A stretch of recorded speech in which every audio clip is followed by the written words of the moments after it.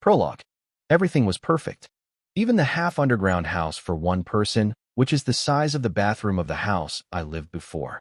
The fact that I had to work starting next was also not a matter to me. I finally escaped from that hell-like house and got my freedom. I could live happily just from that one thing. But I'm pretty sure I told you to live as quiet as a mouse without any fuss, with not even your breathing sound could be heard. A man opened his mouth. His hateful gaze on me seemed as if he was seeing a hideous bug. I heard that you acted like a mad dog at the Crown Prince's return ceremony banquet. Those icy, deadly gaze seeming like it wants to kick me to death was familiar to me. It was the kind of gaze I always got from that house. However, it didn't mean I was fine even though I had experienced it a lot. What was your purpose for acting like that? I couldn't breathe right at his aura. My lips started to tremble in fear. It was then. A white chart appeared in front of my face, and I could see the words written line by line in the chart. 1. How do I know? 2. I didn't have a purpose. 3. With a pitiful tone of voice, well, what is this? I was going to ask what this was, however, as if something was stuck in my throat, I couldn't let out a sound. The man's voice threatened me when I just stood there without speaking a word. You better speak. I felt the deadly aura to the point it hurt my skin. I'll die when I don't give an answer. I unconsciously pressed the number 3 on the white chart. Well, that's... The same words on the chart automatically came out my mouth without my wills. What's this? My mouth opened idiotically, still not believing what I just said. I couldn't guess what kind of situation I was in right now. I was in an unfamiliar place when I woke up, and came to face these unfamiliar people whom all held deadly aura. I couldn't think a thing as if I just woke up from sleeping. Well, that's next. The man didn't seem to like the incomplete answer as he commanded me for the actual answer with a scary face. It was then when the new sentences eventually appeared in the chart. 1. I'm sorry. I'll act properly next time. 2. A stupid maid was the one to start all the fuss. 3. The lowly ones treated me low. The me who is the only daughter of Eckhart. I didn't have time to sit around, thinking of what was going on right now. I hurriedly picked an answer while taking hint of the mood here. Even though I know nothing, I must speak of something in this situation. This was the result of my reaction from all the painful experiences back then. I'm sore. We wouldn't have met each other like this in the first place if it was something that'd all be solved with a simple apology. My line was cut by him right away. My heart reached the bottom from the stabbing tone of voice he used. I curled my body up instinctively.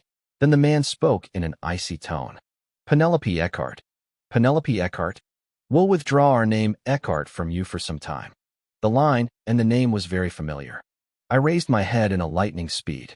Then I could clearly see the face of the man I couldn't see well before. The man who was some distance away from the bed was not one of the people of that house, but a foreigner who I've never seen before.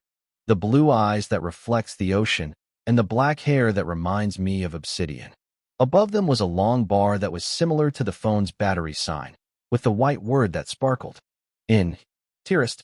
If my eyes are perfectly fine, then the white sparkling words above the man's head definitely said interest. Definitely no parties or banquet during that time, and you're absolutely not allowed to leave the room. You think over what you did wrong, and think of what you do from now on during. Where are you looking at? The man's emotionless face turned to a frown as if he was unpleasant with me staring at something else than where I was supposed to look. However, I couldn't react to that, and only kept on checking the bar above the man's head. Interest 0%. No way. I unconsciously shook my head a couple of times. It was really unbelievable. Really. The rumors saying that you went insane was true. The man glared at me for a moment from my weird actions before turning away from me. He walked toward the door with big and fast steps, as if he didn't want to stay in the same place with me for even a second more. Interest 0% is moving away from me. What did I do wrong? It was the time I think about what this situation was about while staring at the back of the leaving figure. I felt someone's eyes on me, with the aura seeming to mock me with a smirk. I turned my head to see another person with pink hair, standing with his arms crossed in the shadow by the door. He had the same blue eyes as the person who just left. His face held a smile that seemed to ridicule. Interest 10%. The white words sparkled above the boy's figure. It's even a negative. Full bitch. Serves you right. Unlike how he has a pretty face, He swore some nasty bad words and left the room following the man who previously left. Thud dash. The door slammed. I stayed seated with my head blank for a long while in the room where only I existed. My head didn't work well, and I still couldn't figure out the situation I was in currently. I thought for a while and realized that the place I was in and the two people I just saw were both somewhat familiar to me. It's a lie, right? I could finally speak what I wished to speak when I was left alone. But I didn't have time to notice that. I couldn't believe this. This was not something that happens every day for me too. There's no way though. It can't be that the scene from a game I was playing before falling into sleep was replaying like it's reality. And with me as one of the characters in the game. I'm dreaming right now. There didn't exist another case for this other than that. However, no matter how much I pulled on my hair and pinched my face, I still couldn't wake up from this dream. And no. I say no dash. Penelope Eckhart. She was the villainess of the most popular game for girls these days, and the heroine of the difficult mode. Only. Hello. I'm the translator who is currently translating suddenly became a princess one day. I've been in a huge break these days, and will be gone for the end of August. This novel is my favorite novel of all the other novels I've read up until now, and thought it would be a novel that should be known to more other people. Happy face. The release date, I don't know yet. Sometimes I won't update in a while, but sometimes I'll update 3 to 4 chapters a day. Thank you, and enjoy. Important note. Please notice me if there's a scan doing this novel for less consequences. Proofreader is my sister, Selena. Them feeling regret that they bothered their sisters, and the protagonist attacking their hearts little by little was enough for me to dive into this game and drown in it. Me, who once chose to take a look at the game, was now drowning into the game. Reaching the ending was easy, even though it was my first playing these kind of game. It was fun, I agreed on that. However, the normal mode was way too easy even for a beginner like me. From the start, all the male lead's interest towards the heroine started with 30%. It was to the point it could be called easy mode and not normal. I saw every character's ending within 3 hours of time. Then a card popped on the screen which said the hidden ending with a drawing of Locke on it. $100? Are they crazy? Why is it so expensive? To see the hidden ending, you needed to either pay a crazy high price for it or finish the hard modes of each characters. Shit. It's already midnight though. I thought about the class I had early in the morning. However, that didn't go for long. Whatever. Let's get it done with. I was insane, being controlled by the game. I wouldn't have done anything like this usually. My fingers excitedly clicked on the hard mode button. The different prologue video played, this time, with a grand BGM. Ooh, the heroine changed to her. It was unexpected that the heroine changed in this mode. She was the villain from the normal mode, the fake mistress of the Duke family. The story was set before the heroine of the normal mode appeared, so it felt like a whole different story from a different game. Maybe this is why this game's so popular. The detailed illustration of the heroine in the hard mode appeared on my screen that woke me up for good. The unique system of this game was not like any other game. This made me be more interested in this app. The villain who was evil to the angel-like heroine was the one who was winning the hearts of the strictly love-bereaved male leads now. That gave me the excitement and heart flutters that I couldn't quite explain. I proceeded to the main story of the hard mode. I was overly confident about this since I finished all the normal mode routes. Even though it was called a hard mode, I expected that the choices of lines would be just a bit more difficult to choose. However, that was just my mistaken guess. Why did I die again? Hard mode was extremely difficult. The heroine who was the villainess from the first place. It was set that raising the character's interest was freaking hard. It wasn't only that. The interests raised with my hard work all dropped down to game over after just one smallest mistake. Not just a normal game over thing, but very disturbing death of the heroine. Why did this have to be so extreme? The illustration was also so realistic and cruel. I frowned at the illustration of the heroine getting sliced on the neck by the crown prince.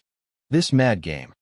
I died several times due to the hard choices I made sincerely in the game. Frustration filled my heart at this horrible system. What was the producer thinking, making the difficulty setting like this? I died so many times that I started to feel the stress playing this. Please let me live for once, please. My goal was to unlock the hidden ending. However, it was long ago since that goal was forgotten. I will have to see this poor pitiful villainess not die and live happily with at least one of the male leads. What makes the villainess the guilty one? Honestly, it was the author who made her the villainess. Unlike the heroine from the normal mode, who've gotten everyone's love no matter which choice I made in, the villainess who was only abused and mistreated no matter how much she begged for love reminded me of my life before. I'm seeing the endings to this no matter what. I was killed again due to the older bastard brothers. The sound of me gritting my teeth was heard in the room. I don't remember how much I died here now. My two hands, which clenched my heated-up phone, trembled. I thought that I was getting too emotional to this, but I couldn't stop my fingers clicking the reset button. I started all over again, from the start. I chose the lines, slowly raised their interests, and gotten fame, glamour, and money to open up the new route. Why? But I died again. I was annoyed to the point I had a thought of just buying the interest using money. If the producer's goal was to make others pay for the damn thing, then they succeeded greatly. Since they made me, who treasures money like no one else does, want to use up my money for this. I didn't use my money till the end, but I was on fire the whole night to see the ending of at least one of the characters. Die, and start over. Die again, and start over. Die, and die again. I only died until the sunrise. However, I wasn't able to see the ending of any of them till then. Fuck. Again. Me, who was going to press the reset button again, couldn't handle it anymore as I fainted to sleep with my phone in my hand. And when I opened my eyes, Penelope Eckhart, said the man with the blank gauge bar above him with the sparkling letters written, interest 0%. We'll withdraw our name Eckhart from you for some time. I was the villainess in the game which I never got to see the ending of. Lady, wake up now. I heard someone whispering above me. Even though I was fast asleep, I was able to wake up even by the smallest presence of someone. I refused to believe in what had happened to me, which kept me awake all night, hoping that this was all just a dream. I wished so hard for me to wake up from it, and I think I fell asleep during the process of that. Lady, the cautious voice was heard again. Is she calling me? The two men with blue eyes left already, and from what I remember, no one was in this room except for me till the very last moment I was awake. For that reason, the one who could be called a lady was me alone. I was drowsy when I was lost in my thoughts that I couldn't answer the call right away. It was a moment later when I heard a rustling sound from the back. I was somewhat awake from sleep now. I was about to put my strength to my body to get myself up from the bed. A lightning-like pain was felt on my forearm from outside the comforter. My eyes automatically flashed open. I screamed as I got up from the spot, kicking the comforter away. Next, I pulled my sleeves up. It was to check my pained forearm. This. I was shocked to see the flesh shown under the light sky blue pajama sleeves, making my jaws drop. The thin forearm was covered with blue bruised scar of the needles. If it weren't a human flesh but some kind of fabric, it would have had lots of visible holes on it. It was when I was still shocked by the sight of a drop of blood on one of my forearm. You're awake now. Unconcerned, casual voice came from beside the bed. I turned my head towards that direction to see a brown-haired girl with lots of freckles. She was a maid. In the illustrations, every maid's had no faces drawn and all wore the same maid outfit, including the girl standing in front of me. I don't know where she hid the needle she poked me with, but there was nothing in her hands. She was observing me with the face of mockery and some kind of satisfaction.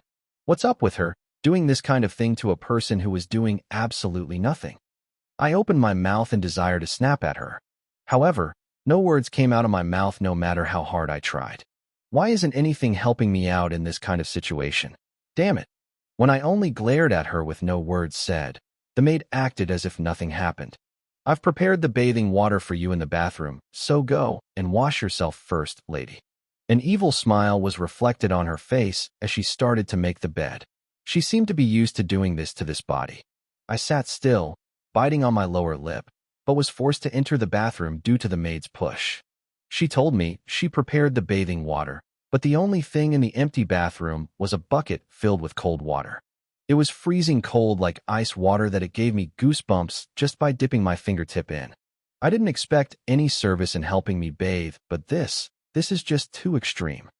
There were some stories about how the villainess got the worst ever treatment, but nothing explained something this specific. I was once again forced to realize from the overflowing feeling of reality that I've actually entered the game. I pulled up the sleeve to see the scar with dried blood covering it again, and when I did, I sort of teared up. What's this? Nothing like this was shown in the GA. Suddenly, an image popped up in my head as a reminder. It was an illustration of the villainess with an open-shoulder dress. Unlike the other illustrations that had not the smallest mistakes in it, on the illustration of the villainess had several small dots drawn on the one forearm. Nuts. I thought those were actual birthmarks. If it weren't, then maybe it was something important that would be mentioned in one of the stories I failed to unlock. Who knew those were the traces proving all the abuses? Though this was unbelievable, I was once again surprised of how detailed the story was plotted. Lady, breakfast has been prepared. Are you done yet? The maid urged from the other side of the bathroom door. Ugh, says her who isn't a match for me. I felt annoyed, but with no choice, I dipped my hand into the freezing cold water again. To me, who suffered the worst for years from my stepbrother bastards, this was not even tickling. I was the villainess anyways, so while I was at it, I wanted to make needle marks on that bitch as she did to me, but I had to give it more time for me to investigate everything first. Because unfortunately, I was in a state where I couldn't even speak freely of what I wanted to speak. The moment I stepped out the bathroom, drying my face with the towel, I could see the table all set with some food on it like the maid had said. Seemed like I even had to eat my meal in the room. Probably because I was grounded by the first son of the Duke. Take a seat, lady. I was pulled by the maid's hand and sat on the seat by the table. As soon as I did, though, I couldn't do anything but to frown. The food prepared as a meal for a human didn't look edible at all.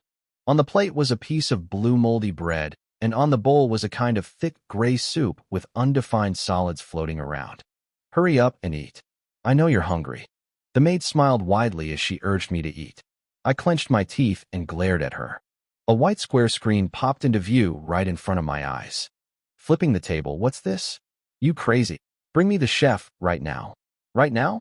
Shove the fork in the maid's mouth. You tell me to eat these that not even the dogs would eat?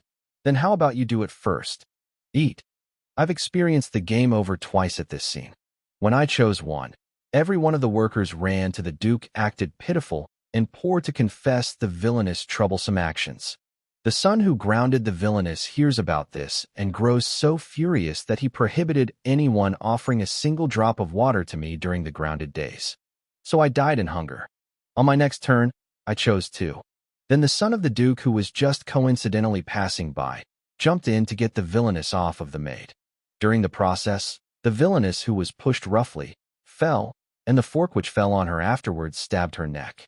It was really a ridiculous way to die. In the end, there's only one to choose. This scene is probably the episode which held the story about the relationships between the villainess who became the heroine and the workers here who worked in the mansion for a long time. However, me who didn't want to see the scene where the heroine is mistreated from the start, just skipped the episode to the next one after dying twice. It was because there were tens of episodes I had to unlock anyways, even if it weren't this one. Right now, though, in front of my eyes, there were no return buttons that would take me to the page that enabled me to choose the episodes from. Damn. I sorrowfully glared at the maid standing next to me as I powerlessly clicked the number 3. Once I did, as if someone was controlling my body, I started to move automatically without my wills. My hands held onto the spoon and scooped up a spoonful of rotten soup. My wills of me not wanting to eat this may have affected my movements as my hands with the spoon started to tremble on its way to my mouth. The drops of gray liquid fell on the table. No matter how strong my wills were, I couldn't stop my body from moving on its own. In the end, the spoon with the soup was shoved into my forcefully opened mouth. Ugh! The warm sensation of the gray liquid was felt on my tongue. At the same time, the horrible taste of it was sensed. This wasn't food. It was the taste of the boiled cup of organic garbage. My body continued to act on its own as it forcefully gulped down the garbage water which has entered my mouth, down my throat. Gasp! The maid who watched gasped, as if she didn't expect me to really eat it. Ugh! I feel like I'm going to vomit. I gagged. I was trying so hard to forget the feeling I was currently feeling. I'm guessing that once is enough. I wouldn't die just by consuming a spoonful of organic garbage. I let out a sigh of relief since I've safely got over an episode. It was my misunderstanding. My hand which held the spoon with didn't stop. What's it doing? What's... Even afterwards, I had to keep on shoving the moldy blue bread and the gray soup in my mouth. It was not due to my wills. The maid's face paled at the sight of me forcefully eat the overdue foods. My body, which repeated those crazy motions, came to a stop when the Duke's son happened to come in. What are you doing? Why, young Master Reynolds? The maid came to panic at the sudden appearance of a figure. Ugh, ugh. Me, on the other hand, didn't have the time to focus on that. I had to cover my mouth with both my hands so fast. I gagged so much. I felt as if everything I've consumed today was going to come flooding out any moment now. Why do I have to experience these things? I've already experienced these things enough even before entering the game. How many times did I have to suffer all the pains given by the two bastards in that hell-like house? But I have to experience these things over again, even in this fictional world? A hug. A strand of salvia escaped my mouth, out through my palms. I felt myself tearing up due to this unfair situation and the disgust. I groaned like a person who just drank poison. Seeing that, the pink hair approached me with a shocked expression on his face. Hey, are you okay? He stopped in his words. He froze still with more shock shown on his face as he looked at what was set on the table. This? Moldy blue bread, rotten soup. It was a mess. No one would be able to guess that this was served to a lady from the Duke family. Not even the commoners would eat these garbage for breakfast. The sight of the half of those foods gone and his pale younger stepsister covering her mouth. The face of the pink hair who turned his face to look back at the maid changed to a horrifying frown. Hey, what did you just feed her? Why, young master? This is, well... The maid turned pale at the deathly aura and started to shiver in fear. He obviously wouldn't have guessed. How would an extra who was just passing by have guessed that the fake lady who was always making a fuss of one or another would be eating the rotten food, purposely prepared, without any complaints? The pink hair snapped at the maid who wouldn't properly answer. This is more than enough humiliating to dare mock our family. A mere maid like you, doing these things to the one she's serving. Only, young master, that's a misunderstanding. Young master, get lost. Scram from this room. Why, young master? I'll kindly explain this whole thing to my father and brother. Is there someone out there? Butler. Thinking that this life was a gift from the god for the pitiful me. However, I succeeded in enduring and finally escaping the dang house. I was accepted into the famous university that everyone in the world knows about. There was a house I could fully relax in even though it was small and dirty. There were nothing left but things that would help me on the way to the brightest future after I left the two bastards. What I'm trying to say is that Penelope's life, which every littlest mistake takes me to my death, isn't any better. Never mind. Far worse. It would be a different matter if I at least was the heroine of the normal mode whose every decision lead her to walk the flower path. But why? But why? To me, who've just succeeded in escaping the hell-like house. Just why? Slam dash. I screamed, slamming on the sink. The girl's beautiful face reflected on the mirror showed a horrifying expression. The sight of her looking more furious than sad certainly made her look like the greatest villain in the game. Huh. I sighed deep and ran my hand through my hair to flip it. I thought of things about Penelope. Penelope Eckhart, a villainess of one game, the heroine of the hard mode. Penelope was actually a commoner with no surname. Penelope, who grew up going from place to place with her poor mother, catches the interest of the Duke, who was desperately searching for his lost Mac daughter. When her mother, who suffered an illness, passed away, she was adopted to the Eckhart Duke family. There was only reason she was able to turn into the lady of the Duke family. It was thanks to her appearance that matched the lost daughter of the Duke. The pink hair inherited by the dead Duchess, and the clear blue eyes which symbolized the Eckhart family. I thought of the second son of the Duke whom I just saw not too long ago. His hair was the color of the lovely pink. However, the hair color of the women in the mirror was more towards flame color than pink, and the turquoise-colored eyes that slightly differed from the rest of the family members. He should have continued finding his daughter. Why did he have to take in a random kid? As Penelope grew, she did not to look like his daughter anymore. The Duke soon lost his interest for her and locks her out of his sight. All that was left for Penelope, who lost the Duke's interest, was her two step-brothers and the workers abusing. It's so similar to my life to the point it feels unpleasant. Penelope's life and the treatments she got was awfully like mine. It was something I didn't notice when I was playing it as a game. I suddenly started feeling down. Fake lady. Every worker's working in this mansion called Penelope, fake. Penelope herself was breathtakingly beautiful, but to others' eyes, she was only a mere clone that didn't even look like the original. Maybe the story flowed differently if she acted cute towards others, but her personality hit the bottom even though she was only a girl who just coincidentally happened to enter the family. Flashing back to the prologue of the story, it was explained she was always on guard towards everyone like a hedgehog with spikes up, and always caused trouble wherever she went, no matter the place or the situation. I wondered why the choices of lines were all something that would surely cause a fuss. I nodded my head, finally understanding why all the choices I had to choose from were that insane. Penelope was actually a villain who seemed powerful just by her name. Unlike how naive the normal mode heroine looked like, she looked so keen and sharp. But I sort of understood Penelope. Just today? No, just a few hours. I've experienced the treatment she got for only for few hours, yet I think it was enough for me to understand how her life must have been. Even though she's called a fake. How could they wake her up, poking her with needles? Even so, she's a girl picked up by the Duke himself. Not even one maid would wake the other maids that way. It was when she was 12 when Penelope was adopted to the Duke family. If she was abused from that day and on, there weren't that much things a little kid could do to the adults who wouldn't even listen to her words no matter how hard she shouted. Is this a proof trying to prove she's a meant-to-be villainess? Nothing could change the fact that she was abused all the time, even until today. No characters were the least merciful towards Penelope, and the motions that killed Penelope inside were rough and insane. I feel a bit sorry for her.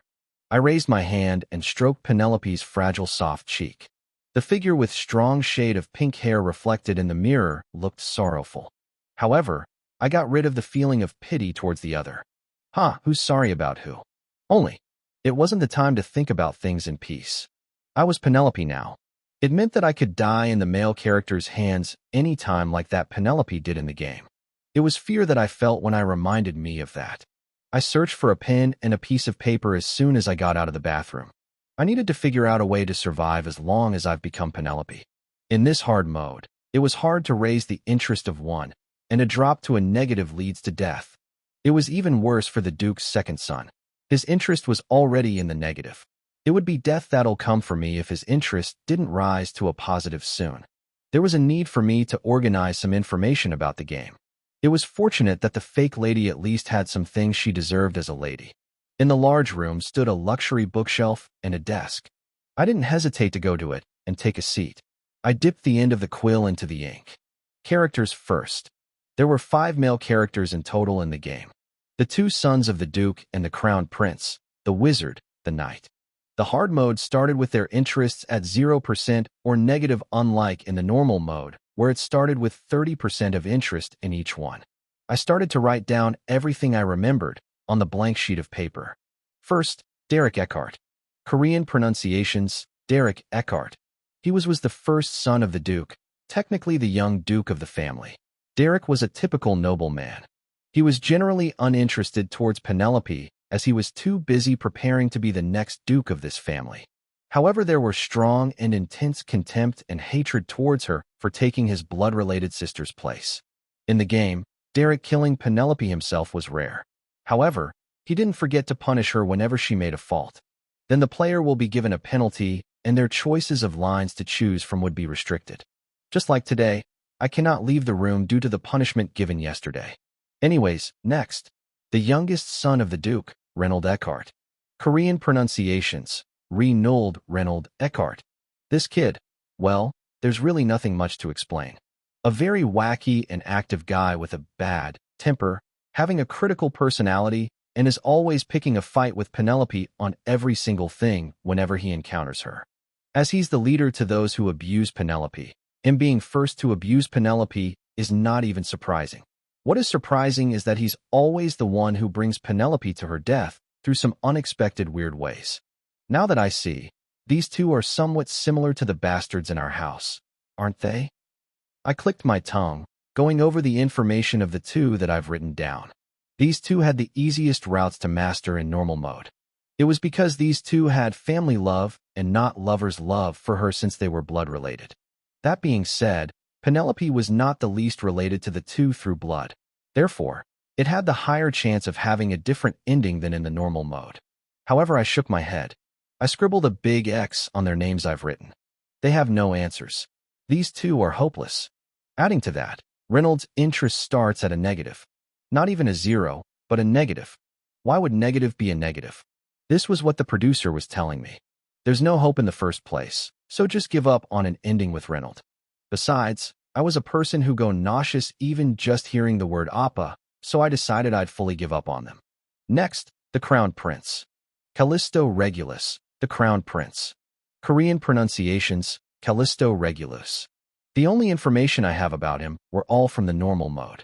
The Crown Prince who depreciates his life due to his unfortunate childhood events, meets the angel-like protagonist, and heals his heart before he punishes the villainous Penelope. That was a justice has been done, but from Penelope's perspective, the Crown Prince was a grim reaper. He was the one who killed Penelope the most in the hard mode. I pressed the reset button so many times during his route that I don't even remember what happened in the whole game. Let's not even go close to where this guy is. I remembered the illustration with Callisto slicing my neck several times. I felt chills down my spine. Crisscross. I drew X on the Crown Prince's name many times. Then I quickly moved on to the next. The next was Binter Verdandi. He was a wizard and a marquis. Korean pronunciation, Winter Verdandi. As a wizard, he works with his identity as a marquis, hidden. He exchanges information and mysterious objects, and thanks to that, he is able to find out that the protagonist is the Duke's lost daughter. After that, he gains information about the villainess making evil plans. He either warns the protagonist or blocks the danger himself. Besides that, he was a character who was the most helpful in getting her honors and glamours. He presented romantic magics in normal mode. He was a sweet man who helped the protagonist from behind. But I don't know how he was in the hard mode. I was already busy, dying from the Crown Prince and the two sons of the Duke before Binter's route even started. Anyways, he had some high possibilities and hopes unlike the three previous brats, so I decided to let it be for now. And last, Eclipse. Korean pronunciations, Eclipse. Being a knight of the Duke family, Eclipse was a commoner. The Duke, who went out to the town at night, happened to see Eclipse who was outstanding in swordsmanship, bought him at a high price to bring him in and make him into a knight in training. Later, he becomes the youngest sword master and is given a status as a noble. He wins the title of young and handsome guy. Eclipse was the one character you can most expect an ending from, out of the 5 males. He was the only one who felt sympathy towards Penelope until the end. Penelope was his last master he had served, and I think that's why he was the one, least to stop Penelope from bullying the protagonist. Even though I never even met him in the hard mode. There's nothing much that'd help me at this point. I let out a deep sigh, looking at my finished list. I didn't know much about the hard mode since everything blocked the way in it. Even if I did, I don't know if it'd be useful or not since I don't know how the system may differ from the game in reality. The one thing I know for sure, though, is that I die when the male character's interest reaches negative and that there's a time limit I have to reach an ending in. Penelope's coming-of-age ceremony. I must finish the route of at least one of the capture characters before that day. That's because it is that day when the protagonist makes her debut in the story. Poor Penelope. She loses everything due to the real daughter of the Duke appearing just when she becomes an adult. That was the start of the normal mode. If I didn't end up with anyone until then I was most likely to die from one of them even if I don't act like a villainess. Of course, there wasn't a guarantee that I wouldn't die before that even starts. I can't die. I clenched my teeth thinking about my sorrowful future. Yes, I can't die. I've just escaped from that rotten house. I can't just die in a game like this. I'll not die no matter what. My morning class at school is waiting for me. I'll live and go back to where I belong. I decided, blankly staring at I don't know what, that I'd live. It was then. Knock knock dash. I heard the knocking sound from the door, twice. Before I even had the time to hide the papers with the information I've written down, the door opened abruptly. Lady. The person who appeared in front of me was an old white-hair butler. He didn't come in but stood by the door as he spoke. His Grace is commanding for your presence. I knew that the words written on the paper wouldn't show in his eyes, but I felt unpleasant at his rude attitude. There was a manager when I lived at a house. Even though that manager didn't seem to like me, he didn't open the door like the butler did just now. Moreover, this world wasn't based on democracy, but classism. Democracy, citizens vote for who gets the power over them. Classism, power is by social class. Duke, Marquis, commoners, etc. I was deciding on whether I should just deal with it or do something about it. But before I decided on what to do, a white box appeared in front of my eyes. 1. Throwing the objects in the room. You dare open the door to my room without my permission? Do you wish for death, oldie? 2. If he has something to say, tell him to come himself. 3. Glares at him for 5 seconds, then gets up. Okay. I forgot about it again. That I'm not in the state where I can get angry over things however I want. However, I also didn't want to act like what any of the 3 choices that are given to me are forcing me to do. I thought while choosing the third one as my option, annoyedly. Interest, or whatever, I need to do something about this option chart. Okay. It was fortunate that the Duke was calling me at this time. I hid the papers I wrote on, deep in the drawer before getting up from the spot. Then I followed the butler out my room. I only knew about this mansion through just a few illustrations, so I took this chance to carefully look around the places. The mansion was gigantic in size, just like some buildings you can see in a movie that showed a castle in Europe. Penelope's room was on the 2nd floor. Inside the mansion seemed busy. I met quite a lot of workers while walking through the halls. The gazes of the workers who glanced at me when I walked by didn't seem kind. However, I ignored them without any fuss. These kind of gazes don't even bother me the least since I've felt these gazes way too much before I even came here. The butler who was leading the way got down to the 1st floor and soon arrived at the well-decorated door. It seemed to be the Duke's office. Knock, knock, knock. Your Grace. I escorted the lady here. Only. Come in. Creak. The door opened with the butler opening the door. I stepped in the room, feeling a bit nervous.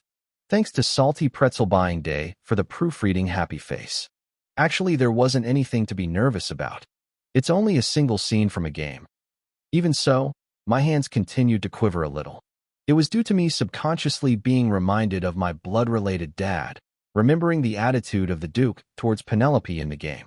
I was fully in the room now, but the Duke didn't even raise his head. I hesitantly approached his desk and stood. I hid my quivering fingers and bowed down for a greeting. There weren't this much details within the game. However, my voice didn't come out, so there was no way I could show my presence through speaking. Also, I felt like this is what I had to do, judging by the aura. You've come. The Duke finally took a glimpse of me by slightly raising his head. He had the same black hair and blue eyes as those that Derek had. His face showed no emotions, just like the high status nobles shown in the illustrations in the game. At the same time, a white box popped up in my view. 1. Why have you called? 2. I'm busy. Please get straight into the point. 3. Glare without any words said. I pressed on the choice number 1 out of the rest of the insane answers. Why have you called? I heard there was a fuss today morning. As soon as his sentence reached the end, the choices in the box quickly shifted to some in 1. Your Grace has nothing to do with it. 2. You probably want this fuss happening. 3. It wasn't my fault. This was all that stupid maid's doing. I lost control of my mentality reading those choices. These insane choices. Of course, this was something I've experienced once before. When I was playing the game in the other world, I was happy to press on the second one as my choice. My plan being, I will make Penelope a sassy chic femme fatale. However, thinking that this came back to me in this reality left me speechless. Even though I still am titled as a villainess. Which father on earth would treat his not even blood-related daughter so well? Shit. Tap dash. When I didn't speak for a while and just stood on the spot, the Duke put down his pen he was holding and lifted his head up to see me. He held a sharp and keen aura within his eyes as he looked at me.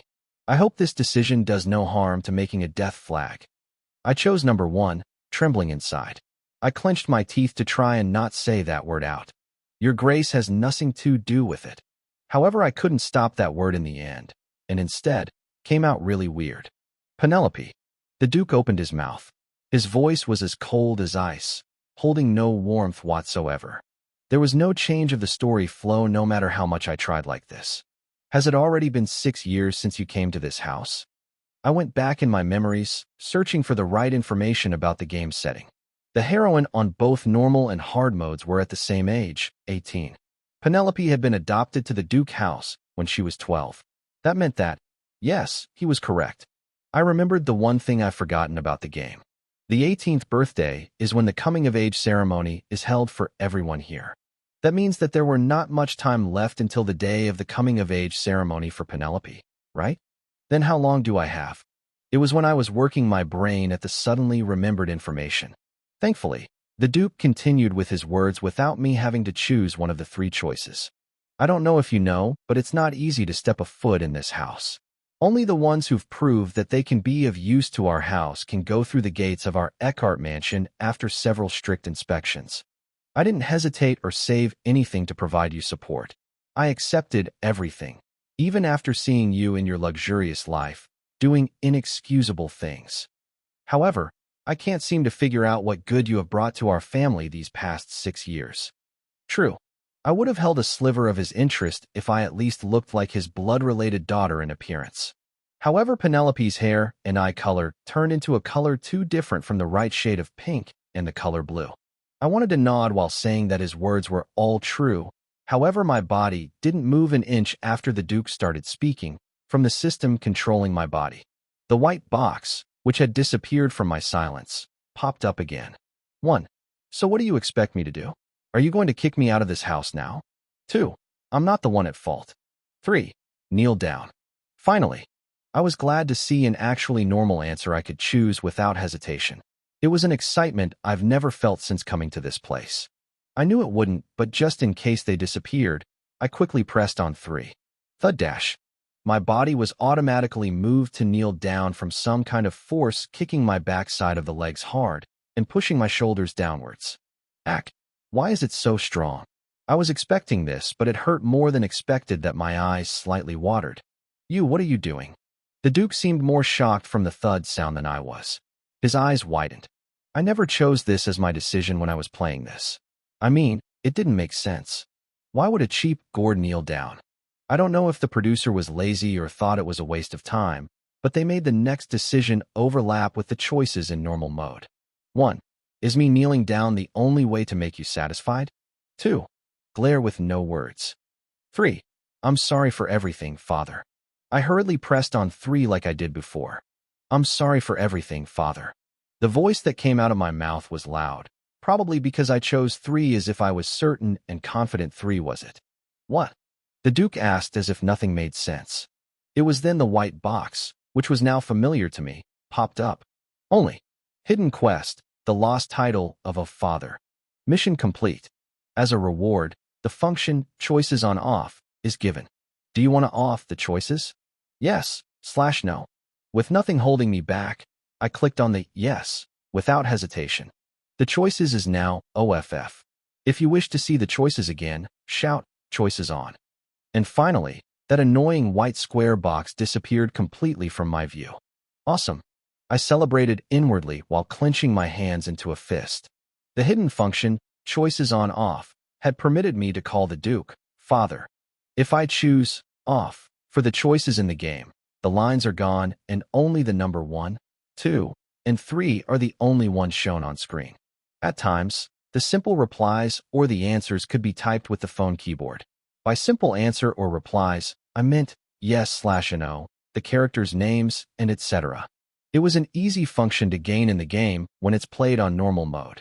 I think the purpose of it is to prevent the repeating situations depended on by the lines chosen, and also to project the flexibility of the game and the encouraging speedy play. However, even with the given function, I rarely used them. There was no use of using it. That was how easy and fast the normal mode was.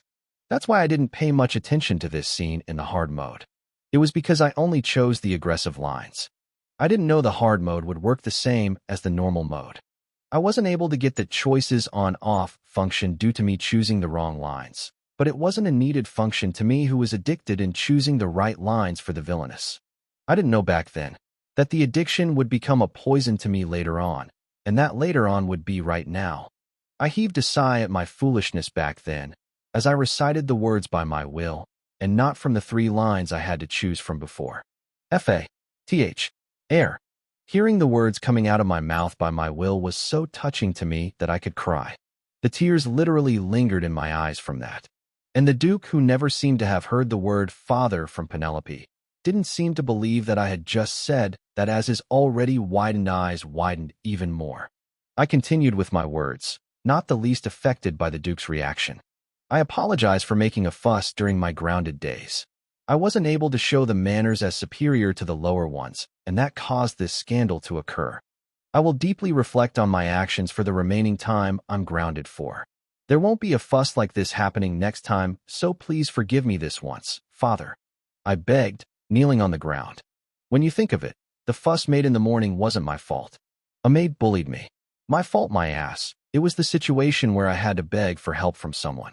However, the past actions that Penelope had made before I became her had forcefully made me do this without a choice. I was in a situation where I couldn't live without kneeling down. My life wouldn't be in danger right away, even if the Duke doesn't like me. However, if I don't take this situation seriously just because I got the function to turn the choices off, there'll be a high possibility of me taking the route where the penalty would be the only thing waiting for me. It was an obvious thing. Penelope was already grounded right now after creating a fuss, and made another one during it, too. The so-called young master, aka Derek, was the one to ground me this time, and I know that acting stubborn and aggressive right now would only lower his interest towards me. I understand how immature I've acted up until now. If you give me another chance, I'll do my best to show my use to this family until the day of my coming-of-age ceremony. I didn't move an inch from the ground even after I was done talking. I've never begged, kneeling down on the ground, even to my real birth parents. This proves just how shitty this game is. I'm begging with my body down to the ground. Just hurry and say okay already. I was slapping myself mentally straight after waking up while I was tired. I needed my rest. You? The Duke looked down on Penelope as if he was seeing some stranger. He wasn't able to easily let out words. His jaws moved, but didn't mumble out a sound for a while before he managed to let out a sentence. I get what you're saying. Get up from the floor now. Yes.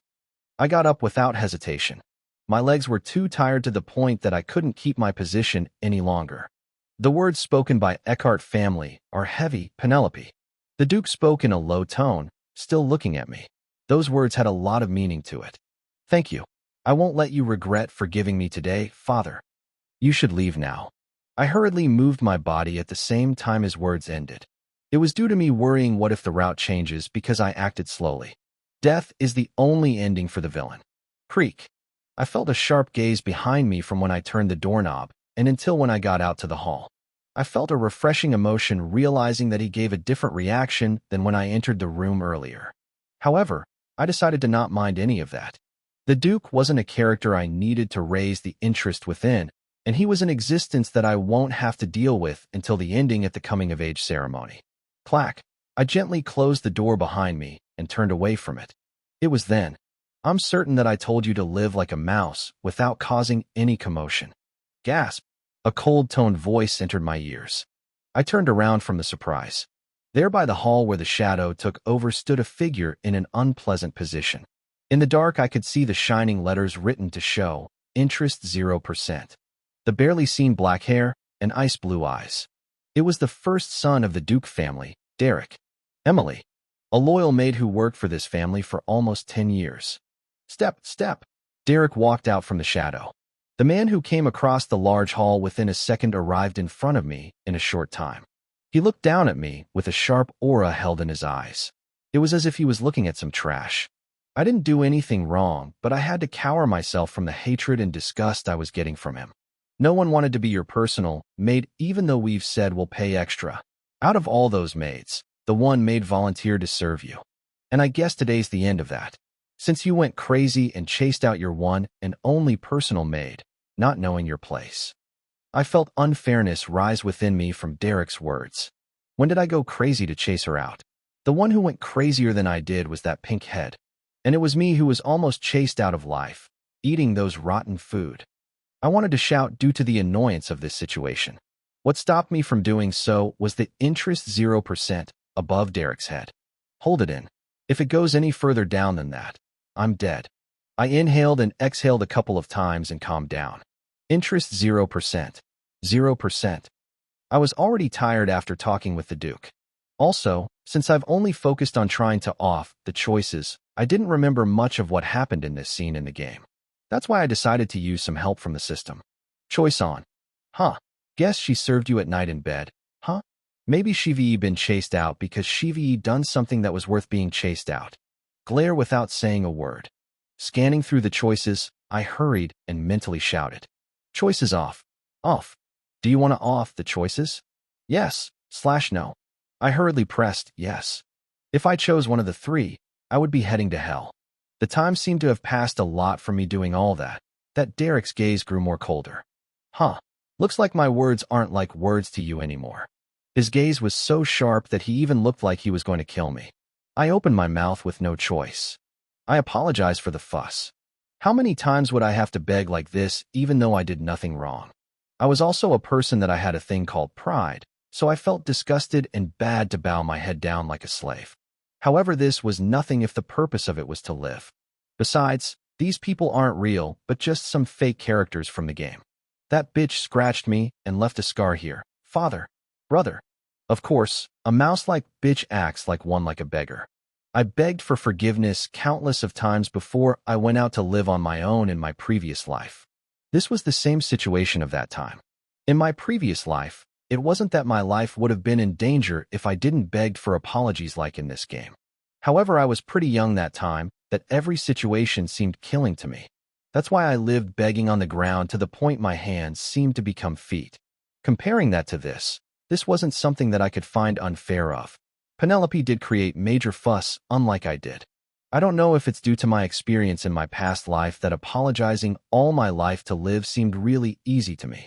This is annoyingly similar. I opened my mouth, thinking about the time in my past life. Just like you said, I didn't know my place up until now. What?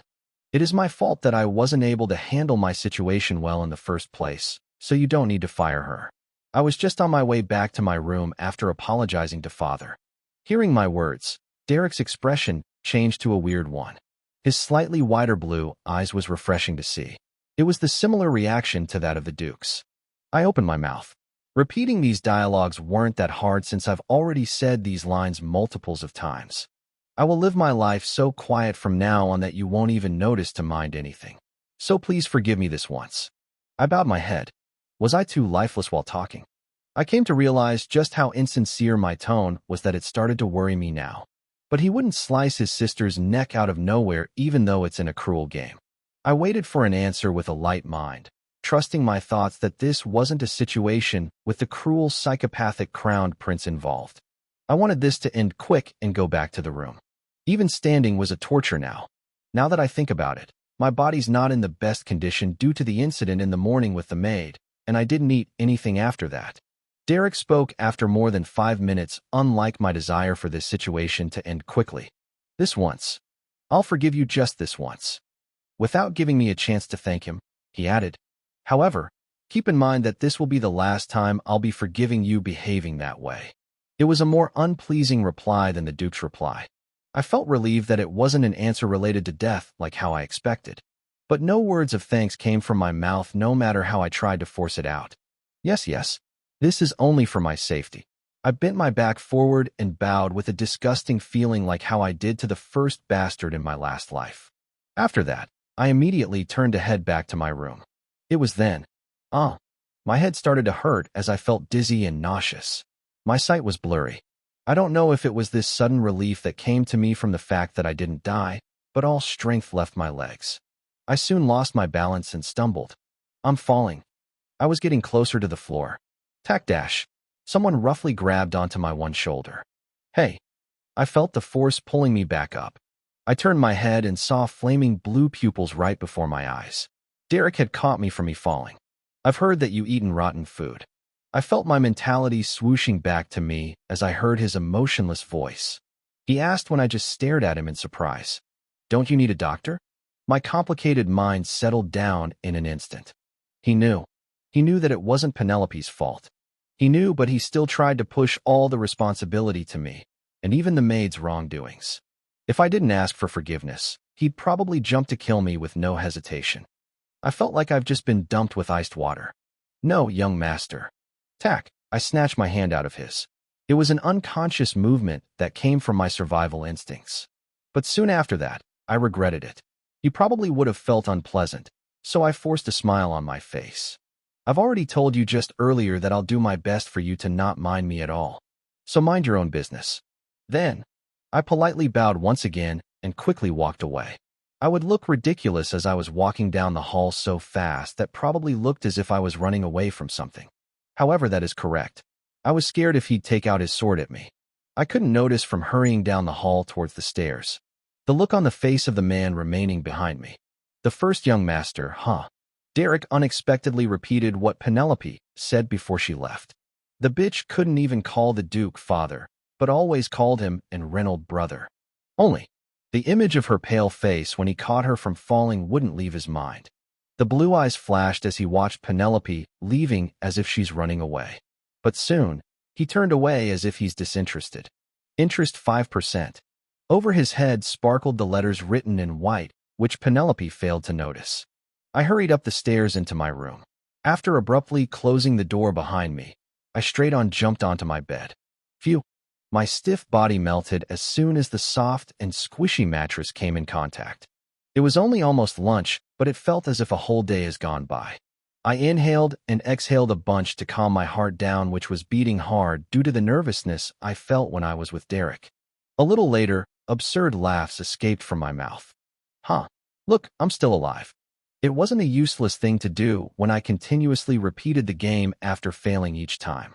Judging from me being able to call Derek the first young master, even though I was panicking a lot at the time.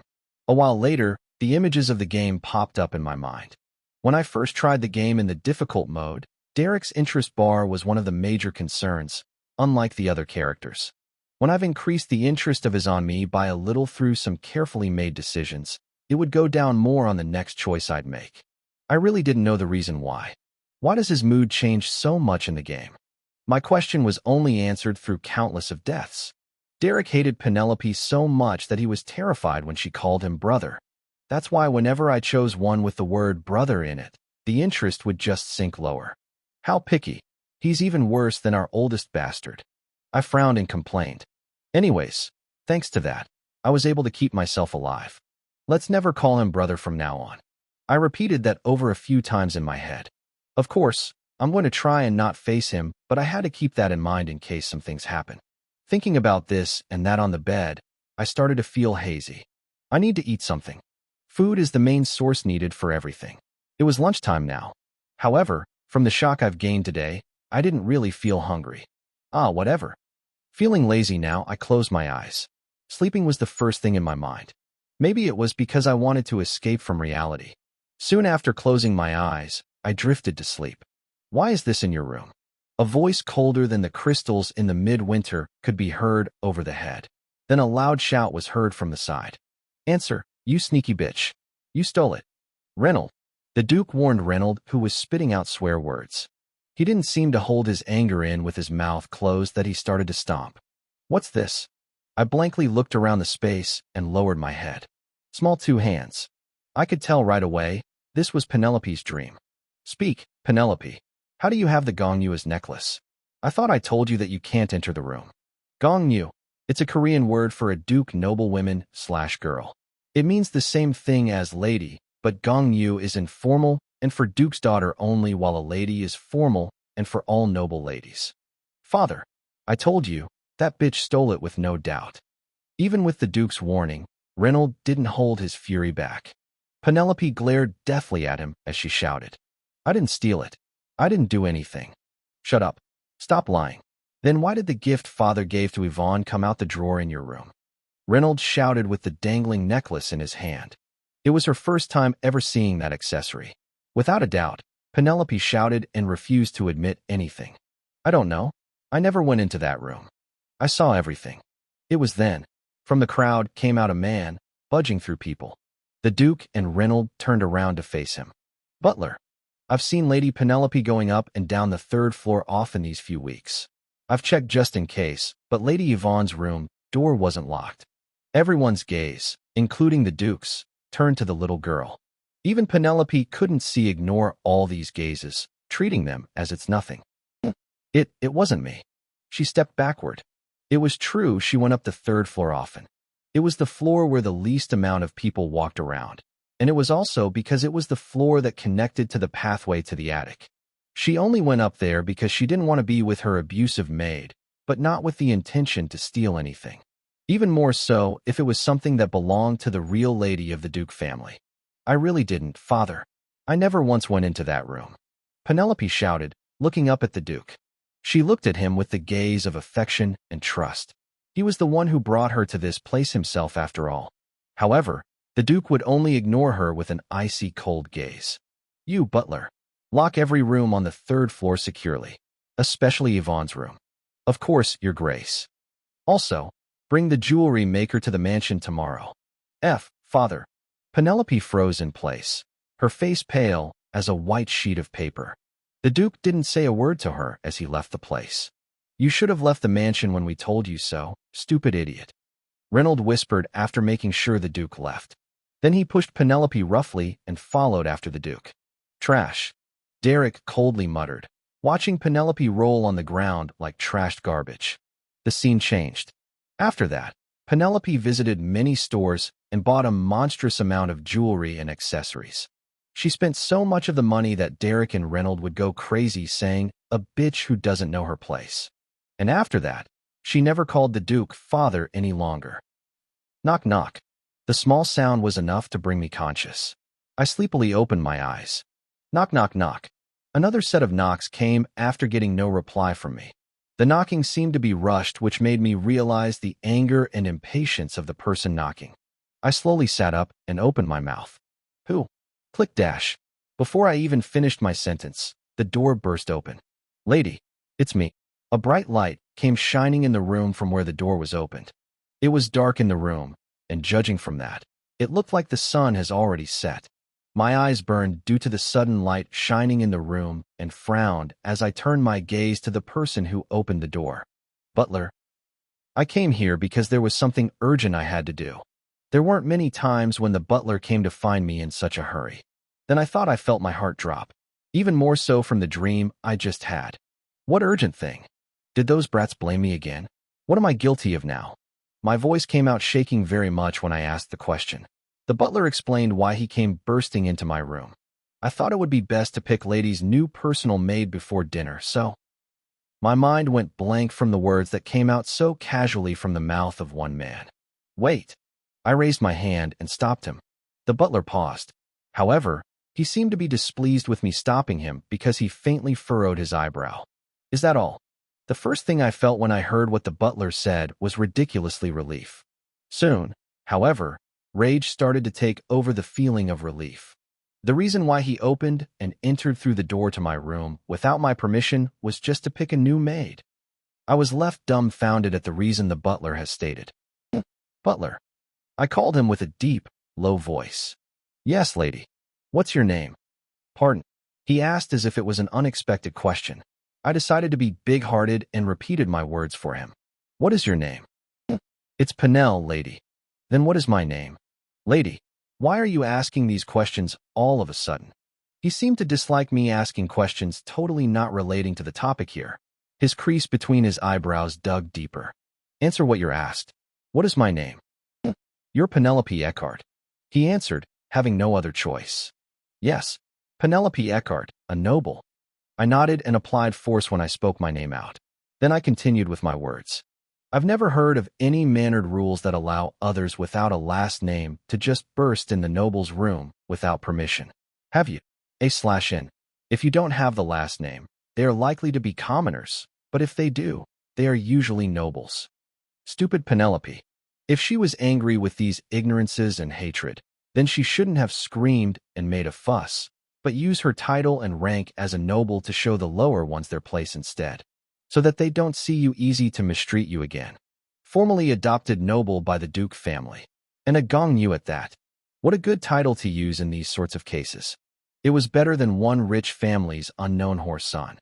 Only, adding to that, a story of a man bursting into a young noble girl's room however they want seems like one case that would happen to commoners. Aren't I right? I smiled innocently after finishing my words. Of course, as expected, The effect was great.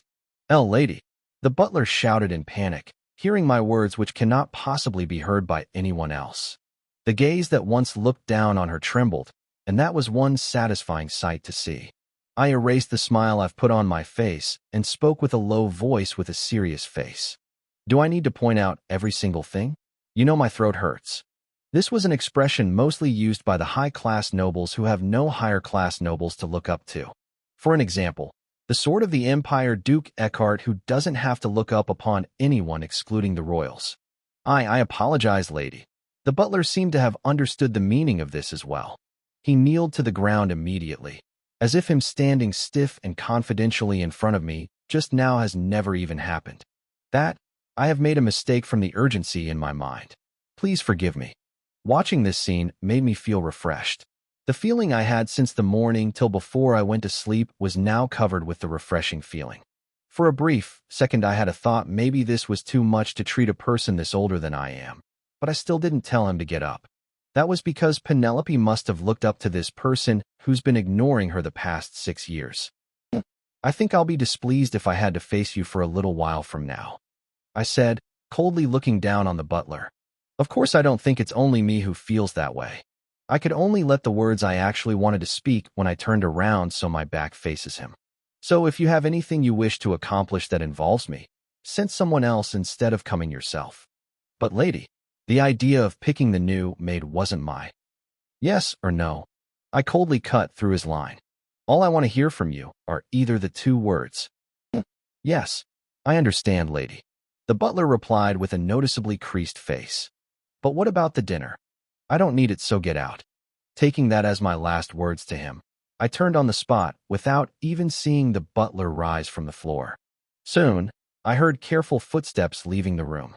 Creak dash. The door closed in a different manner that it was opened. The room was filled with darkness again.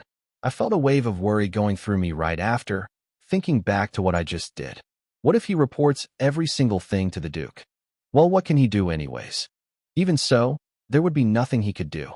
There were nothing I could do right at this moment, and I could repeat what I just did over and over again if it was to help reduce Penelope's feeling of unfairness. Besides, it was just some scolding with words. I didn't make a fuss and throw anything and scream. You could raise your fame while playing the game by improving the relationship with the people around you. That later on helped you to unlock all 5 characters' endings. However, I had no intention on doing it like how you would in the actual game. Since I didn't need to see all the endings, it would be a waste if you waste your emotions on the people that had nothing to do with any of me. Fame my ass. I'm already busy trying to maintain the current interests of the 5 characters to survive. All of these could only be done playing the game. It's too much work when it's reality. I closed my eyes once again, setting all my thoughts aside. It was time to regain my sleeping time that has been interrupted by the butler and Penelope in my dreams. Penelope seemed to be a diligent person judging from how my eyes opened so easily early in the morning without the help of a maid. This was a surprise when you think back to the personality Penelope had. I got up from the bed and did a light stretching move. Just then, someone knocked the door to my room as if they were waiting for me to wake up this whole time. Knock knock dash. For a while, I sat still on the bed and stared at the door. It was because I was curious if my warning last night had actually taken effect. It became certain that it wasn't the butler knocking because the room door bursting open even after a while of no reply didn't happen. Who is it? I finally opened my mouth and checked who came in. Lady, it's Reina. It was the head maid. It seemed like my method I used yesterday had worked. It was a satisfying result. Come in. Click. The door opened, and a mid-aged woman entered my room. Have you slept well? Why did you come? I've come for the lady picking the new personal maid. Do you have someone in mind by any chance? There's no way there would be one. I didn't give an answer to the head maid's question. Then she opened her mouth again to speak as if this was expected. The next words that came out her mouth was, of course, not someone volunteering again. If you don't, then picking a new. Who was the maid who served me before? Are you speaking of Emily? Ah, yes. Emily. I asked, pretending to be curious. Was she fired from the mansion? No, she wasn't, but... Then what is she doing now? Her eyes held questions seeming to ask why I was asking her such questions. She was punished to do the laundry for 3 months from now, due to her not being able to serve the lady well. Is that so? But why are you? Anxiousness started to show on her face as her mask of confidence started to fall apart. Looks like she knows briefly what happened then. Or maybe she was the real agitator hiding behind that maid. I calmly spoke, setting these suspects aside. Tell her to just continue being my personal maid. Pardon me. It's uncomfortable since I don't have anyone to serve me this instant. Even though I pick one, they'll be amateurs until they learn things. If this is the case, the previous one who has experiences would be better. If it was Penelope, she wouldn't have bothered to include these extra information. However, since this is my request, I decided to be more caring to this matter. If you understand, then I'll ask you to bring her up. I'll leave that to you. I smiled at the speechless head maid whose jaws were dropped. However, lady. The second young master Reynold also punished that child from her mistreatment to the lady, so, you can't. I stopped her from her excuses and asked. Then the head maid's mouth shut, being once again speechless. This was going well. It's only been 2 days, and people in this house never did as I told them to do right away. I had to either scold or warn them. Is it always like this? The play with the ranks and titles were a must in a novel or a movie. However, in the normal mode, it wasn't really like that when you remember how all the people in the mansion would just listen to the heroine and does whatever she asks for.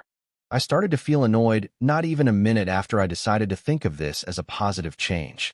It's best if you just do as I say when I tell you to. I even said, I'll ask you to, and I'll leave that to you in the sentence. These words added the meaning of trust and plead in the sentence. Did I really had to behave like how Penelope did? I told you that this is uncomfortable.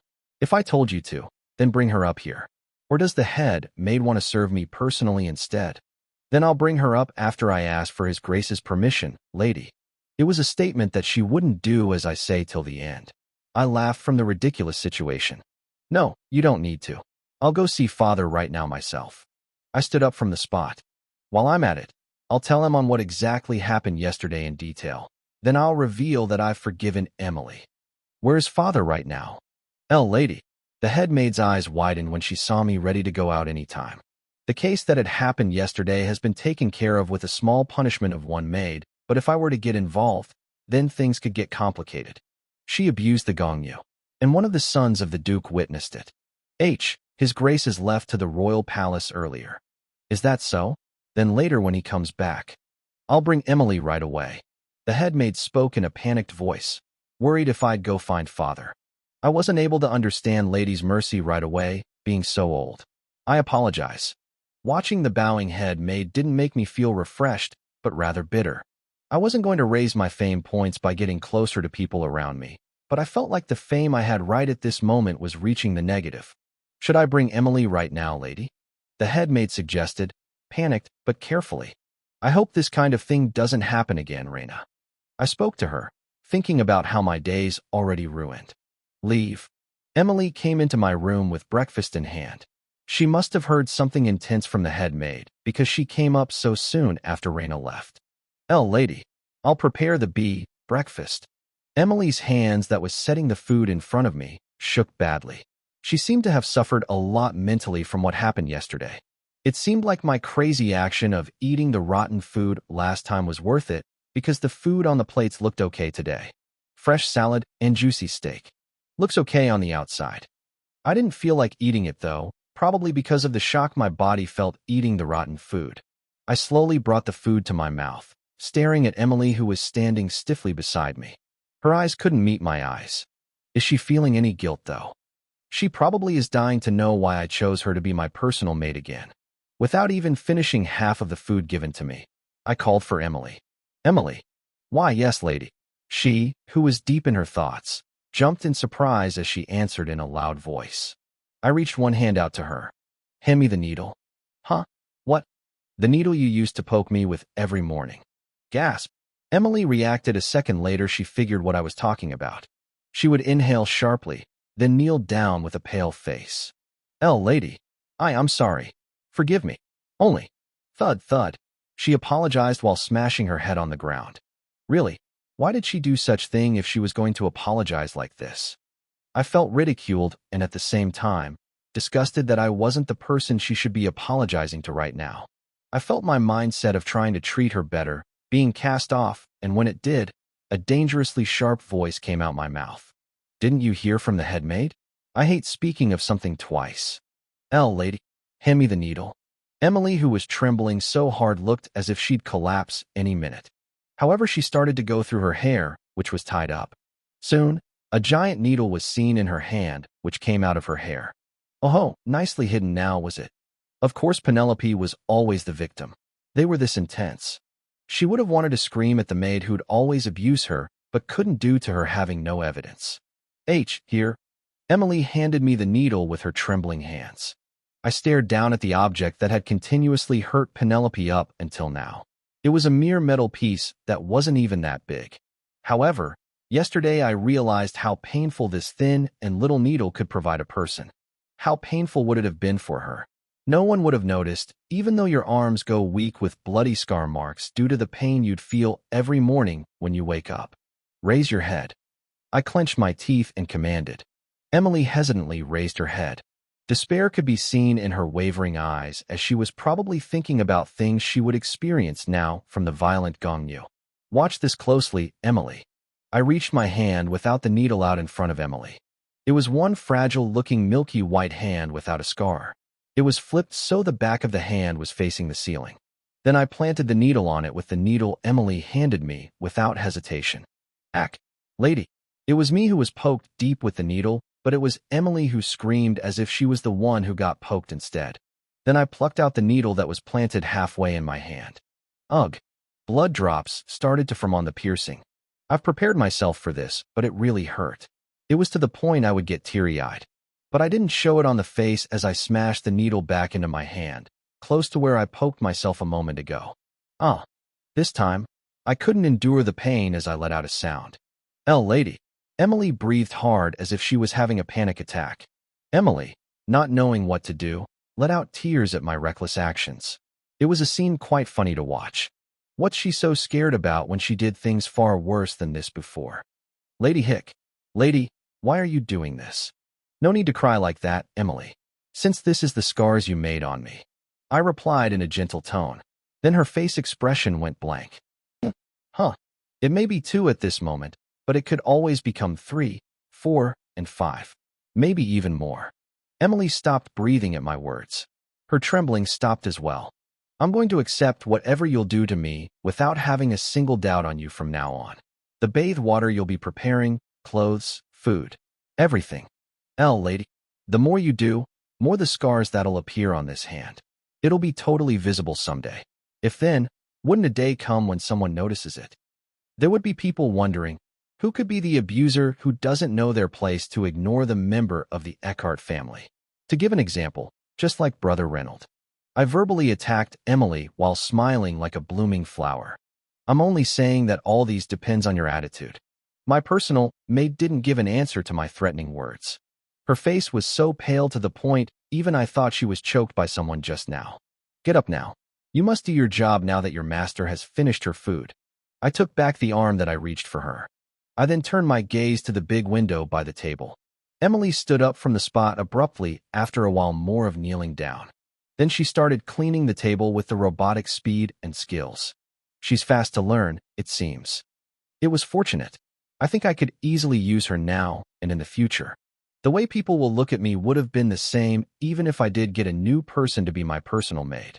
I couldn't stay still doing nothing forever, so I decided to make allies who I could use. My personal maid who lead abuse on Penelope. And at the right timing, a chance was given to me. I also liked Emily's personality of straight on doing what she's told to do without any question. I was watching Emily with such thought until she finished organizing the table fast. It was then. Thud dash.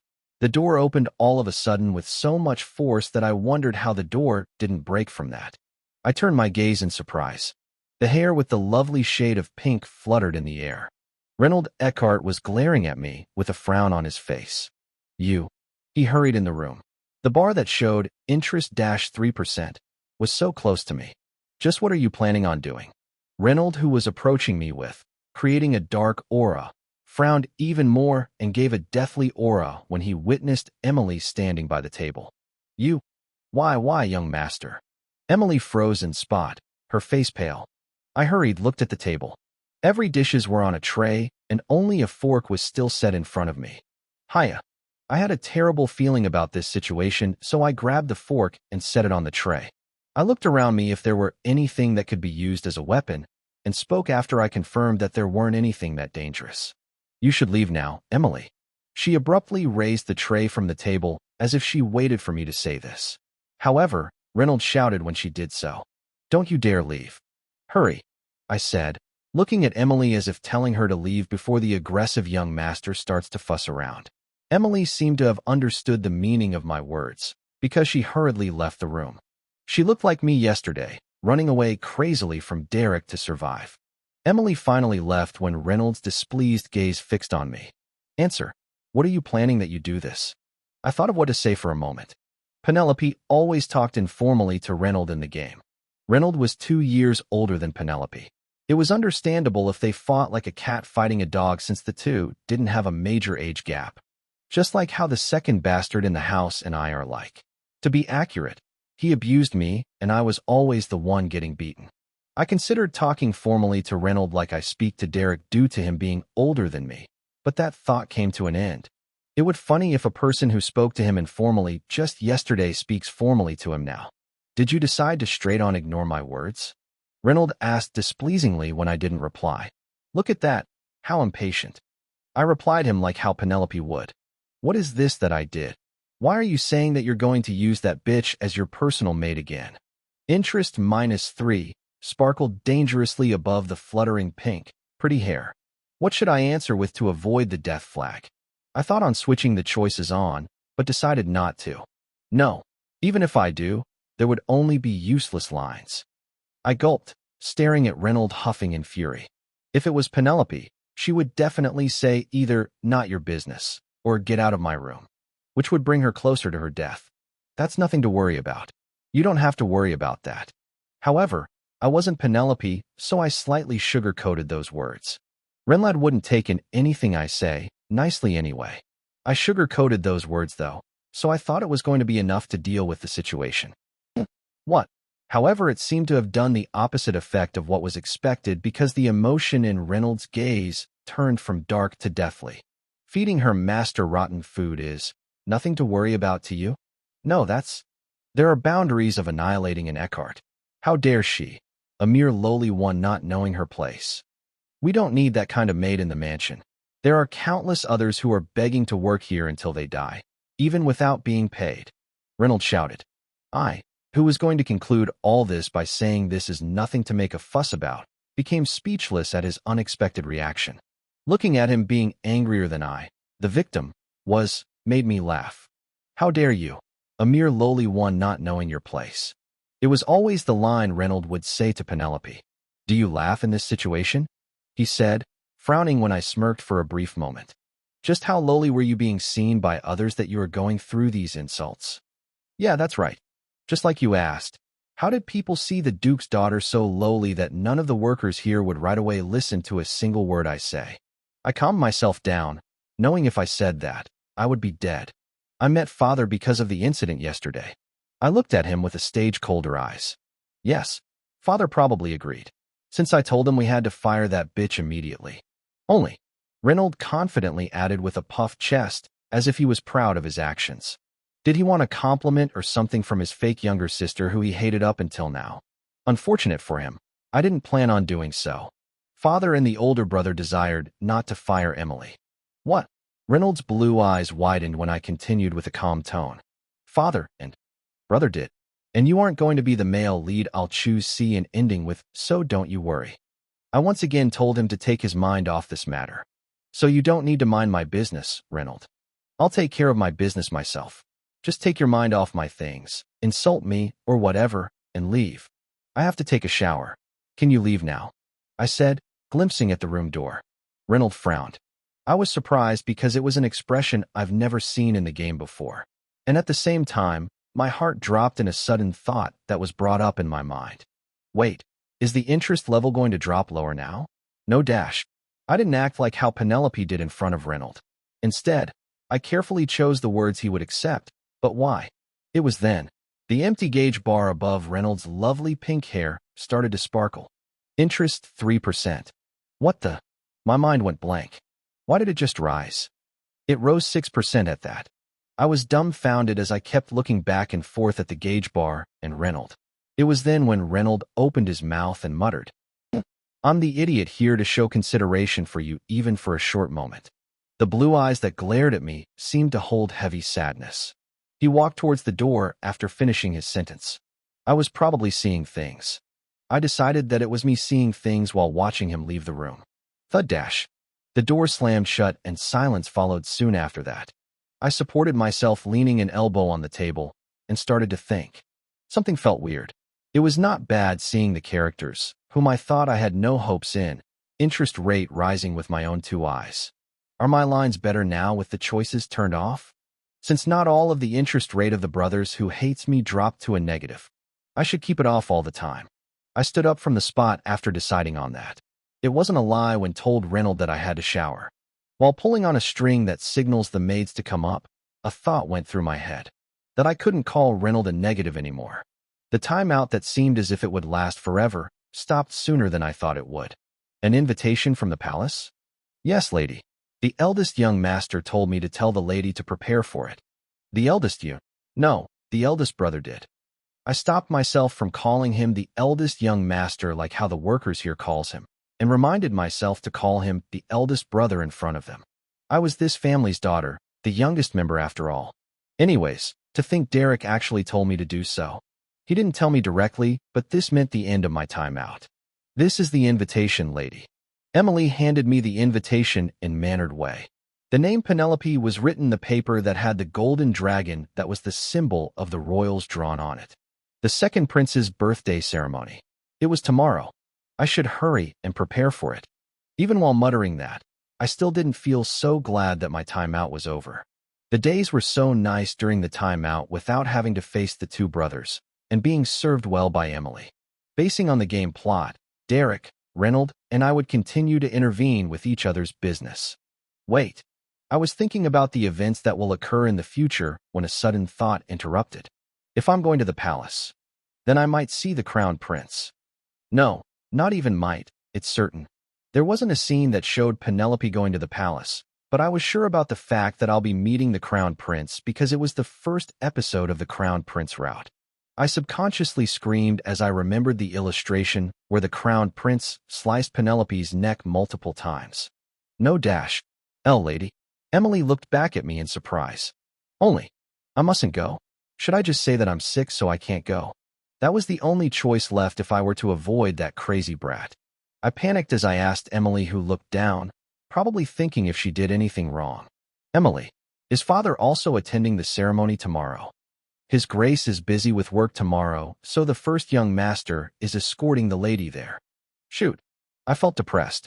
If I didn't want to go to the ceremony, then I'll have to talk to not the Duke, but Derek. But if I do, then there's a risk of his interest rate decreasing. I would have tried gambling if it was Reynold instead. I let out a sigh, thinking back to Reynold's interest rate that just rose from a negative. I was busy enough already even trying to keep it at 0%. I shouldn't even think to take risk by gambling against Derek. Lady, are you okay? You've turned pale. Emily cautiously asked, glimpsing at my serious facial expression. Leave the room. I have something to think about. I gestured with my hand, sounding annoyed. I let out a sigh as soon as she left the room. Huh. I'll die when I don't go, and I'll die when I do go. How insane is this game? I started to miss my heavenly days during my timeout. It'll be fine if I avoid him the best I can, right? I thought back to how the story flowed, but there were nothing much to remember. Meet the crown prince at the maze in the palace garden, then die before a proper conversation starts. Again and again. I'm not exaggerating when I say I had to press the reset button every 5 seconds. I think just not attending saying I'm sick would be the best ch. Oh. It was then when a smart idea popped up in my mind. Should I try dying? It isn't a bad idea when you think about it. I mean, no one knows. I might be able to go back to my world if I die in this world.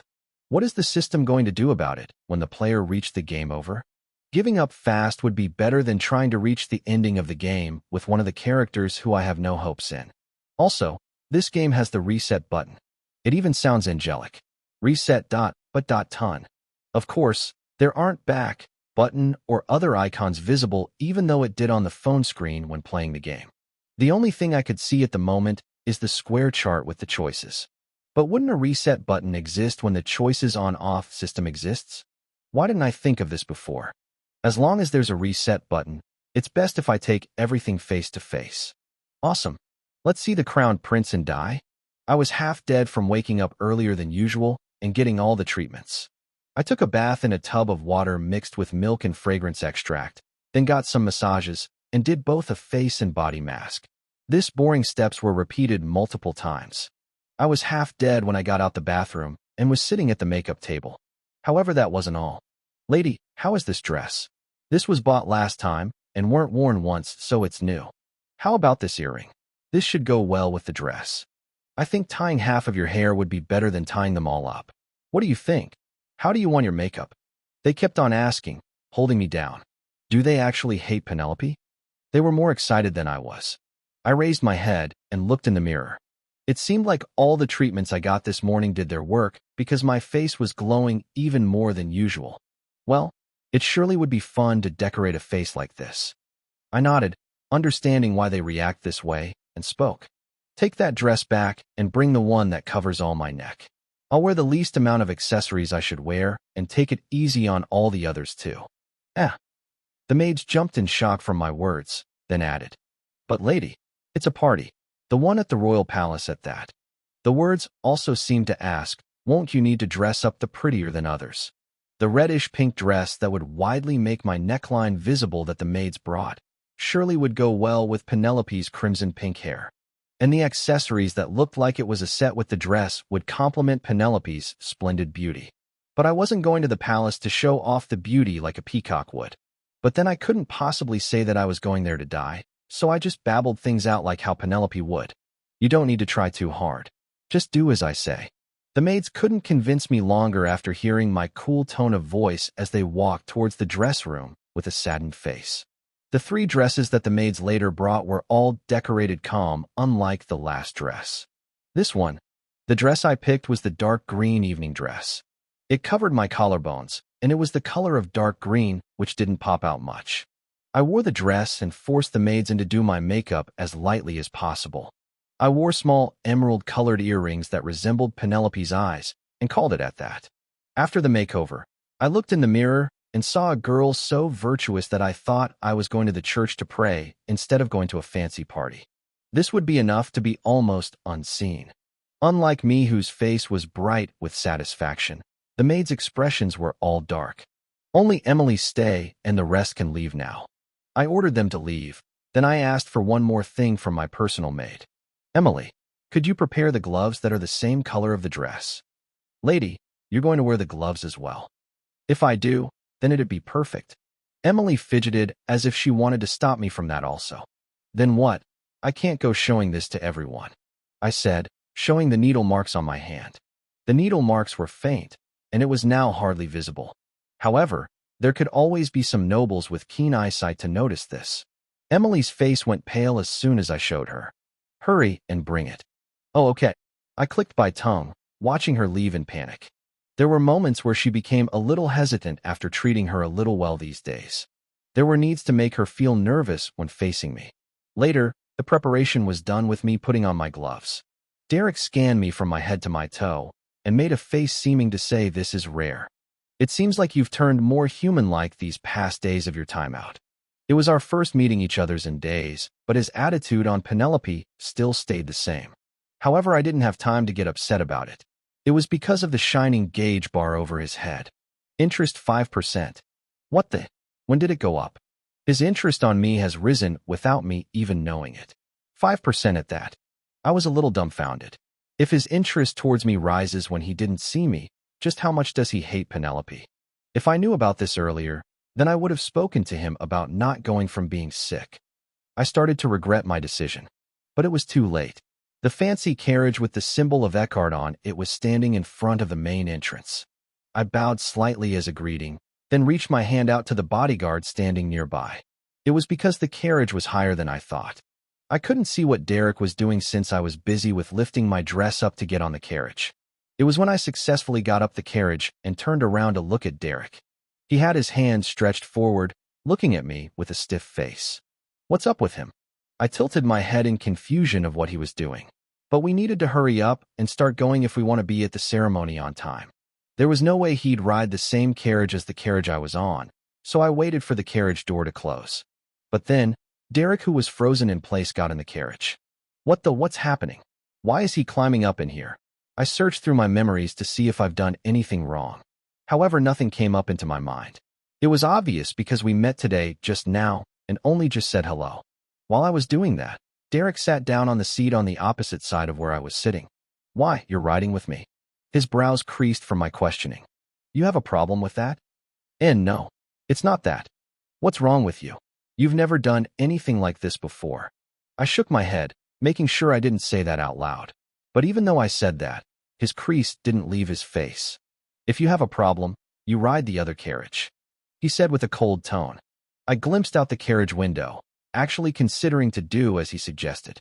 However, he already closed the carriage door while he was coming in, so it would look funny if I opened it again and left. I don't dislike it. I looked back at Derek and forced the half-hearted words out of me. I like it.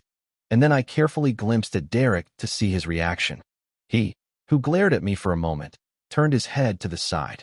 I mean, if you dislike this that much, why are you making it awkward and uncomfortable for both of us? Is this a new way to annoy Penelope?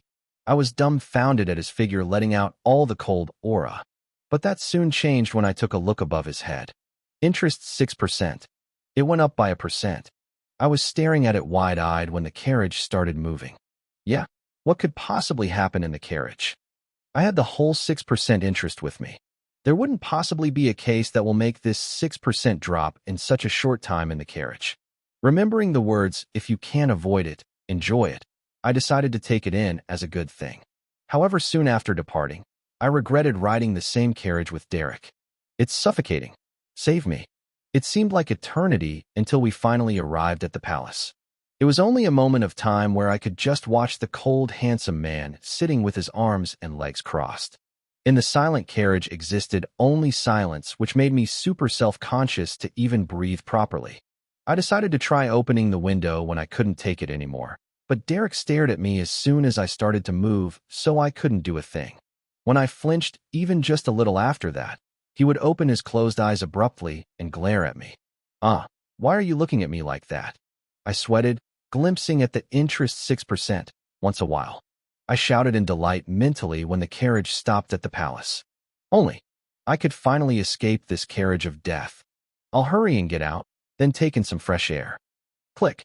But before that happened, Derek got up so suddenly as soon as the carriage stopped. After, he would open the door before me and get out. Then, take it. Derek reached one hand out to me, who got up with my dress held up with my hands. Did you eat something weird? I blankly stared at Derek, who was trying to escort me, with wide eyes. After a while, he frowned. What are you doing? Aren't you going to get down? I came back to my senses and looked around me. The gazes of the nobles who also just arrived were all looking this way. Thank you. I hurried, took Derek's hand, and got off the carriage. With my hand on his, we walked up the stairs to the ballroom, entering young Master Derek Eckhart and Gongyu Penelope Eckhart from the Eckhart family. It was around when the giant door to the ballroom opened following the loud shout of the servant. Don't be rash. Derek's cold words reached my ears. You didn't forget that your timeout has just ended yesterday, have you? If you make a fuss again, then it won't end just with some timeout. My feelings of excitement disappeared from his words. I wanted to talk back to Derek's displeasing words, but I held it back. Okay, I'll be careful. I put my effort in making a smile while I spoke. After my reply, Derek turned his face away from me. TSK. I pouted at the time he wasn't looking. The party held at the palace went by really smooth. In other words, it was very boring. Right after we entered, Derek left my side and was now busy greeting other people. Compared to that, there were no one coming to talk to me. It seemed like the rumors of me making a fuss did a great effect. I looked around to see the noble ladies of Penelope's age dancing and whispering as a group. I watched the scene in a corner where not much people passed by. I'm not lonely. This is definitely not brainwashing. Really, I had a clear reason why I came here, and I might be able to escape this horrible place if I succeed. Just when is that damn crown prince coming? More people were glimpsing and gossiping about me as time passed. It was when I thought I reached the limit of taking in all the stares. Entering Her Majesty the Empress and His Highness the Second Prince. It was finally the start of the actual event that happens in this chapter of the game. The nobles who were giggling and talking all either bowed, kneeled to the ground, facing the entrance. I also bowed, following what all the others were doing. The Empress and the Second Prince did power walking in a confident pose down the red carpet, and it seemed like they were saying, "We are the royals." The golden hair, which was the symbolism of the royals, shined under the bright light of the ballroom. They walked across the ballroom to the stairs, then walked up. Up the stairs were the seats where only the royals had the rights to sit. I, who was watching the whole scene, was surprised at the sight of the Second Prince sitting on one chair. Isn't that the seat for the crown prince? The seat the Second Prince sat on was the seat in the middle, which was located higher up than the other chairs. The golden throne with a fancy golden dragon decoration. It was the seat for the emperor. However, the emperor almost never showed up in the game, so normally the crown prince would sit on it instead. But why is it the Second Prince? I was dumbfounded with the Empress and the Second Prince being so calm when they did something like that. It was as if it was totally a normal thing to happen in the first place. Is it allowed because it's the Second Prince's birthday? Everyone may rise. The Second Prince, who sat on the seat, commanded. The people rose up as commanded. I thank you all for attending to my birthday ceremony, even when I'm sure everyone must be busy. There's not much prepared for today, but I hope everyone to have a great time. With the Second Prince's speech finished, the party officially began. No, it was going to be, until... Thud dash. A loud noise came from the entrance, all of a sudden.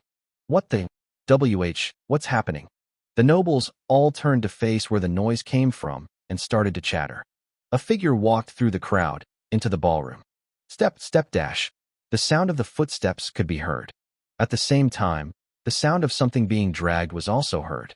Aye, it's the crown prince. Someone shouted. I hurriedly turned to look at that shout. Elegant blonde hair that seemed like it was made with real gold swayed in the air. The shining golden hair of the Empress and the Second Prince now seemed to be a joke. The blonde, golden-haired man with a red cape fluttering behind was the one who really was shining to the eyes. Isn't that a person? Gasp. That's... People who stood close to the crown prince started to scream. Drag dash. I didn't realize from being distracted by the crown prince's appearance that something he dragged in here with him was a person with absolutely no movements. Happy birthday, dear brother. The crown prince, who reached the stairs, tossed the person in his hand. B, brother. C, crown prince. The empress got up from the spot and pointed at the crown prince. W, what disgraceful thing are you doing? How is a big brother attending his little brother's birthday ceremony a disgraceful thing to do, mother? You're a crown prince, and yet you do this horrible thing at a place where you're not even invited. The empress' face ignited bright red and trembled, not allowing herself speak about a person who was dragged in here. What do you mean I wasn't invited? Those words are saddening.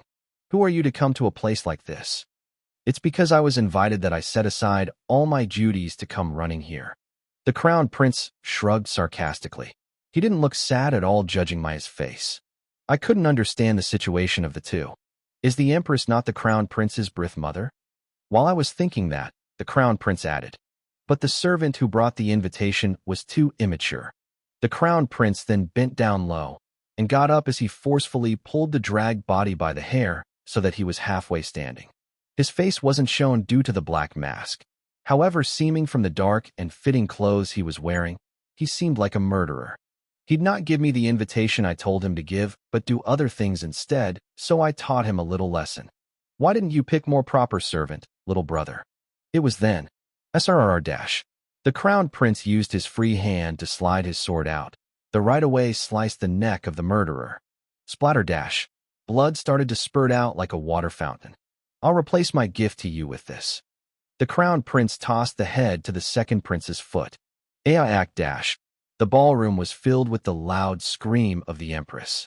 The head of a person's what was rolling like a ball on the floor. The second prince's face was pale as if he was going to faint any moment and couldn't speak a word. Send the servant like him again with the invitation if you want a gift from me again. The ballroom filled with shocked people. Only the crown prince smiled within all those people. His keen and sharp smile resembled the lion from the hell. He left the room as quickly as he did when he entered the ballroom, only leaving us with shock and fear. The crown prince was completely out of sight when the people letting out their breaths that they were holding back until now could be heard. It was the same for me. What? I shuffled through my memories, grabbing onto my chest. Something like this really never happened in the game. No matter how much I thought back about the game, this kind of huge incident never once happened. It was too huge for it to be not mentioned in the game, like about the needle marks on Penelope.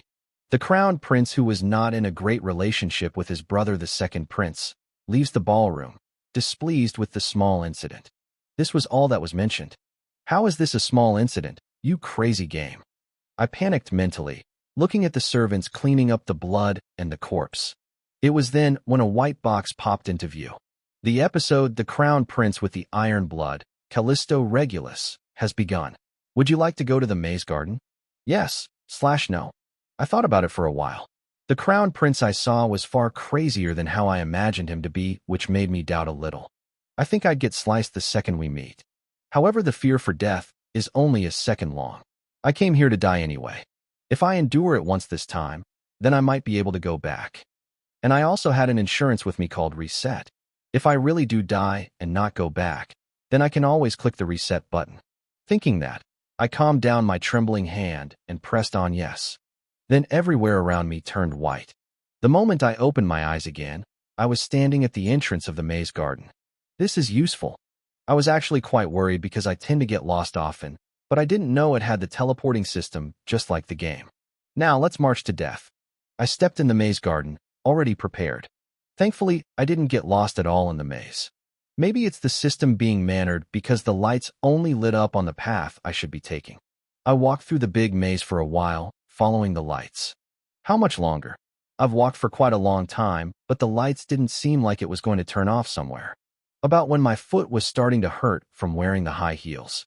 A light on the far distance from me that was sparkling more than the other lights were, could be seen. It was finally the end. I reached that end, then took a turn. The place was very spacious with a small water fountain with a bench you could sit and rest on. What the? Where is he? Looking around me, I could see no other lights that were on. I was pretty sure that this was the end of the maze. However, no matter how much I looked around me, there were no hints of the crown prince. I tilted my head, then hesitantly walked towards the water fountain. Then, SRR-. I felt something cold and heavy by my neck. Gasp! I wondered what mouse it was that was wandering places. The crown prince walked towards me, his sword circling my neck. Sting! With the sensation of my flesh being sliced, something hot dripped down. But I wasn't able to realize that I've been caught. Huh, isn't this the Eckhart's crazy fussmaker dog? Brilliant golden hair with the moonlight reflecting on it, and the crimson red eyes that seemed to be soaked in blood. The crown prince, who was staring at me in interest, smiled with a ghostly expression. However, that only lasted a moment. To think you'd come and follow after witnessing the scene at the ballroom. Seems like you have a death wish. I felt goosebumps from the crown prince's expression suddenly turning emotionless. Speak. Why did you follow me like a sneaky mouse would? The sword dug deeper into my skin. But what felt more stinging was the deathly aura directed at me. Then I realized that the crown prince is going to kill me right now. Reset button. I wandered around with my eyes, trying to find the reset button. Though I'm going to die anyway, it would be nice if I knew where it was before I die. Judging from you having no answer to my question, shall you start your last farewell to your brothers? However, wherever I looked, I'll be nice and deliver them, the Eckharts, your last words. The reset button was not seen anywhere. Reset? Where's the reset? Reset dash. There's no reset button. I felt like I was about to faint. The reset button wasn't it anywhere I looked. Meanwhile, the crown prince seemed like he was actually planning to kill me because he raised his sword up. Wait. I shouted in panic. Then the crown prince spoke, tilting his head. Looks like now you have the mindset to speak. That's right. I'll tell. I will tell you. I nodded my head crazily. The sword he has lifted up was now once again was set by my neck. Go on. Well. I did say that I would tell him because I was panicking, but my mind went blank now that I was going to tell him. I mean, What do I say really? I cannot say I followed because I intended to die, and I shouldn't die as long as I knew that the reset button didn't exist. Should I turn on the choices? However, it wasn't guaranteed that I could live even if I do turn it on. It was actually because it was not on that I survived until now. I can hear your brain rolling to come up with something from here. It was then when the crowned prince smirked coldly, not being able to wait a moment of me crazily trying to come up with something. I'm very excited of what you'll say. The interest gauge bat shined dangerously over the top of his head. It'll have to be a reasonable excuse, Gong Yu. I really dislike someone blocking my way in the middle of anything. He muttered, bringing the sword to my skin with a little more pressure than before. Warm blood streamed down my neck. Fear of death and pain. That took control of my brain. I like you. Therefore, without thinking anything anymore, I spit out the words that even I found was stupid. What? His crimson eyes widened. I shut my eyes closed tight and shouted. My mouth was already out of my control. I've been liking you the whole time. I thought I could comfort you from the previous incident because I thought you would be hurt by it.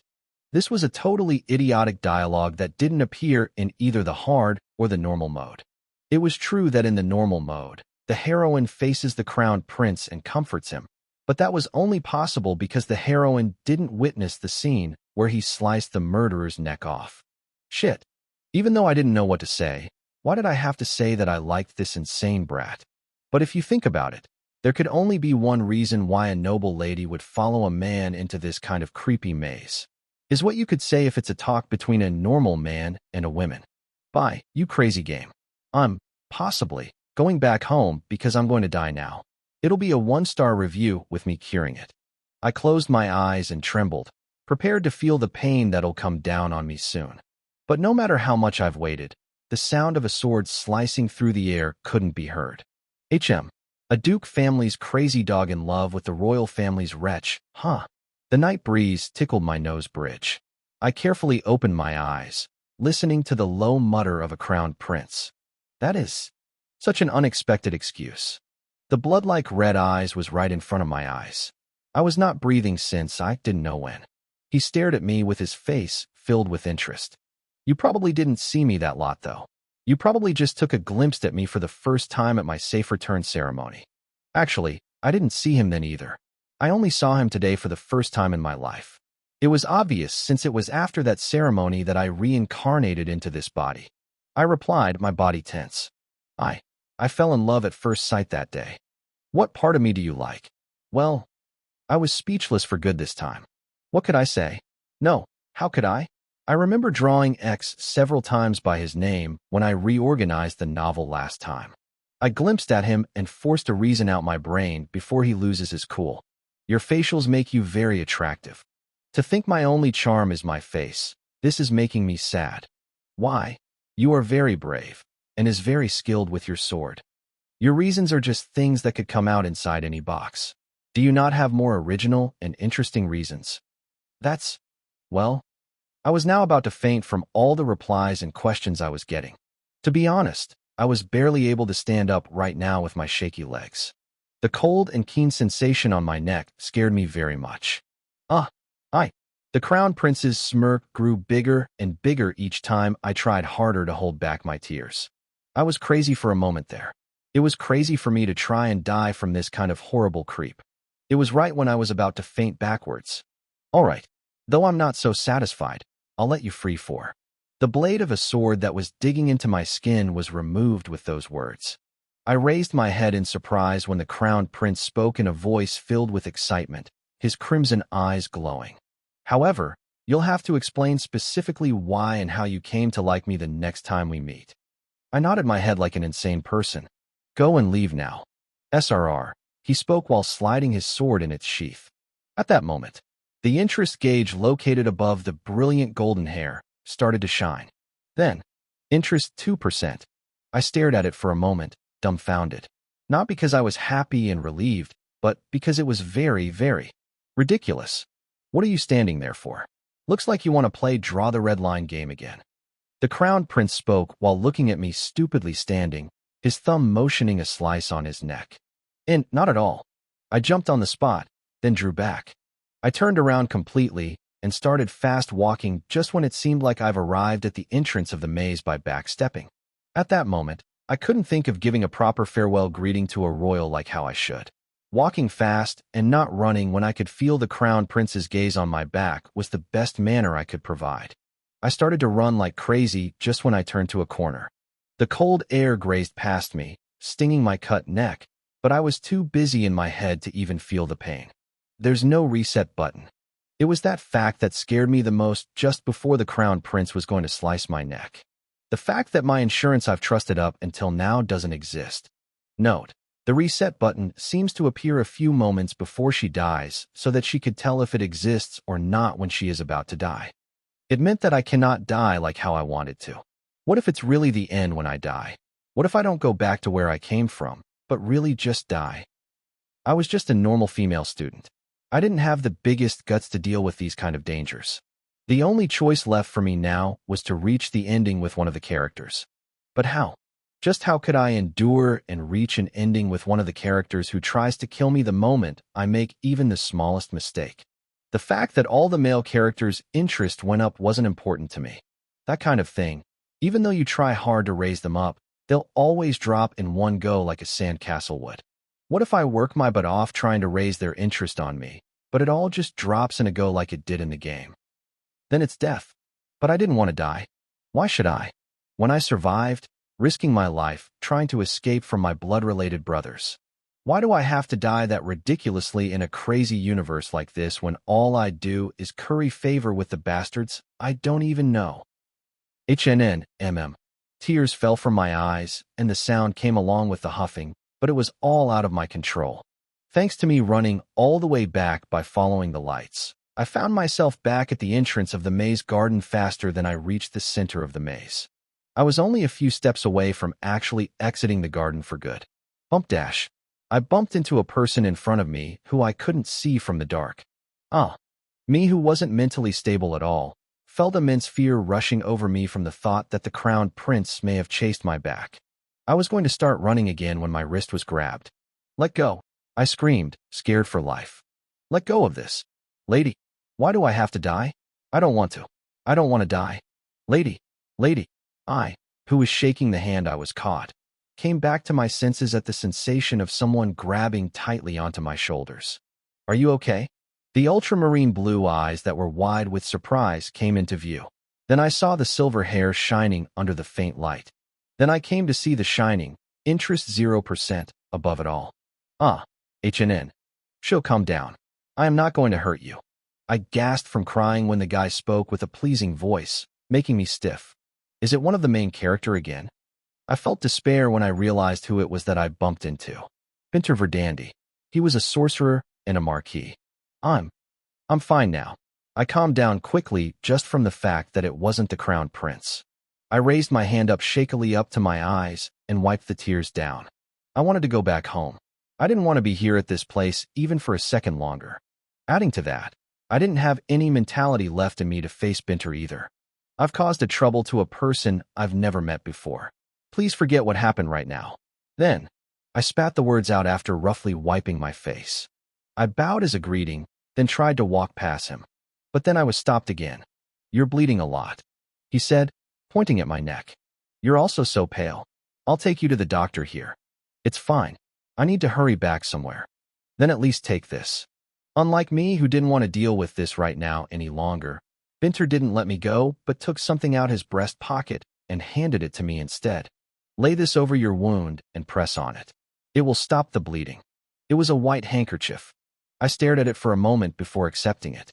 I couldn't walk back into the ballroom when I was bleeding like this anyway. I bowed once again and opened my mouth to speak. "Thank you.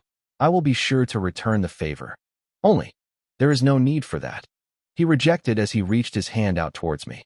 Then, instead, I wish for the sadness to be gone in these beautiful eyes the next time we meet. The warm hands were so close to touching the areas around my eyes that I could faintly feel the heat. Interest 9%. I was all too focused on the letters shining above his head that I couldn't check to see how he was looking at me.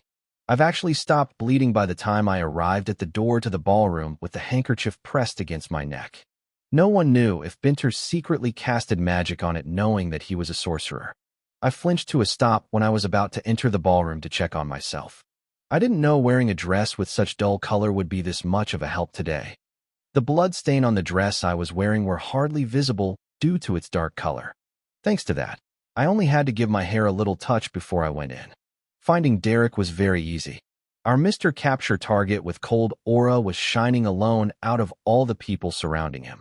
He told me to just stay quiet and not make a fuss. He'd be mad if he saw my neck cut. I was too focused on thinking back to the warning Derek gave me when we arrived at the royal grounds that I didn't notice the gazes of people all looking at me. Didn't notice that I wasn't fine just because my dress was fine. Brother. I called him out quietly.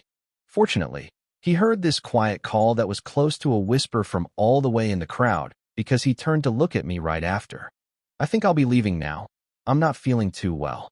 Derek's blue eyes widened when he spotted his pale little sister, who looked like she was about to faint with a blood-soaked handkerchief pressed against her neck. Right now, everything turned black that moment in an instant. The last thing I saw was Derek running towards me with a pale face as I fell unconscious. I didn't remember anything after I fainted at the ball. Lady Dash, quick, hurry and bring a doctor. Urgent shouting and rushed footsteps could be faintly heard. The fact that I was lying in bed for days, suffering just from a small cut on my neck, made me laugh. It was as if all the stress I've ignored, due to the fact that I was busy trying to survive, exploded all at once there. I've dreamt of lots of things during those days. I thought I was going to dream about Penelope's past now that I've become her, but it was all my past that I've dreamed of. It was not too long since the day I entered a high school which only the rich family's kids goes to, after I was taken into that house. I was packing my things up after class when someone tapped on my shoulder. Hey, your brother is searching for you. He told you to come to the gym storage room. He was one of the kids who favored the second bastard who basically had the central power and controlled the school. I headed to the storage room without thinking much about it. I did notice that the second bastard was sort of involved with bullying in school, but it wasn't that serious to be thinking about. Brother? I carefully stepped into the storage room, quietly opening the door. I couldn't see anything from the dark. Then something was abruptly put over my head when I was wandering in the place. It seemed like a plastic bag. What? Act. Me, whose face was covered, was thrown deeper into the storage room, then was beaten up badly. Tens of foots kicking and stepping on me. I didn't have a second to recover consciousness. All I could do at the moment was screaming from all the abuses coming at me while cowering. Wow, now this is refreshing. Where did this beggar thing even come from? She's not in the level to be attending the same school we go to. Hey, but aren't we in big trouble if her brothers know? Nonsense. Her brother hates her to death. I followed my father to a meeting, and she was brought up in their conversation. Their brothers just shivered in disgust. They grinned and said those trashy words while watching me trying to get back to my senses with the energy I have left. Those words hurt more than their actions on me just a moment ago. Hey, from now on, make sure you don't come into our view, and don't say a word about today. With that said, I heard the footsteps of people leaving out the storage room. I was lying there, on the floor, completely still for at least 1 hour after that. It was because I was in so much pain that I couldn't even move. It was long after that when I could barely stand up again. I took the plastic bag off my head and saw both my bag and my uniform ruined. I headed to the washroom and started wiping all the footprints on my uniform until I realized that it wasn't the uniform I should be worrying about. In the mirror, I saw blue on my eyes. From that, I could know that I was kicked not only my body, but my face as well. A laugh escaped my mouth at the sight of me, seeming to say, I've been beaten. I didn't remember the feeling of when I was being kicked at, because I was out my senses and because my mind was blank then. I trudged my way to that hell-like house. I hated the house so much that I'd rather die than to go in, but there were no place to go to other than that house. I was unfortunate when I entered the house.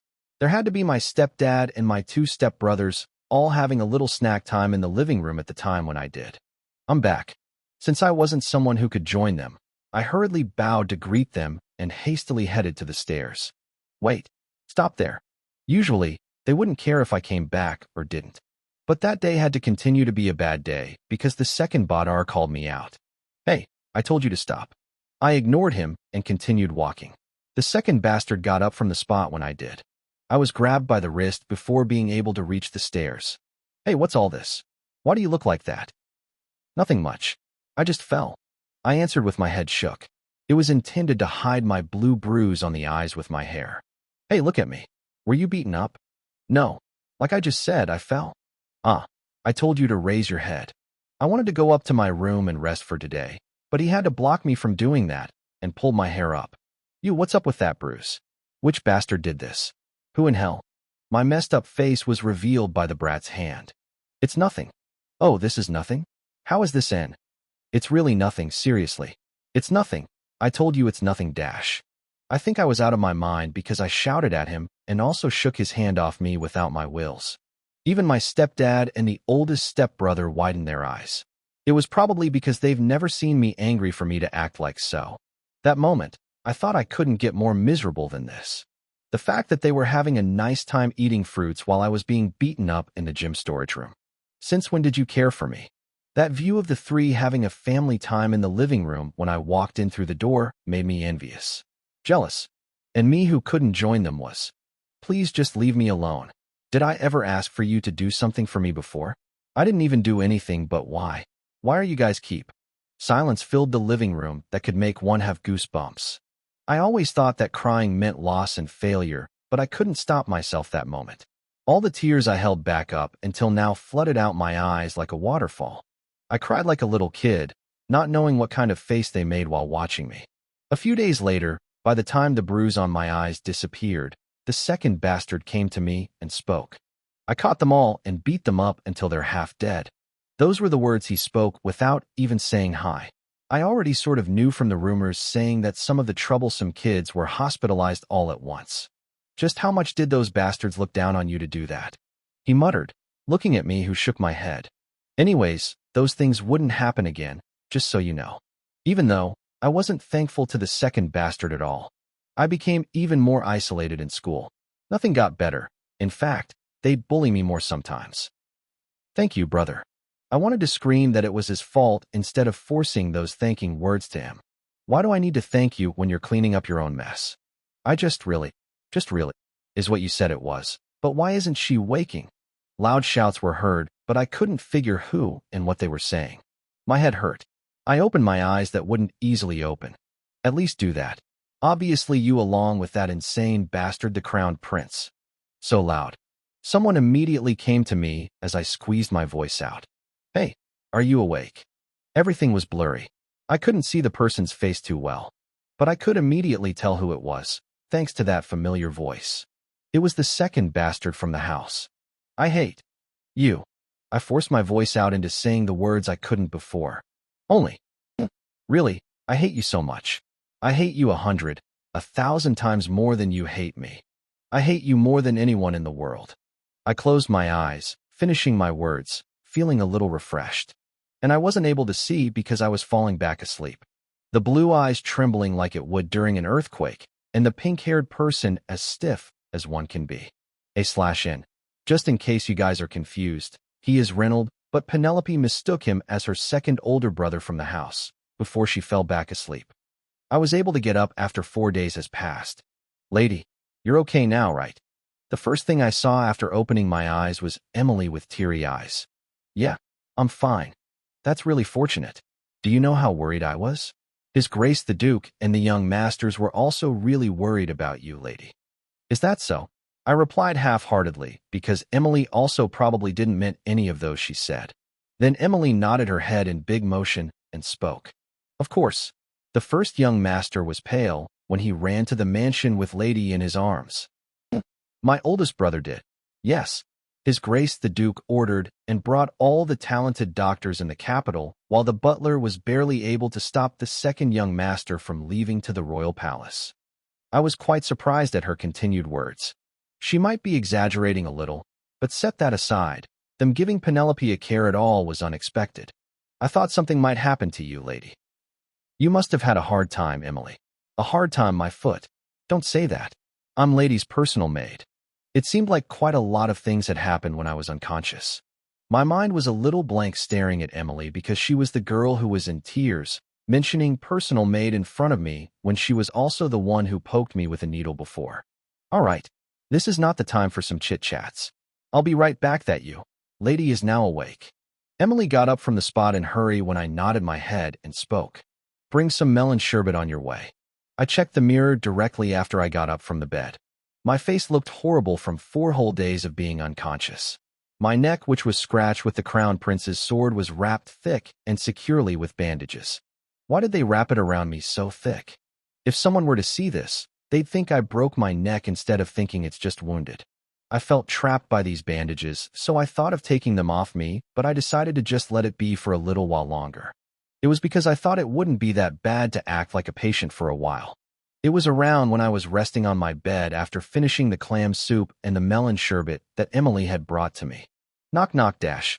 A knocking sound on my room door was heard. Lady, it's Pennell. The visitor was Pennell, the butler. He didn't do things such as coming in without knocking anymore after that incident the other day. However, that couldn't stop me from frowning. I thought I told him to let others come to visit me if he had business with me. I sent Emily out my room instead since I didn't forgive him completely yet. Go and check the reason why he came here. Emily did as told without any further question. What came out her mouth after she came back was unexpected. Lady, the butler said that his grace is calling for you. Father, it was not allowed for anyone to deliver the orders from the owner, aka the main power of this mansion, to the others. I could understand why the butler had to come himself this time for that reason, so I stood up from the bed. Emily, bring me an outerwear. Are you not going to change clothes, lady? Emily asked as if it was rare for me to not do as so. Currently, I was in a white one-piece that I woke up with. It wasn't too formal to wear when seeing an adult. Have you seen a patient dressing up before? I replied, taking the outerwear Emily had brought me. Did he really have to call for me when I only regained consciousness today? It wasn't intended, but it was true that I created an incident at the ceremony in the royal palace. I was punished with time out last time. I wonder how much I'll be scolded today. If I wanted to avoid at least a bit of the blame for that incident, I had to act as if I'm in pain. Thanks to being unconscious for a while, my face was already like a face of a patient without even me trying to look like one. Phew, my life. I let out a deep sigh as I left the room. The butler, who has been out by my room door for a while, readjusted his posture the moment I came out my room. Shall we go now, lady? Then he set one hand on his stomach and reached his other hand out in the direction where we were going to go. What the? It was not like I didn't know the way to where I am supposed to go. Also, he's never done any of these up before to me, up until now. The butler bowed and opened his mouth at my suspecting stare on him. I cannot walk before the master I am serving when I'm a mere servant working here. I searched his face to see if he was trying to fool with me, but there were no traces of insincerity shown on him. Instead, he seemed like a prepared knight who've waited for this moment. Please take the lead, lady. His well-mannered words were heard differently in my ears. I've been waiting for you. I'll be serving the lady well today. Just like the owner of a store, treating a regular who haven't visited for a long time. The aura of the mansion was noticeably different today. Why is everyone acting like this today? All the servants who used to be busy glimpsing at me were all bowing in manners whenever their eyes met with mine. That time, I didn't know that it was all thanks to the butler walking behind me, giving them a warning with his glares. Lady, please wait a moment. It was when I arrived at the door to the Duke's office. The butler, who was silently walking behind me, walked past me to the door. Knock knock knock dash. Your Grace, Lady Penelope has arrived. Let her in. The butler opened the door for me, also in a very well-mannered way, after the Duke spoke from inside. Please head inside, lady. I felt a bit awkward, entering the room. It was as if he's been training his manners when I was sick. You came.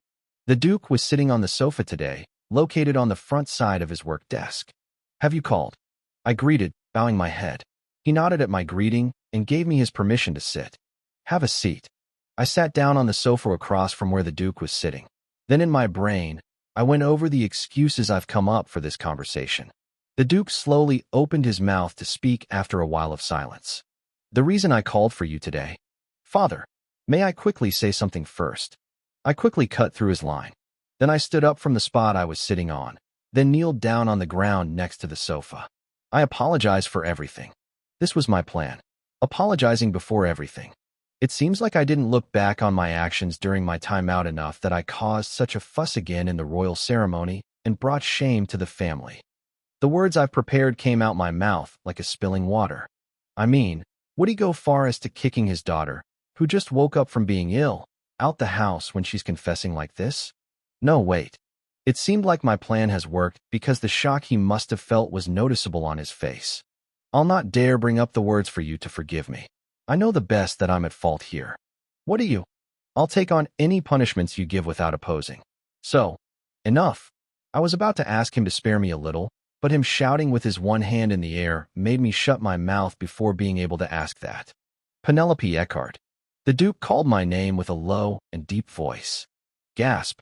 Does his not work anymore after I used this strategy once already? I started to feel worried. I replied, gulping. Yes, father. Rise. Pardon. That was unexpected that I had to question it again. When I did, the Duke's one eyebrow flinched. An Eckhart doesn't kneel down on their legs no matter what the reason is. So don't lower yourself so easily like that, Penelope. No one can make you kneel to the ground as long as you're an Eckhart, even though that someone might be one of the royals. The Duke raised his voice when he said the word royal. Following that, he commended. If you understand, then rise from the ground right this moment. Hey, all right. I abruptly got up from the ground and once again sat on the sofa. My heart beat at the Duke's impressive charisma that I wasn't able to witness while playing the game. Did I say something wrong? I was thinking that when the Duke started speaking again. Penelope, the reason I called for you here is not to scold you or anything. Huh? Then, it was to hear about what happened in the royal palace in more detail. Now tell me, what happened between you and the crown prince? I looked back at the time before fainting the other day, at his words.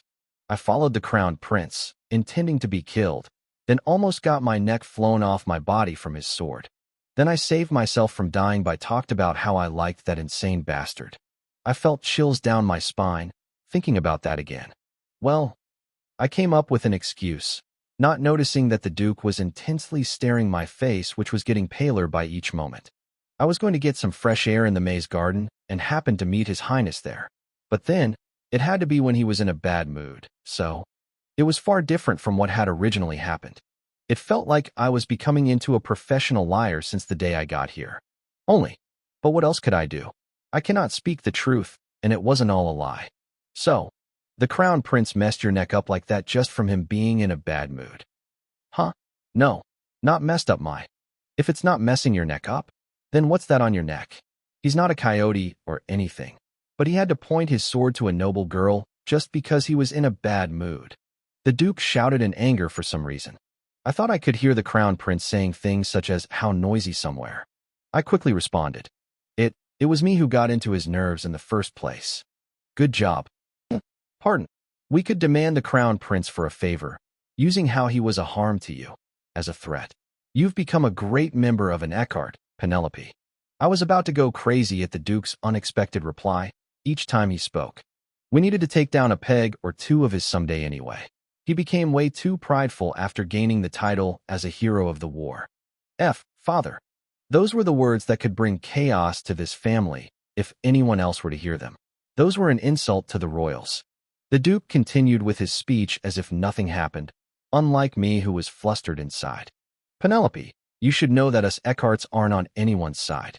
We are just sitting on the fence, neutral. Yes, of course. Nope. I didn't actually, not at all. Though that's the case, it's hard to resist anything if we don't have a backup. Her Majesty the First Empress has passed away, and people who supported the Crown Prince have decreased in numbers. Note, the First Empress is the first wife of the Emperor, also the deceased mother of Callisto, the Crown Prince. The current Empress is the second wife of the Emperor, the second prince's mother. No one knows who would become the next emperor at the moment. I didn't know the Crown Prince had this kind of a backstory. It was because that damn game was about nothing but capturing the heart of the male leads. Of course, he had a reason for acting like a mad dog at the banquet. I didn't understand why the Empress and the second prince sent a murderer to the Crown Prince at first. So, you continue to be you onwards as well. With that said, the Duke put on a smile of satisfaction as he changed the topic of the conversation. You've acted well in this case, so I shall reward you than to punish you. Do you have anything in mind to ask for? A reward. I came here, expecting to be punished. I didn't think I'd be rewarded like this. I just sat there, staring blankly at him when he slightly nodded his head once. Do you want a jeweler to visit again? Or do you perhaps want to throw out all of your dresses and order some new ones since this season's coming to its end? My jaw dropped at the reward options of a different scale of what I could think of. What a windfall. However, Penelope already had so many of both the jewels and dresses of those she bought before that those that the Duke offered weren't really needed. I thought of what I wanted as my reward, and soon answered thoughtfully. I'll tell you what I want as my reward later, after giving it some more time to think about it. Chuck, the Duke and I were finished with our talk, and I just closed the office door behind me when a white box appeared before me out of nowhere. Your fame has been +5 due to the reformation of your relationship with the people working in this mansion. Total, 5. Huh.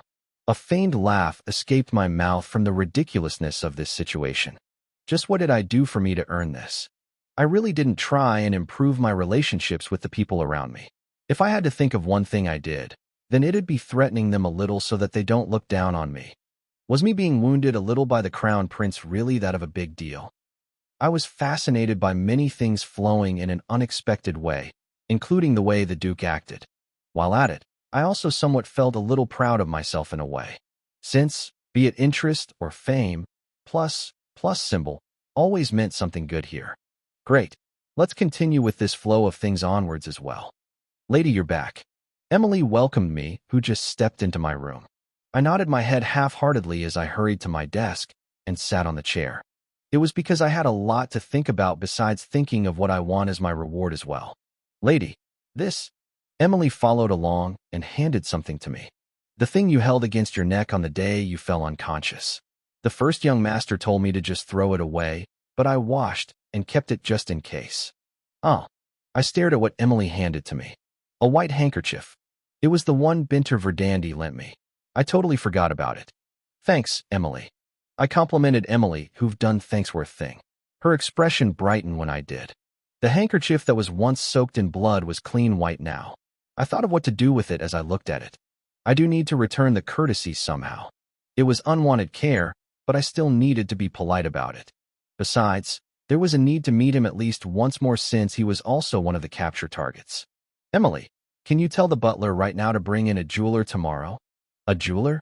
Emily tilted her head from my request that came out from the blue, then clapped once. Are you planning to buy some new accessories for the upcoming festival? Festival? Emily answered me immediately when I asked in confusion. The festival celebrating for the birth of this country is held next week. I heard that the festival will be held on a much bigger scale due to His Highness the Crown Prince's return. Don't mention the Crown Prince. Emily gasped her mouth shut from my tone of voice that suddenly turned cold. I was sick of even thinking of the Crown Prince. I motioned my hand, annoyed, towards Emily, who started to study my face. Go to the butler now. Okay, I'll be right back. Emily left, and the silence greeted me in my room. I tapped on the desk with my one finger and got lost in deep thought. So next week's the festival, huh? In the game, the episodes specified for meeting with each of the capture targets are unlocked in an order. For instance, I had to get through with some of the episodes in Reynold and Derek's route for the Crown Prince's route to be unlocked. That's why it was sort of unexpected that I met Binter right away after I met with the Crown Prince. But he was a character I'd meet in the banquet that day anyway, so nothing much changed within the story as it flowed the same up until right now. All that's left now was the last capture target, Eclise, the knight, who appears after the meeting with Binter. It was around when the festival took place when the last capture target was brought into the mansion. What did Penelope did during the festival again? In the hard mode of the game, I was only notified that the Duke brought in the new capture target and was never able to see him. I was too busy dying while playing the episode Festival Day together with either Reynold or Derek. I feel my blood boiling thinking about that again. In the end, the result was I was never able to have even just one single peaceful date at the festival with anyone. I hurriedly opened a drawer and took out a piece of paper I hid before. I went through my writing at a fast speed and muttered, I need to get him before the Duke does. I decided on something after almost being killed by the Crown Prince. To finish one route as soon as possible and get out of this damn place, since I can't try and die anymore.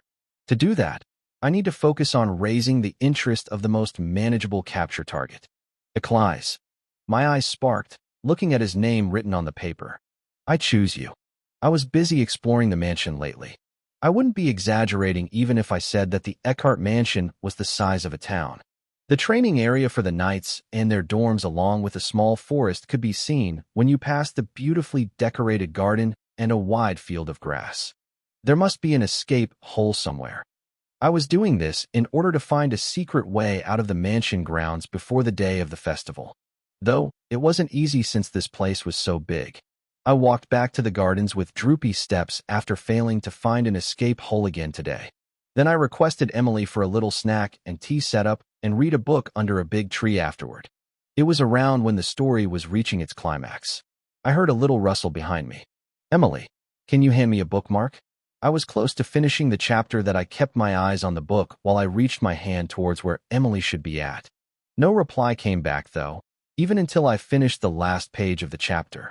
Emily. I closed the book and turned my head. Are you okay now? Beside me stood a person holding a tray with some snacks. It wasn't Emily, but someone I didn't expect to see here. Interest 8%.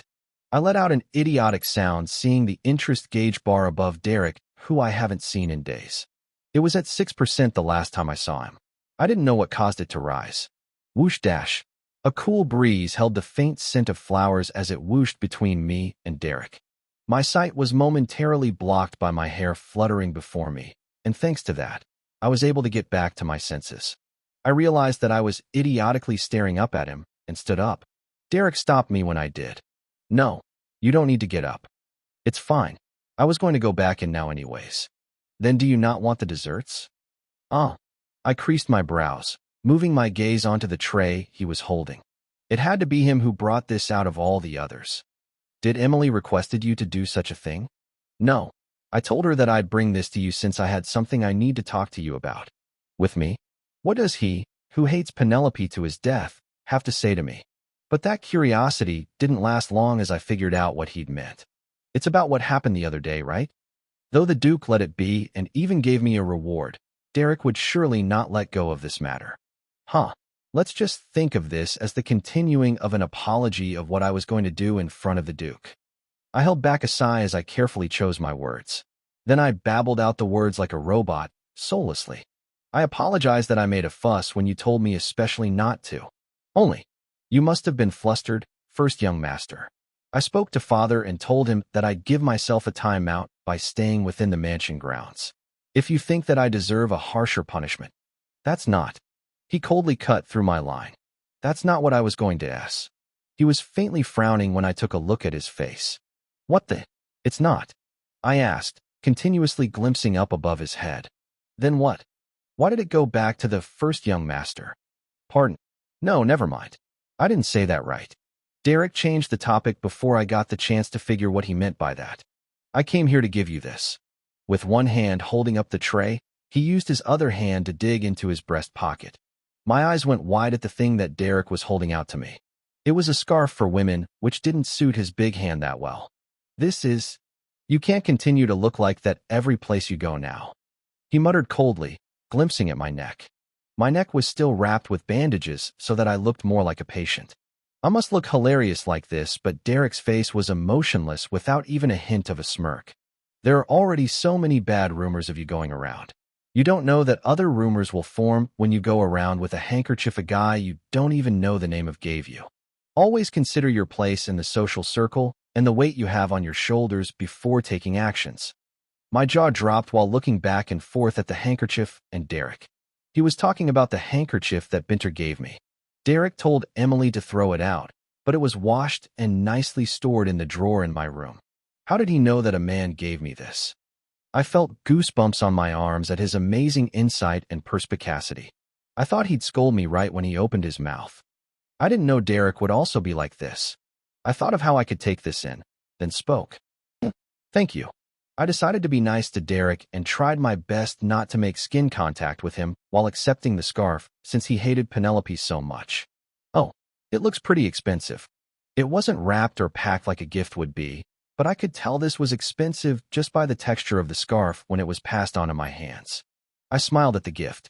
I'll use it well, first young master. I raised my head from the scarf and thanked him. Derek's eyes wavered for a moment. Then his expressionless face suddenly stiffened. What's up with him? My heart dropped at his reaction. I was looking anxiously at the interest gauge bat above his head. I forgot something important.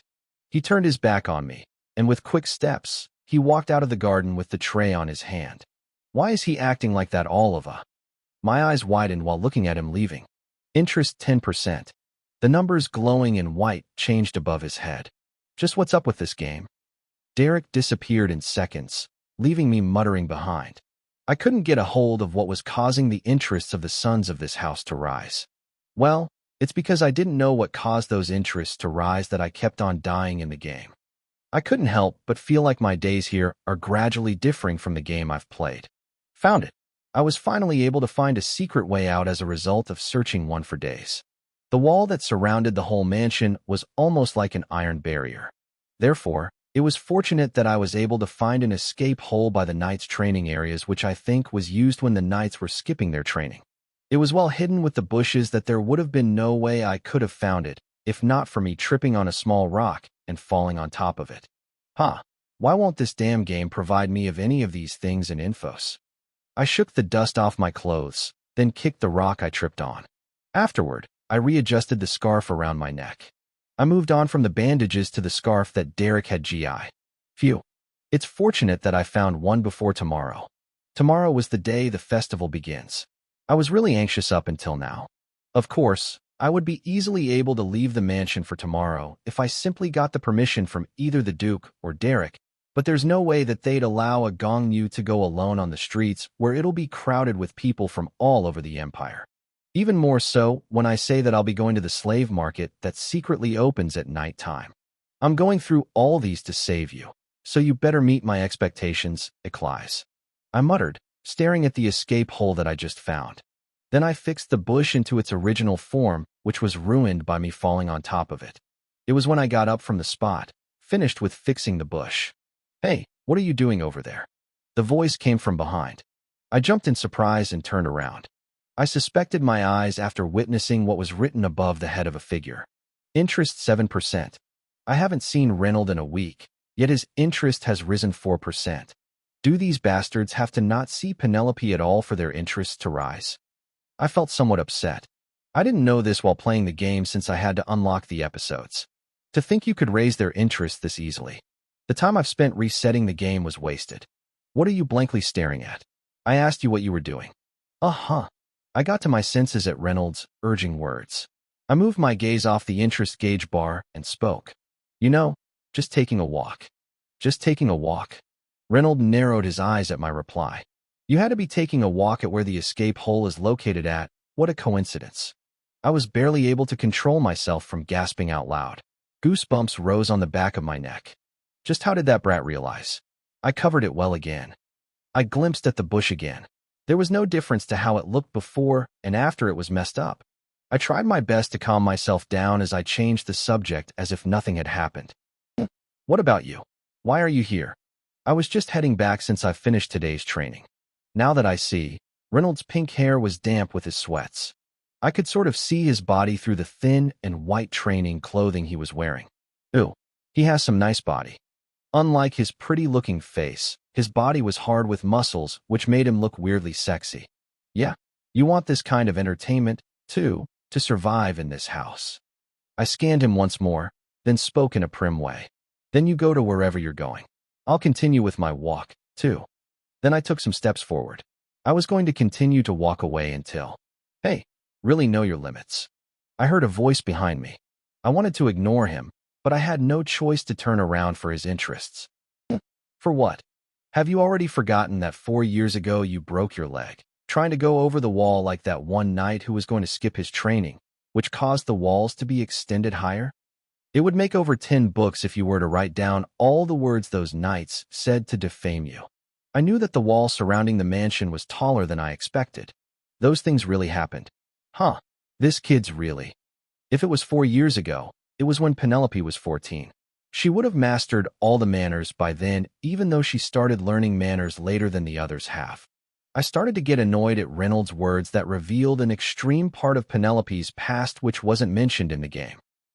I'm not doing anything like that. Those words I spoke weren't at all faithful even for me. Reynold heard what I said as he spoke with a scary tone of voice. Just get permission from father and leave the mansion confidentially. Don't repeat what you did in the past and get defamed at again. I told you it's nothing like that. He didn't say anything further after my words. Instead, he stared at me in disbelief for a moment longer before he left the spot. I was watching the interest 7% getting further away from me. Quest. Would you like to proceed the quest? Date at the festival with Reynold. Reward.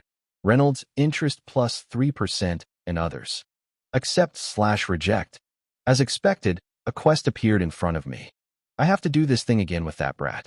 And the reward is only 3% of his interest. I snorted, thinking back to how annoying he was a minute ago.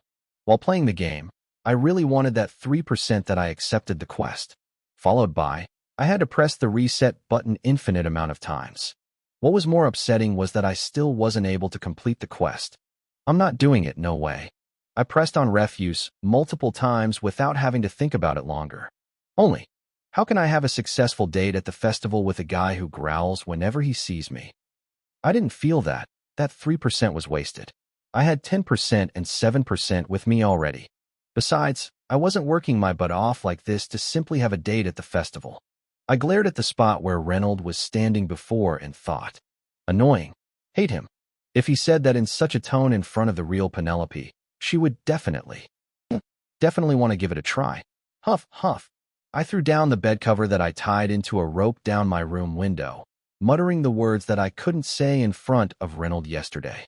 Then I pushed myself up on the window frame, using all my strength. That was all I needed to do for me to be out of breath.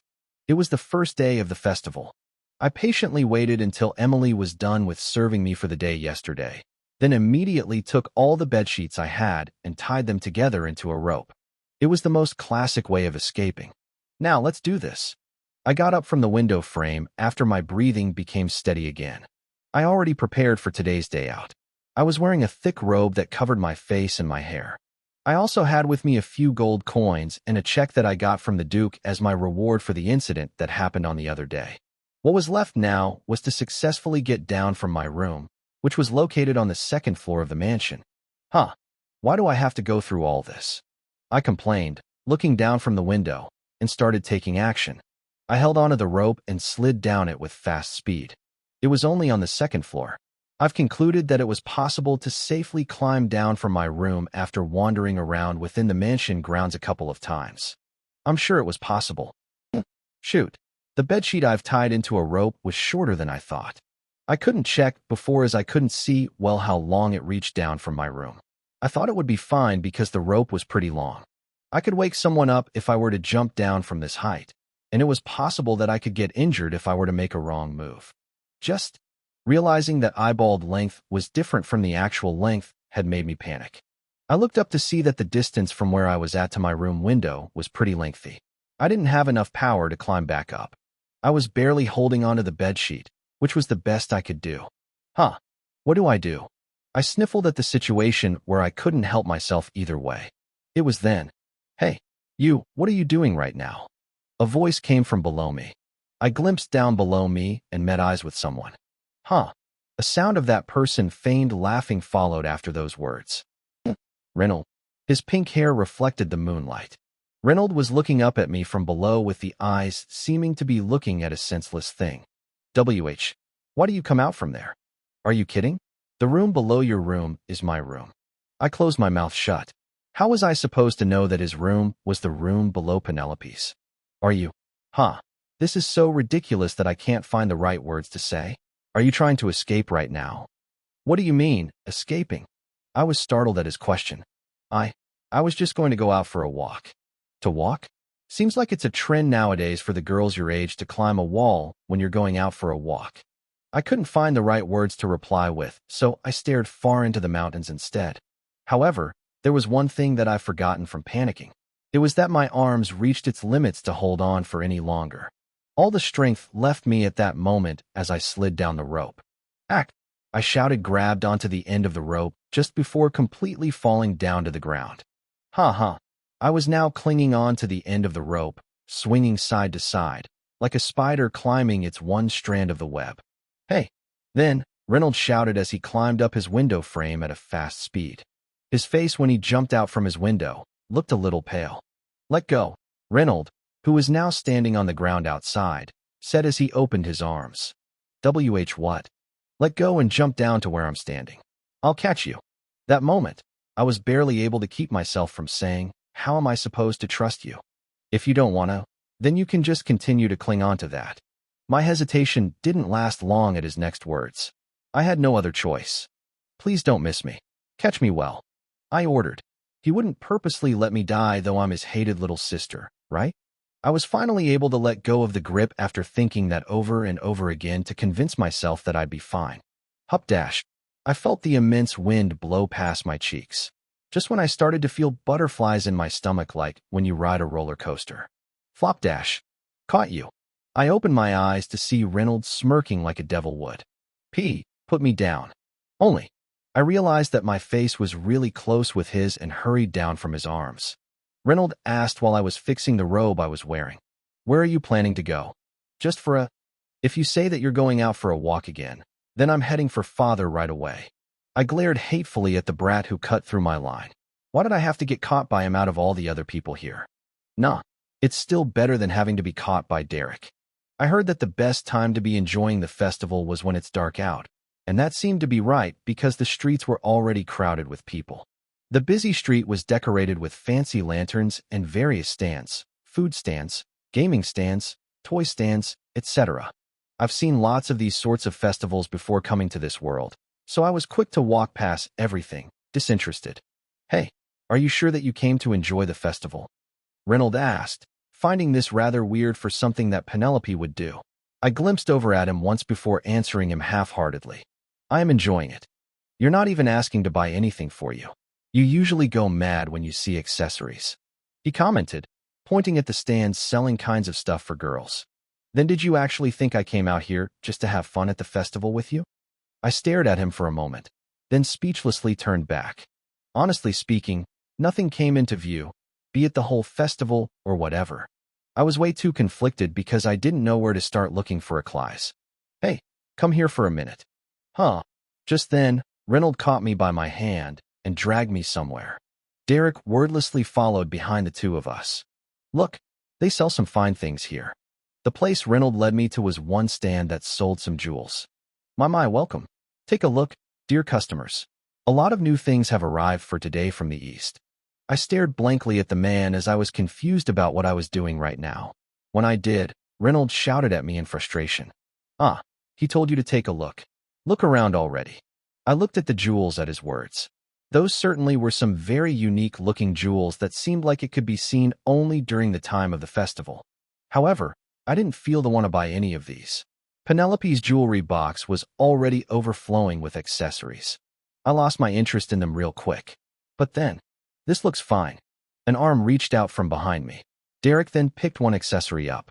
It was a bracelet made of platinum string and with little jewels in the color of a well-ripened plum hanging. "Goodness. I knew you had a great taste on these things, mister. To tell you about this bracelet, it took 3 months of a full day and night using the rare jewels found only in that mine over there in the East."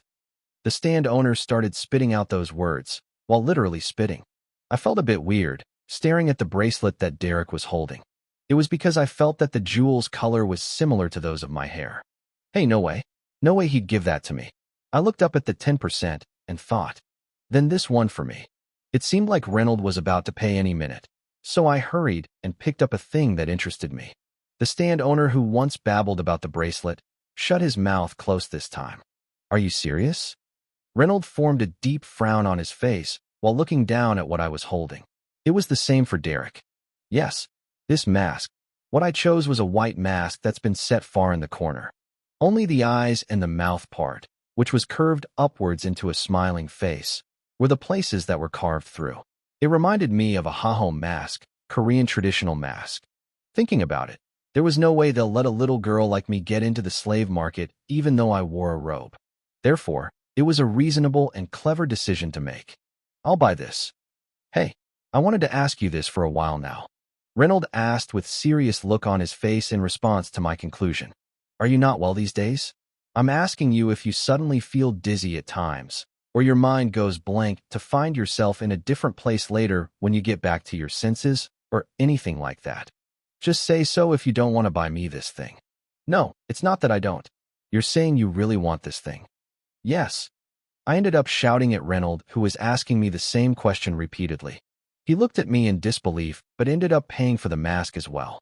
Just then, buzz dash, a noise came from the distance. I turned around to see a group of people going down the streets in costumes. Bam bam. The fireworks started, which made the street even crazier with people. It was the start of the parade. People came out from everywhere to see the parade. Push. I was continuously bumped by the rushing people. Hold on. A sleeve that looked like it was a part of some fancy clothes came reaching out for me from the front. I looked up and found Derek looking down at me with an emotionless face. Thank you. I really thought I was going to be washed away by all these people, so I hurried and grabbed onto his sleeve. But it seemed like I've grabbed onto the wrong place on it, because something rattled at the part one was gripping on. Buzz dash. It was then when the parade people went past us. I gripped onto Derek's sleeve as tightly as possible so that I wouldn't be washed away. However, snap dash. Penelope. Derek's panicking face gradually moved further away from me with the sound of something snapping. And no, I was transferred somewhere by all these moving people and was just barely able to get away from them a while later. When I regained my senses, I realized that I was in the corner of a creepy and dark alleyway, with only a golden button that snapped off of Derek's sleeve and a mask that Reynold got for me in hand. Where am I? I furrowed my eyebrows while looking around me. That moment, a white box appeared in front of me from nowhere and the episode, The Unlucky Slave from a Defeated Country, Eclise, has begun. Would you like to go to the slave market? Yes/no. My jaw dropped. This suddenly. Thanks to this, I was able to start Eclise route, which I thought wouldn't happen from those two following me. I was transported to the entrance of the slave market immediately after I pressed yes. It was a really shabby building, so you couldn't even have guessed this would be the right place. I saw a few people lining up at the entrance. Each one of them had a mask on. Knew it. I was clever to buy this. It wasn't fancy at all, unlike the ones that the other nobles wore, but it didn't matter as long as it hid my face. I put on the mask and lined up behind those people. I didn't forget to check the robe so that my hair color wouldn't show. It wasn't too long after when it came to my turn. Please show me your invitation. A large man reached his hand out to me. You need an invitation to this thing? I was flustered. I didn't expect that you needed an invitation to be able to get in. You didn't inform me about any of this, you crazy game. The man frowned scarily as I panicked without giving him a reply. Don't you have an invitation? This place only operates for the people with memberships, so you cannot enter without an invitation. Now then. Wait. An idea popped up in my head when he said the word membership. I hurriedly dug my hand into my one pocket. Here. What I handed to the big dude was the button from Derek's sleeve. The symbol of the Eckhart family was carved clearly on the button. The man's eyes widened when he saw the button in my hand. If it's about my invitation, I forgot it at home. This will do, no? I didn't notice such a high and noble person. Welcome in. He rushed and made a way for me to enter. I walked in ever so casually, but I was surprised inside. This is how powerful the Duke family is, or maybe even more so. Of course, you never knew if this trick worked from the Duke being the VIP guest, who comes sometimes to get some useful slaves. This whole slave thing was bitter to think about for me. I'll escort you to the auction. A server in charge of escorting people in came to greet me by the entrance and led me in. I followed him down the small stairs from behind. How long has passed since then? The stairs came to its end when an area with a dim light coming from it could be seen. Soon, I've arrived at a vast and luxurious space that I wouldn't believe that I was in that shabby building I saw earlier. This vast place was hidden here all along. The large hall was decorated like a coliseum so that you could look down at the stage from the grand seats. Have a seat here, and take this. The servant took me to the very front seat where you can see the stage the best, then left after handing me a picket. The picket was for the auction. I sat in my seat, looking down at the stage. Ladies and gentlemen, the auction is finally starting. The auction started not long after. The chained slaves walked up the stage after the auctioneer's loud announcement. 10 gold. 10 gold. Is there anyone else? Sold with 10 gold. The slaves all wore a gloomy face as they were sold to the nobles. Each slave's worth got better than the one sold before them, as some of them started to do some fascinating tricks, and some of them had an incredible appearance. 100 gold. 100 gold. Is there anyone else? 102 gold. It soon became a battlefield in here, with all the people reading others' face and the atmosphere. And finally, everyone, now's the time you've all been waiting for. Coming up the stage right now is today's last slave. I, who has stared at the stage in disinterest up until now, straightened my body up at the last slave going up the stage. A barbarian from a defeated country. I introduced the slave, Eclise. Grayish-brown hair. He was handcuffed and his mouth was also covered shut, yet his eyes shined sharply at the audiences. It was Eclise. Everyone here must have heard the rumors about this slave, right? The auctioneer smiled and said, I didn't hear any rumors about Eclise. However, all the others seemed to know as they nodded their head. But there's always a large difference from what the rumors say and when you see for yourself. That's why we hosted a special event for our audiences. Have a look. One servant threw something at Eclise with a hand motion of the auctioneer. Only, it was a small wooden sword that kids used when they learned swordsmanship for the first time. What are they up to? I tilted my head in curiosity. When I did, the sound of a cage sliding open was heard from one corner. Crrrrrrr. Hyenas jumped up the stage. 5 of them at that. What is that? What are they? I was shocked at the sight. The hyenas walked around Eclise, who was standing still in the spot, and drooled as if they've starved for days. Both his arms and legs were cuffed. Large movements were restricted from it. A small wooden sword was all that was given to him. Adding to that, all he was wearing was a piece of clothing that covered his lower body. No protection at all. That's just too much. My heart dropped. It was as if their intention was for Eclise to be eaten by those starved beasts. What should I do? I started to think if I should shout out that I'd buy him before anything happens. Crrrrrr. Just then, the largest hyena jumped for Eclise. At the same time, Eclise lowered and rolled his body over to the wooden sword and stabbed it in that hyena's one eye at a lightning speed. He finished off by giving the hyena a good kick. Yelp. The hyena cried and fell to the floor. It soon lost its consciousness as it was now motionless. Crrrr growl. The remaining hyenas jumped for Eclise all at once after that. Gasp. I let out a short scream. He was able to fight them one by one, but I was sure it would be too much to handle a lot of them all at once. However, it turned out that all my worries were for naught. Eclise dodged hyenas' sharp claws and teeth with his restricted movements and fought them off. With just a wooden sword. 2 more hyenas were down in seconds. Only 2 were remaining. One hyena aimed for Eclise back when he was busy fighting the one in front of him. Eclise twisted the neck of the hyena he was fighting and quickly turned around to face the other one. Yelp. Then he stabbed the hyena in its stomach. With that wooden sword that's not sharp at all. Flop. The last hyena dropped to the floor, bleeding, leading to the end of the fight. Ha. Blood dripped down the hands of Eclise, whose shoulders were heaving. Silence filled the space. Then one by one, people started to give their applause. Thank you. The auctioneer announced the end of the show. Ugh.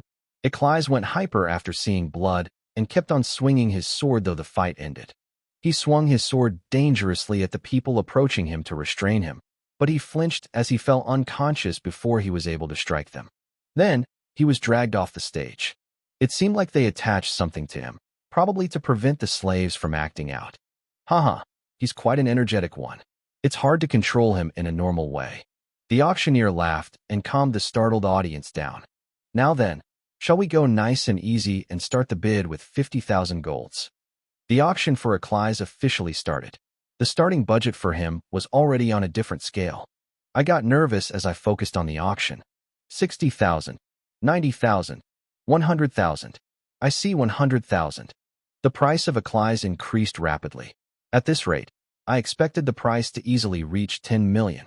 200,000. I see 400,000 over there. Thankfully, people willing to get Eclise started decreasing in numbers as time went by. There weren't too many people willing to buy a slave who came from a defeated country with over 500,000 golds, especially when he was too wild to be used as a night partner. Note: Please don't search that word up if you don't know what it means. Unless there are people insane enough that'd do that. 500,000. 600,000. I see 600,000. You could afford a small house with that many golds. Now there were only two people still betting. I couldn't see their face because of their mask, but I could tell that one was an old woman with wrinkles all over her neck, while the other was a fat man. Their keenly half-closed eyes sparked in greed. I could tell the reason why they wanted a clise from that. 900,000. The old women raised 300,000 more to the precious price, which made the price now 900,000 golds. 10 million. It's now 10 million. However, the fat man didn't back down. The auctioneer's jaw dropped as he moved his gaze to the old woman. The woman seemed like she gave up, though, because she threw the picket to the floor in anger. 10 million. Is there anyone else? 5. 4. The countdown started. I cautiously looked around me. It was to check if there were anyone else who looked like they were going to challenge the fat man. I finally raised my picket in the air when I realized that there wasn't going to be anyone who would bet higher than that. 100 million. Dead silence. Only. If there existed a sound for people turning to look at me, then I'm sure it was going to be really noisy. The auctioneer's jaw dropped again. He tripped on his words a couple of times as if he couldn't believe what he just heard, then soon shouted in joy. 100 million. She said 100 million. Is there no one else? There was no way there'd be someone else. Even if there was, it wouldn't have mattered. That was because from the start, I already decided that I'd shout out 10 times the number that the last bettor shouted. My life depended on this. Even if it wasn't 100 million, but 10 billion. My eyes met with his when I called his name. His eyes sparked dangerously. I could tell that he was going to try and kill me immediately after the pain disappears. I couldn't bring him to the mansion if he was going to keep acting like that. I bit on my lower lip, deep in thought, then took the mask off of my face with my free hand. Look at me, Eclise. I couldn't think of another way to calm Eclise down other than this. I could only hope for him to face the facts. Look at the face of your owner who bought you with 100 million golds. My face, which was covered with a mask all along, was revealed. His gray eyes widened instantly. Probably because of Penelope's breathtakingly beautiful and alluring face, which didn't go well with a place like this. I didn't waver at all when I continued to stare straight at his eyes. It's not that I had money to burn that I bought you with that price. Not a single noble, no matter how insane they are, would spend 100 million golds on a mere slave who came from a defeated country, you know. It was true, judging how no one bought a slave spending over even 10 million golds during the auction. You could build a castle in a suburb at the capital of the country with 100 million golds. Say that you escaped by being rebellious and by acting out. But what can you after that? You don't even have a country now to go back to. Eclise clenched his teeth as if I touched a nerve in him. He struggled to get out from my grip, but that only made me apply more strength into my arms and raise it up again. I stared down at him. I really hate those stupid people who don't know their place. I saw a possibility in you and willingly paid that price. That's all there is between me and you. I didn't only spend an extreme amount of gold on him. He doesn't know what I've been through just to get him. Therefore, you'll have to prove to me what you're worth so that those 100 million golds that I spend on you does not go to waste. If not, I'll just ruthlessly send you back here. You got that? I asked, my eyes shining dangerously. Honestly, even I didn't expect for me to go this far. I didn't know I was this desperate to survive through this insane game. If I wanted him to calm down, there was no other way than to coldly make him accept the reality that he was no longer a noble in his country, but a mere slave to be sold. Eclise's eyes wavered. He seemed to have realized that I didn't buy him just to toy him around for pleasure. Nod your head if you understand. I need to hurry back home. We stayed like this for a while until he nodded his head just barely enough for me to notice it. Thankfully, there were no changes to his interest gauge bar. That was more than enough for me. Miss, are you hurt anywhere? The auctioneer hesitantly walked up to me when I rose back up with the mask on my face again. It seemed terrified as he held a whip in his hand. Hey. Why, yes. Do you have something you'd like to say? I motioned my head towards Eclise, who tottered to stand up. Undo the cuffs. What? Take off the cuffs. But miss. This slave is... Get rid of everything restricting him except for the choker on his neck and the handcuffs. I'm going to take him home myself. Having no other choice, the slaver gave one of the workers signal with his eyes. Icklais soon became free except for the hands. The workers and the slaver backed off immediately, but Icklais didn't do anything but just stood there. And you? I pointed at one worker who whipped Icklais most willingly. Me? Strip. Huh. Take off everything you're wearing now, except for your underwear, and hand them all over to him. I threw a money bag with some gold coins in it at them. Cling dash. Do it quick. The once half-naked slave was soon in a shape where he could wander around outside. It was almost the end of midnight when I came out of the shabby building. I was very tired from spending the whole night with my guards up. A deep sigh escaped my lips as I looked up at the sky. I went through a lot to get here, but I had no idea how I was going to go back. Just follow me for now, I said, glimpsing at Icklais who was standing behind me. He didn't say anything back. It was an impertinent thing for a slave to do, but I didn't have the energy to correct his actions, so I just let it be. I led Icklais and entered the closest alleyway by that shabby building. I was going to head for the largest streets. That way, I can ask for directions from a passerby. It was when I just turned the corner of the tortuous alleyway. Over there. Look, they came out. A group of people who were standing in a distance from us all came rushing up to us. They blocked the small path of the alleyway. Well, hello. A man who I didn't know walked up to me through the crowd. He was short but fat. Who? I set my guards up high and questioned. When I did, the man smirked in disbelief and let out a feigned laugh. You don't know who I am? How am I supposed to know who you are? I'm that person who all people call their hope, Clury. Master. The servant came rushing out and blocked the fat man who was about to spit out his identity. Lady. It was already morning by the time I arrived at the Eckhart mansion with Icklais. The butler and Emily came running to me as soon as they spotted me. Lady Penelope. Just where? Where did you go in the middle of the night? Emily shouted and asked when the butler couldn't continue with his words. From their reaction, I realized that secretly bringing Icklais in was impossible. Does father know too? Of course. Everything was a mess. The young masters both went out with the knights in attempt to find you while a slaver came by in the middle of the night. I slapped my forehead at Emily's words.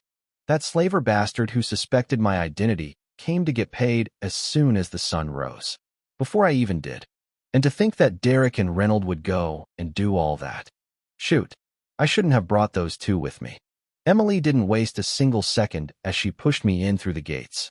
Quickly go in, lady. Hurry. Lady. Who is that? The butler blocked Icklais who was following me into the mansion. He's going to be my personalized bodyguard from now on. Show him to a room and prepare it so that he can rest there. Lady. That's... Butler freaked out, scanning Icklais from head to toe. You can't do that, lady. How can we allow someone we don't know the identity of into the manse? Butler. Only a few days passed from that day, but it looks like you already started to take my words as a joke again. I was very tired, therefore, very sensitive. I wanted to throw myself on the bed right away, but there were mountains of things I had to deal with beforehand. I didn't have the time to argue with the servants here. I ask you to prepare it well so that it's comfortable to Icklais. Understood, lady. The butler bowed, having no other choice. After, I ask you dash was a threat. But thankfully, it ended before I had to threaten him. It was when I stepped into the entrance. Hey, you. Reynold, who was pacing back and forth, was the first to notice me. The Duke, who was sitting abruptly, got up from his chair at Reynolds, shouting, Penelope, father. I unwillingly took a few steps back at the Duke's sharp gaze. The Duke seemed like he was going to shout at me like Reynolds did, but held it back. Instead, come to my office now. A huge sigh escaped my lips as I watched the Duke leave. How should I beg for forgiveness this time? All this, just so I could get Icklais. I turned to face Icklais in resentment, but that resentment melted in me as soon as I read what was above his head. Interest 18%. I had to contain myself. He was the only hope I had with me. Meanwhile, Reynolds spotted Icklais standing behind me as he muttered in detest. What's that beggar doing here? Follow the butler, Icklais. I hurried and commanded, scared that this would turn into a fuss. Follow the butler, my foot. This is the Eckhart mansion. Reynolds made a face that looked as if he had a lot to say right now. But he didn't continue, probably because he knew that I had to get to the Duke's office right away. The same went for Icklais. He opened his mouth, seeming as if he wanted to say something, but didn't. Hurry up, Be a good boy. I ignored that he wanted to say something. I didn't have time for that right now. I handed the mask I held in my hand over to Emily, then followed after the Duke, who left a little while ago. Click! A cold and sharp voice pierced my ears as soon as I stepped into the office. Penelope Eckhart. Yes, father. I politely stood in front of him. The Duke was sitting, his back facing the desk. Start explaining everything from the very beginning to the end. The Duke's heavy tone of voice was as cold as ice. I couldn't see his face from here, so I became less confident if I can get away with this successfully. I didn't care if my fame dropped from it as long as it didn't affect the interests of the two brothers. Thinking hard for a while, I decided to try the method I've used up until now. I apologize for going outside without even telling you, father. Those are the words I hear the most from you these days. It worked for the first and the second time, but not for the third. I was lost for words. You always apologize like this, but it seems like you didn't really look back to it. What do you think? I bit my lower lip and said the words that the Duke always wanted from Penelope. I swear I didn't do anything to bring disgrace to this family, father. I didn't stay up all night, waiting for you just to hear those kinds of words. Only. Thud. The Duke slammed his fist on the table as soon as I finished my words. Hick! I gasped in the air in surprise. He was always ignorant towards Penelope, so this was the first time ever seeing the Duke get angry like this. I got scared at this unexpected reaction. What am I supposed to do? My mind went blank. I already expect that just apologizing wouldn't work this time. Derek. It was the Duke who stopped Derek from scolding me any longer. What are you doing? Being rude to just burst in here without knocking when I'm talking to her. Derek's eyes wavered for a split second. He let go of my shoulders and backed up a step. Then he bowed to the Duke. I apologize, father. My shoulders hurt a little. I rubbed my one shoulder with my hand as I watched Derek. Why won't he leave? Derek stood beside the desk and stared at me as if it was the most obvious thing to do. It was the same with the Duke. They both looked willing to hear me out. Phew. Now there's another one I have to deal with. I sighed mentally. All right. I get what you tried to do. The Duke said after clearing his throat once. It was fortunate that the excuse I've thought up beforehand seemed reasonable enough to him. But his questioning didn't end there. But if that was the case, you could have just set him free after you bought him. Why did you bring him here? Eclise is very skilled at martial arts, father. That's one reason why I bought him with such a price. I started spitting out all the words of excuses that I've prepared to say. I wish for you to accept Eclise as a knight in training. He seemed quite useful. As our family's knight. Yes, I believe it'll be more beneficial to officially train him rather than to make him a servant here, where he cannot show off his. I can't stand hearing more of this. Derek cut through my line. There's an overflowing number of people who are grateful just being able to work in this mansion as a servant.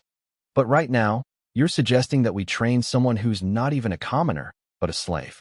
Besides, what are you going to use him for if he's been trained? The Duke also seemed to be agreeing with Derek. Stop getting in the way and just leave already. I suppressed the tiredness I was feeling and answered. I'm going to use him as my personal bodyguard. Your personal bodyguard. I can't forever wander around having not a single bodyguard to guard me. The Duke's eyes widened a little. What do you mean by you don't have anyone guarding you? There are over 20,000 knights working in the Eckhart grounds.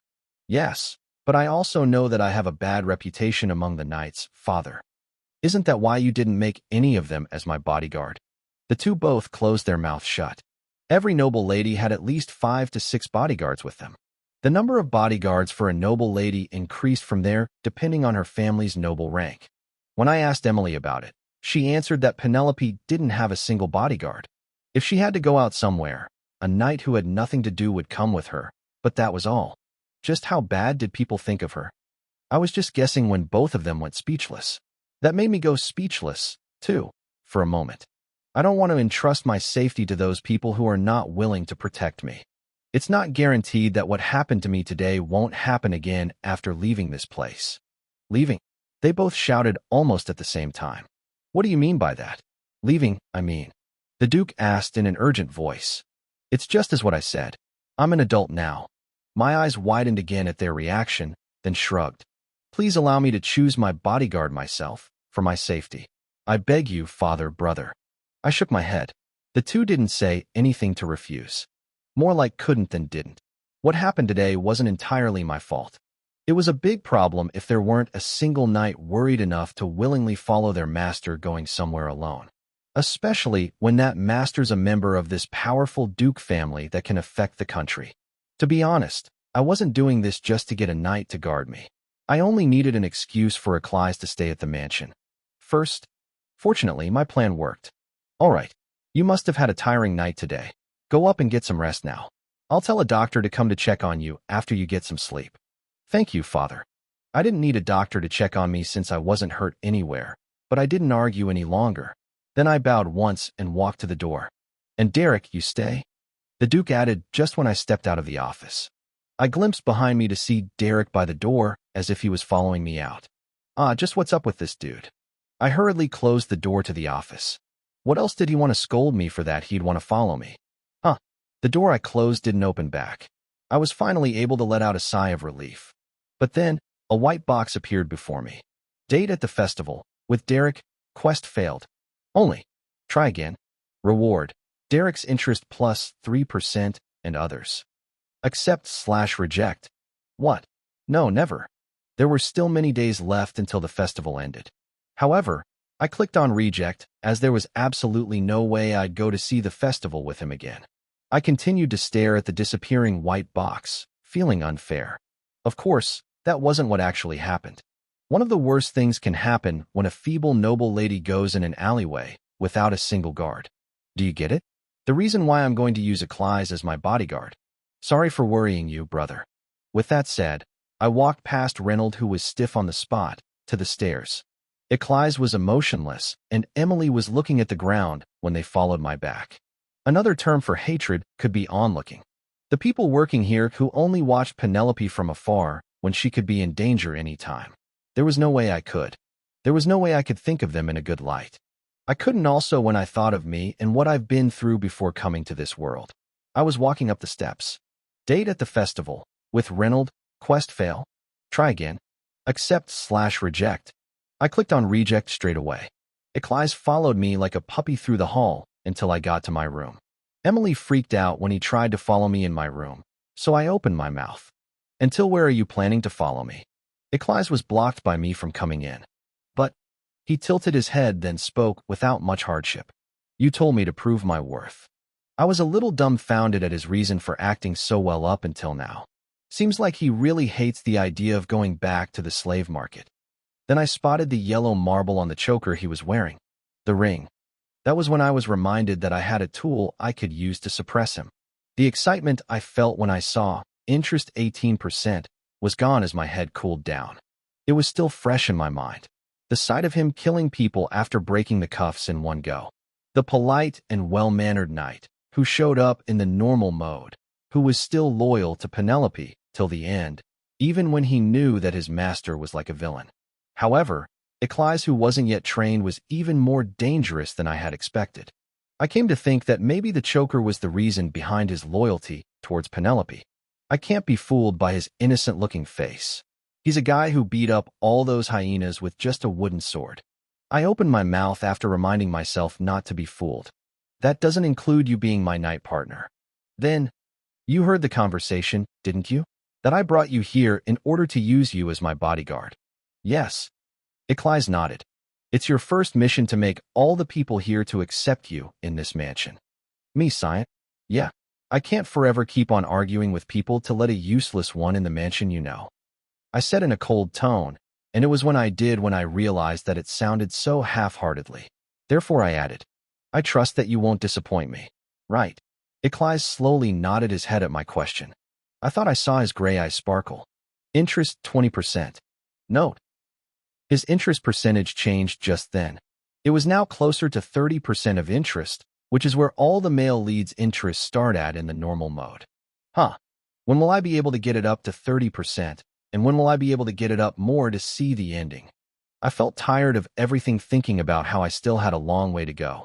Emily, escort Aclies to the room that the butler has prepared for him. Yes, lady. Just then. Master. A dry tone of voice pierced my ears. I'll do my best to be complimented by you. Then I held a hand up and patted his currently dirty hair. Aclies rubbed his head against my hand as if he was waiting for this. But that still didn't make the fears I felt for him to completely go away. Nevertheless, the hope of getting out of this place. I'm really happy that it was Master who got me out of there. Master made me determined and willing to make my next move. I didn't come out of my room, my excuse for it being that I was going to go for a self-timeout after I brought Aclies in this mansion. Derek and the Duke didn't kick Aclies out this mansion after hearing my false explanation that day. They also didn't do anything about me staying in the room, not showing my face for days. But I heard from Emily that the Duke was searching through each noble family for any person with the name Clury in their full name, which made the chills go down my spine. Not only that, but I also heard that the training time and its difficulty for the knights have increased all of a sudden. There's no way he'd go finding that pig. There wouldn't be much problem even if he did, but I felt weird because the thing seemed like it was flowing rather strangely. Whatever. I threw the book I had in my hands, then just flopped onto the bed. The warm sunlight at noon came through the window and shined in the room. Thankfully, a short period of peaceful time to relax was granted to the poor me after clearing an episode rescuing Aclies. No one bothered me even if I slept and ate and read books for the whole day. Timeout is always the best. I wanted Derek to put me on timeout until I'm able to see an ending if possible. They wash my clothes, clean my room, give me food when it's time. This is like a dream. Knock knock dash. Phew, lady. Are you still lying on your bed? You should get up now. It's time for lunch. What's for lunch? I lied in bed and looked at Emily coming into my room with a tray. It's pumpkin salad and fried chicken legs. Is that all? I didn't try and hide my disappointment. I told the cook about how you wanted to eat something spicy, and he said that he specially invented this sauce. Really? I got up from the spot in excitement. I've been repeating the word spicy chicken leg in front of Emily for days, and it seemed like those words finally reached the cook's ears. Goodness, I feel like your taste has changed in food. You didn't even look at strong-flavored foods before. Emily tilted her head in wonder while she set the plates on the table. Though she hated and looked down on Penelope, she did work as Penelope's maid for years. She seemed to be finding it strange that the one she served has changed in some ways. They say that people's taste in food changes as they grow up. True. Emily nodded. Then she dropped the topic as she told me. Go ahead, lady. Emily, who doesn't play tricks on food anymore, started separating the meat from the bone on the plate. Thanks to that, I didn't need to do that myself. How is it? Chew the food well before swallowing. Even while separating the meat from the bone, Emily didn't forget to check on me from time to time. I came to wonder if she was that maid from before at her wholehearted serving. But even so, I didn't let my guard down. She wouldn't be able to guess even in her dreams that I'm still keeping an eye on her while eating. Anyways, this should be sweeter. It's not the taste of that spicy sauce I ate back then. I was able to relax completely on eating after I was certain that nothing was wrong with this food. What I wanted was the spicy chicken I ate with my friends sometimes. The cook's spicy chicken was really just fried spicy chicken. I should start saying sweet salty now, in front of Emily. It wasn't the desired flavor, but still ate it as I liked the spiciness that I haven't eaten for a long time. I'm full now. I set down the fork when Emily immediately took the plate away and set the dessert down. The festival's coming to an end now, lady. Emily said to me, who was eating the melon sherbet. Is it? Yes. You'd always go out on the festival days and brought in some new unique jewels each time. Were there none of them that caught your eyes this time? I don't know. I was too focused on a certain something that time that I didn't even get to see what was there at the festival. Now that I think of it, I remember Reynolds saying something like that, too. Seemed like Penelope really did go mad when it came to jewels. What a diligent customer she was to a lot of stores. I already felt tired just by imagining her visiting from stores to stores, buying jewels. All right. The butler said that the thing you ordered from a jeweler through the butler has arrived. Orders? What? Do you remember when you called for a jeweler before the festival started? Oh, now I remember. I totally forgot about it until now. Should I bring them right now? Emily asked, seeing that my face was getting serious as each moment passed. I lightly nodded my head. Yeah, right away. Only. Note. Hi. I just want to tell you guys that whoever the male lead is, probably no one is going to be disappointed. Comments on the raw. Strange, but I can't seem to hate the male leads.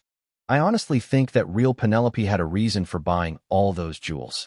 Did Aclies' brain melt a little already?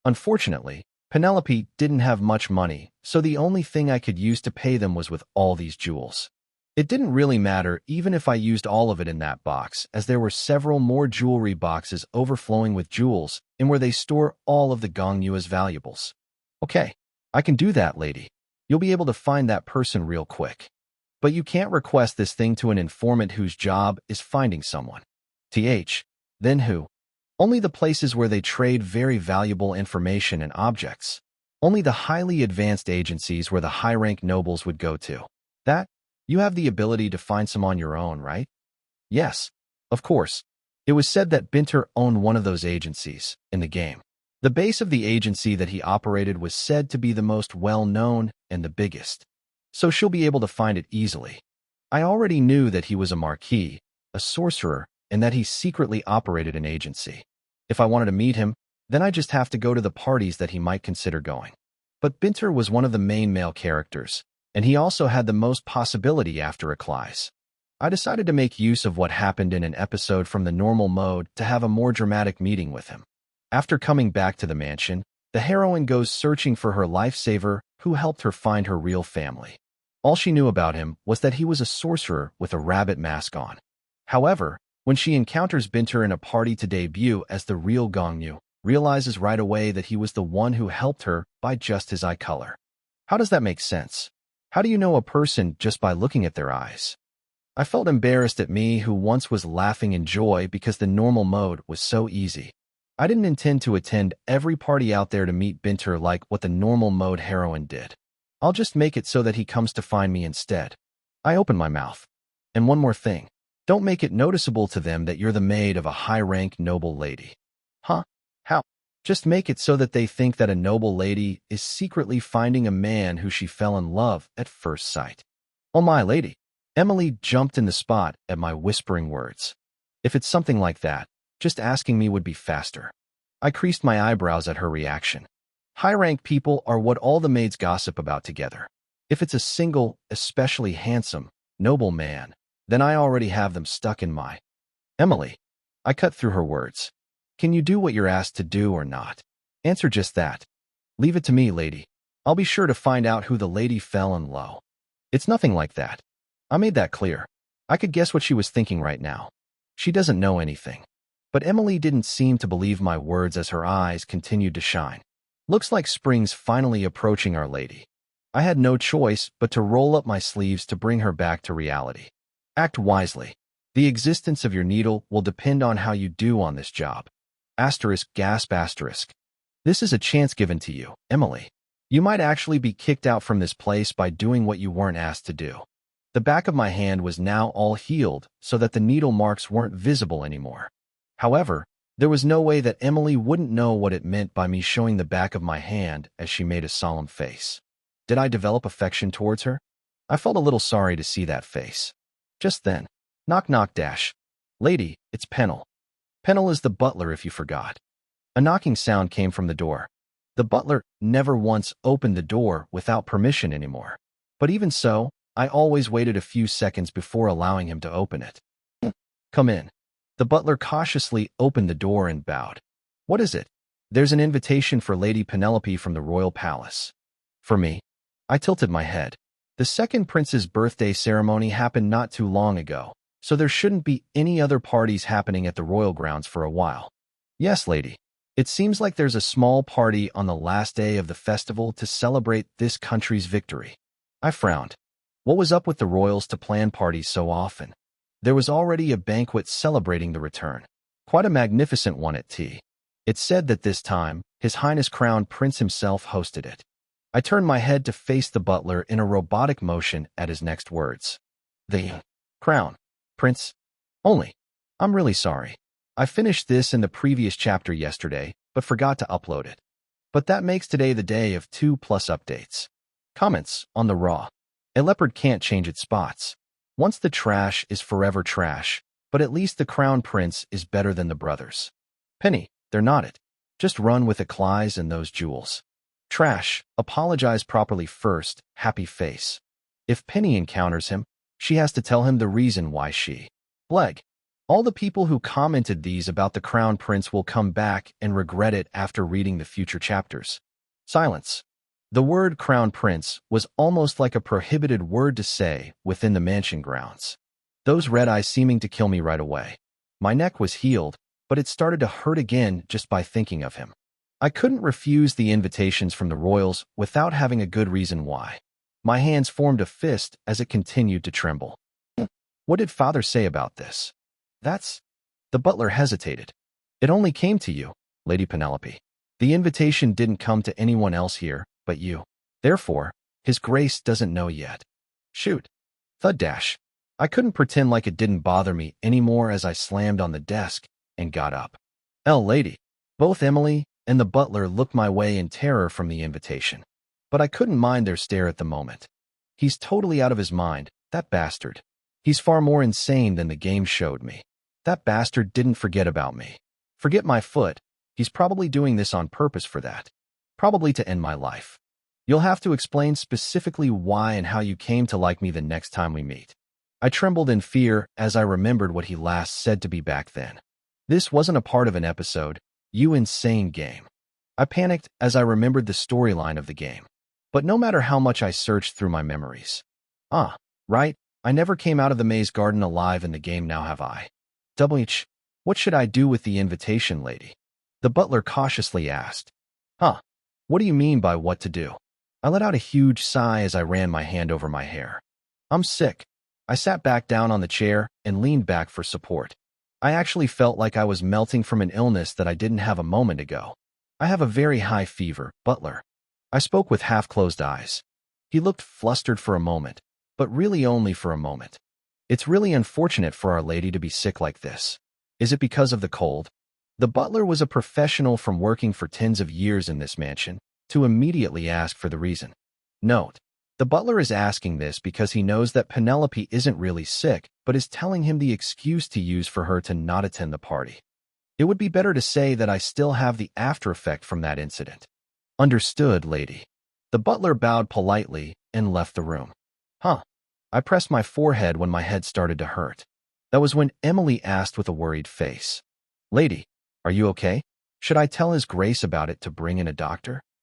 No, there's no need. I was going to refuse, but then changed my mind. Actually, yes. Yeah, call a doctor. I should intensify their worries on me so that they allow me to stay in for longer while I'm at it. I'm not coming out from under my comforter for a while. At least not until the Crown Prince forgets about me. Emily started to carry out what I told her to do for the next few days. It was fortunate that the cuff button was made in time. No one suspected Emily from going outside often since the festival didn't end yet. They were all so disinterested until I brought out the jewelry box. Their attitude changed instantly. Emily informed me about what happened during the 2 days when she went out to seek for the informers. Everything she told me went in one ear and out the other until she said a strange base with no one other than the man wearing a white rabbit mask there. Great. He took the bait. What she said matched with how the game showed it. I stopped Emily from explaining any further by raising a hand. You worked hard, Emily, even though it was raining. You can go back now and rest. Okay, I'll come back when it's time for dinner. Emily was energetic till the end, even when she was soaked from head to toe. Thankfully, it didn't seem like she caught a cold or anything. Clack, the door closed and the silence filled the room. I turned around and looked out the window. The world seemed to have lost its colors as everything was in the shades of gray. Why does it rain for the whole day? The weather made me feel even more down than I already was. I hated rainy days. It was because it was raining on the day I felt the most miserable. I envied my friends who always had their mother come and get them with an umbrella. I couldn't have felt more embarrassed and miserable in my life than when the kids asked me, without any bad intentions, "Don't you have a mom?" when I was walking across the school field in the rain. Those emotions I felt never changed even though time passed, and when I grew up. People sticking to one of their friends who have umbrellas at the end of the school. And, young master, hurry. The hell? The weather forecast didn't inform that it was going to rain today. Now I'm all wet. How annoying. Secretary Kim, hurry home. Then what about lady? Who cares? She'll come back herself somehow. Hurry and start the car. Vroom. The car getting further away from me. I was left alone at the school gates just in seconds as I then had to. Just my luck. I frowned deep at a piece of memory that popped up in my head. I shook my head a couple of times and tried to get rid of the feeling of sadness. As if I have the time to be sitting around, watching it rain while feeling down. I stood up from the spot. I needed to do something. Anything. So that I can get out of this damn place even a second faster. I left the room with an umbrella in my hand. It was very quiet everywhere. It was as if no one was outside because of the rain, though there were a few people. I slowly walked through the garden. I came out here thinking that I really should be doing something, but I couldn't think of anything to do now that I was out here. I was walking to where there will be lesser people. More like a place where I wouldn't bump into the two brothers. Splash, splash. For how long did I walk? I was heading to where my legs were taking me and realized that I was at a very familiar place. It was the forest that leads you to the training grounds. Thanks to my suffering to find an escape hole before, I could realize right away where I was. It's a place where I could bump into Reynold. I already encountered him once here when he was finished with his training and was going back. Not only Reynold, I could also bump into Derek here. No, I came out way too far.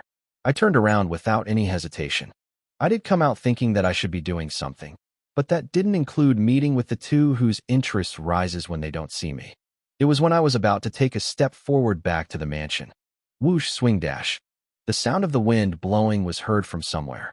To be specific, it was the sound of one swinging his sword. They train when it's raining, too. I heard that the training time and its difficulty increased for the nights. I felt a bit absurd. Everyone would be able to guess, if they're not stupid, that it was all because of me who took in a slave with no identity as my personal bodyguard. I started walking towards where the sound came from. I was actually curious about the knight's reaction. Would they be talking bad about me? It really didn't matter, though. It wasn't the real me who was getting bad-mouthed on. I should check if Eccles is also there while I'm at it. But no one was there in the training grounds, except for one person in the corner, swinging his wooden sword. I couldn't see who it was at first. It was because his wet gray hair looked so much like the monotone sky. I walked slowly and carefully so that he wouldn't notice. I could see the person clearer as I approached him. The man was shirtless while he was swinging his sword vertically like a machine. There were big and small, deep and shallow scars visible on his muscular back and arms. He looked brutal and pitiful. It's cold out, though. The man didn't seem to have noticed me approaching him, maybe because of how focused he was. And right when I got to right behind him, shush dash, the man turned around in the speed of lightning, along with the sound of something slicing the wind. I blinked once and noticed something was cold against my neck. Ha. Eccles looked at me while his shoulders heaved wildly. I got goosebumps at the deathly aura aiming at me. It was a great reflective skill for someone who was swinging his sword only up and down to half. He was glaring at me until his deathly aura softened up as he started to realize who I was. The deathly aura disappeared completely as he now seemed flustered. Eccles frowned after noticing that it was me. Moss. He seemed flustered to the point that his voice trembled. It was then when I realized that I wasn't breathing at all. My lips trembled a little before I started to speak. The cold wooden sword was still on my neck, but I forced the words out in a friendly manner as if nothing had happened, and also as if I wasn't surprised or scared. It's raining, Eccles. His gray eyes that were looking at me wavered once again. Followed by that, the interest gauge bar sparkled. Interest 23%. Comments on the raw. Only. What's up with everyone about her neck? Leave her poor neck alone. Our cute little 10 million. Just go with Eccles already, sis. Almost 30%. Note, I was going through all the comments and I don't know if this is a spoiler or not, but scroll down if you want to know one thing about Eccles. He's not M. 3% of his interest rose instantly, but I wasn't in a situation where I could be happy about it. Why are you? First, can you get this away from me? I asked, glimpsing at the wooden sword by my neck. It's cold. With a sound of realization, he raised his hand with the sword up in the air. Whoosh dash.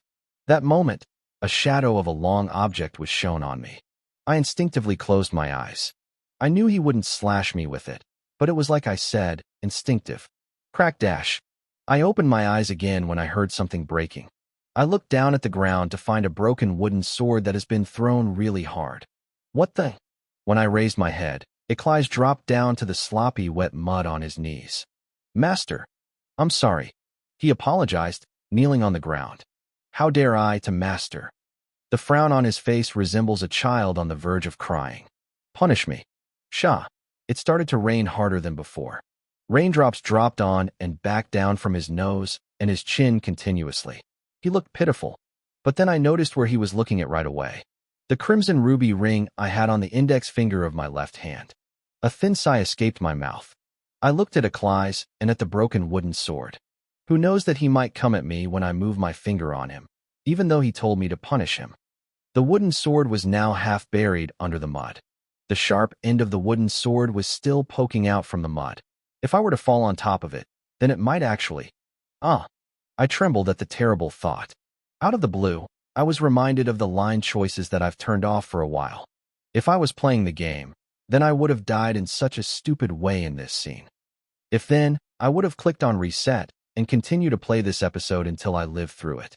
I wasn't certain of it though since I never got to this episode playing the hard mode. But I could guess, now that I stayed in this world for a while now, that there would have been choices right now at this scene if it were a game. What does Penelope have to say right now if she wants to live? I coldly looked down at Ikli's who was kneeling down before me. He did sad puppy eyes as he looked down at the floor, but I wonder what he's thinking inside. A slave who lost his country in a day and fell from being a noble to being a slave. He must feel terrible about his state right now, where he was sold with money that now he has to kill his true desire and act well to a haughty noble girl who he probably hates. It wasn't hard guessing what he is probably feeling. The sight of him swinging his sword, even though no one was there, and with that breathtaking, deathly aura at that. From that, I could realize just how much anger and fury he was holding all in. There was only one answer to this. Just smile kindly like the heroine of the normal mode, as if you don't even know what a deathly aura is, and tell him that it's fine and that it isn't that of a big deal. But no matter how much I tried to force myself to say those words, it wouldn't come out. Just how can you say something like that? I almost died from that wooden sword. Ikli's. I clenched my hands into fists and found other words to say instead. Is someone picking on you? I still needed to act well in order to survive. At least as long as I'm still Penelope, the villain of this game. People here don't treat the knights this strictly. Why could it be that you're still training in this kind of weather? You alone at that. I forced a smile, studying him intensely in case he tries to kill me. I urged him to answer. When I did, his once emotionless face turned into a face of a dumbfounded someone. You're all wet to the skin. I tilted the umbrella a little so that it covers the rain from him too, though it wouldn't do anything since he was already drenched. His long lashes looked heavy with the small raindrops caught in them. I reached out my hand and swiped both of his eye area as if to dry them. Tell me, who told you to do such a thing? Ikli's flinched when my fingers touched him as if he's been stamped with a metal stamp heated with fire. Then he answered while exhaling. No one. No one made me do this. Then, He paused. Then he moved his gaze from the ring to my eyes. I wanted to formally become a knight so that I could stay by Master's side as soon as possible. That's why I've been training alone, Master. I smiled gently at his answer. How highly commendable. The gray eyes that were looking at me weren't wavering anymore. I should give you a prize for training so hard. I looked up above his head, which was sparkling again. Then I acted my best to hide what I was thinking. Should I tell them to set a cover here so that you can do your training without getting wet? Or do you have something you wanted? Ikli's shook his head no without saying a word. Then I rolled my gaze over to the broken wooden sword. Ah yes, I should get you another sword since that one's broken. I should call an armorer. Or would a blacksmith be? I would like. He opened his mouth and cut through my words. I would like for Master to visit me often. I was left speechless at his unexpected request. I looked at him with a slightly widened eyes when he continued. Master has never once visited me after leaving me at this place. I thought Master has forgotten me. His gaze on me somehow looked as if he was doting me, just as if he was begging for love. Huh. I didn't know if that was a horse laugh or a self-helping laugh that escaped my mouth. I was certain of it now. The discomfort I felt from him even when he kneeled to me after beating others like a murdering machine. Just like I was putting on a mask of a kind master for his interests, Ikli's was also acting like my loyal dog for his survival. I thought I brought in a puppy, but maybe it was a baby tiger instead. Idiotically, I never once suspected that Akai's route was dangerous, as I thought all along that his would be the safest. But now I wasn't sure. It was my fault for not trying out every character's route. But, even so, I couldn't stop now. All right. Anytime, if that's what you want. Interest 25%. Akai's faintly smiled at my answer. You're going to catch a cold, Akai's. His breath was visible in the cold air. I told him with a gentle tone when he straightened his back. At the same time, the umbrella was tilted back towards me. The rain started to pour on Akai's again. Stop with your training today. This is an order. I turned to my back with that said. It was when I was about to take the first step forward. Master. Akai's called me. I glimpsed back at him and saw him still kneeling on the ground. He didn't try and avoid the rain as he only stared at me. Aren't you going to give me any punishments? I almost hurt Master. No, not just almost hurt me. You almost killed me. I forced a smile even with my trembling lips. Punishing a loyal knight for only some small matters is something that only some idiotic storytellers would do, Akai's. You didn't do that on purpose. Right. I didn't give him the chance to reply to my words as I quickly walked away. I felt the gaze not leaving me until I was completely gone from the place. My one and only bodyguard who didn't receive an order to get up again, nor was ever forgiven for his actions by me. Thankfully, he didn't try and stop his master from leaving again. I walked at a fast speed, not caring whether or not my dress got wet. Everything passed by me so quickly due to me walking so fast. I was moving in a completely different manner than how I was walking earlier. It wasn't that Akai's route was safe. My mood dropped to the very bottom at the truth I just realized not too long ago. Actually, it wasn't entirely unexpected. Every male lead's interest started from either a 0 or at a negative. I kept on dying before even being able to reach the middle of the story of the routes playing the hard mode. There was no way there'd be an easy route to take. What was I thinking? What did I trust so much that I approached him without any fear? The wooden sword that sliced through the rain to my neck before I even got to him. I flinched just by thinking about it. I stumbled to a stop at the sudden dizziness from a headache. I didn't have the mentality to realize that my clothes were wet as I reached out for the wooden pillar next to me for support. My trembling legs felt like it was going to lose all the strength at any moment. I glared at somewhere on the other side of the fog until the dizziness left me. Then I muttered the one thing that came up in my head. I should hurry and meet with Binter. Comments on the raw. Child. Do you think Binter will be normal at this point? Akai's was acting all this time? I like him better now, though. Still our precious puppy. Acting? His interests are rising, though. I have a feeling that that's all Penny's misunderstanding. About Akai's acting and all that. Only. I read the future chapters. Akai's. Acting. No interest towards Penny? El male. Note. Let's get this straight, people. I did not mean male nor male lead. By am I wrote in the previous chapter XD. If you don't know what it means, I ask for you again, please don't search it up. I didn't give any spoilers of who the male lead is in this book. Spoilers can be found on a different website if you search it up. I read the spoilers and saw that the spoilers were missing quite a lot of interesting points. I'll save that so you'll find out later, but let me tell you that everything that happens in the novel has a reason. Even the reason why she reincarnated. But you really wish for spoilers, I will post them on novel updates for you. Happy face. I really prefer you don't read them. I love spoilers too, but really, not on this one. By the way, Binter plays a pretty important role in the novel. Of course, he is important because he's one of the male lead, but there is a little different important adding to that.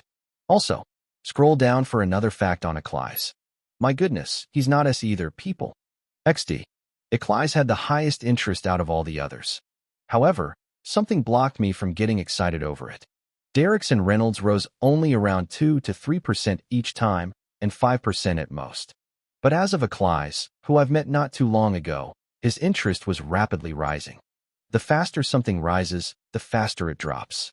Looking back to the time I played the game, the interest in the hard mode often dropped at unexpected scenes. That's why I can't fully depend on Akai's for my escape. I should go for another in case things go wrong.